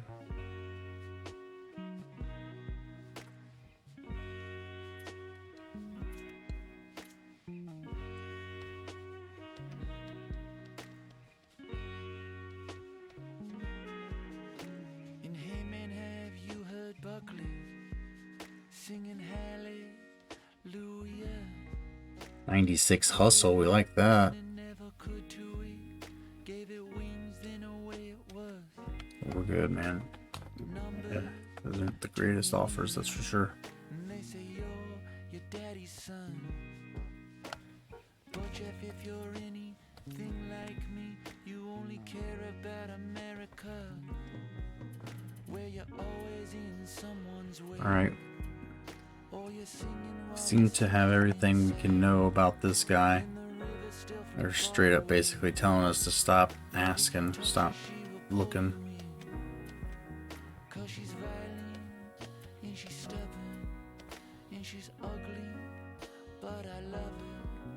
God damn.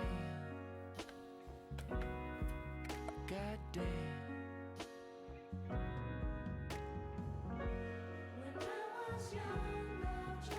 I guess we can look at this guy again, see if he's worth anything.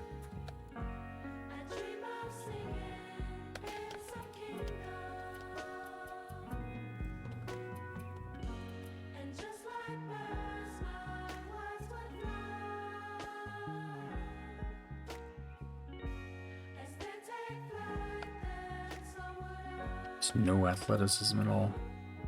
I feel like valleys on a Cessna, flying through the fog. There's a lighthouse on the water. It's not a lighthouse, that's just Arkansas. Yeah, the sky can lift the river and spread it out over the farm. Life's just one long day, babe. I just don't know what to do at this point. We have one draft pick, and I'm like thinking about trying to trade it. And Dunston, I guess, has got all that potential. His potential is just an A now. It's not A plus.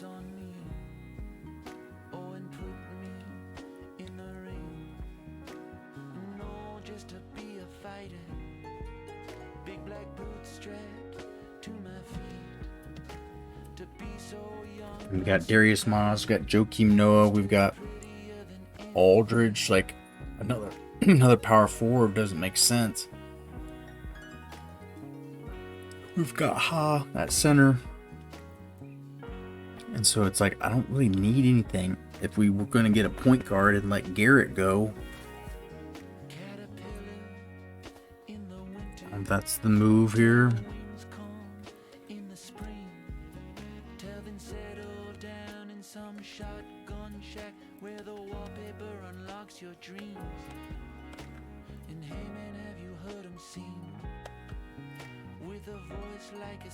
That takes us back to Jamont.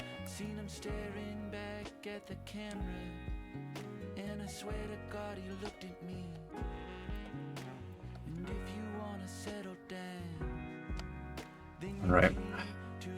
Sad end to the first half of the season. Let's take a look at these last messages before we go. Trade block offer, I already did that.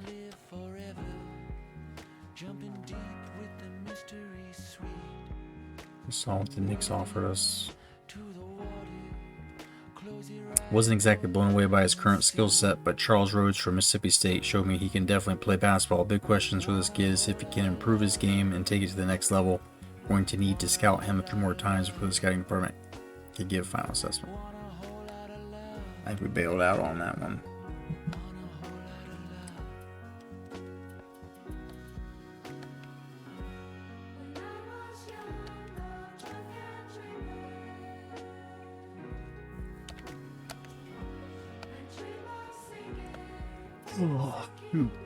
Well, let's take one quick look at the standings and let's wrap this up.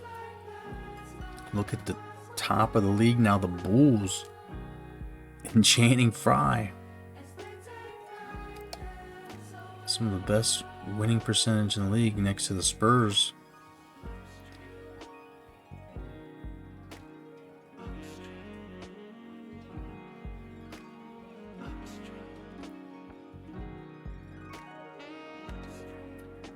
They're just 3.5 out, so not far back. Still very close race with the Knicks and Bobcats and Celtics all looking within 3.5 games. The Wizards in that last playoff spot now. The Bucks playing better than I would expect. And the Cavs are just so fucking bad. The Pacers are. It's not good. Not good. But that's going to be it. You've been wonderful. You know I love you. Until next time.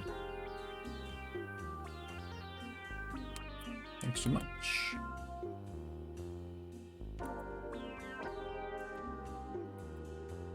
You know I love you.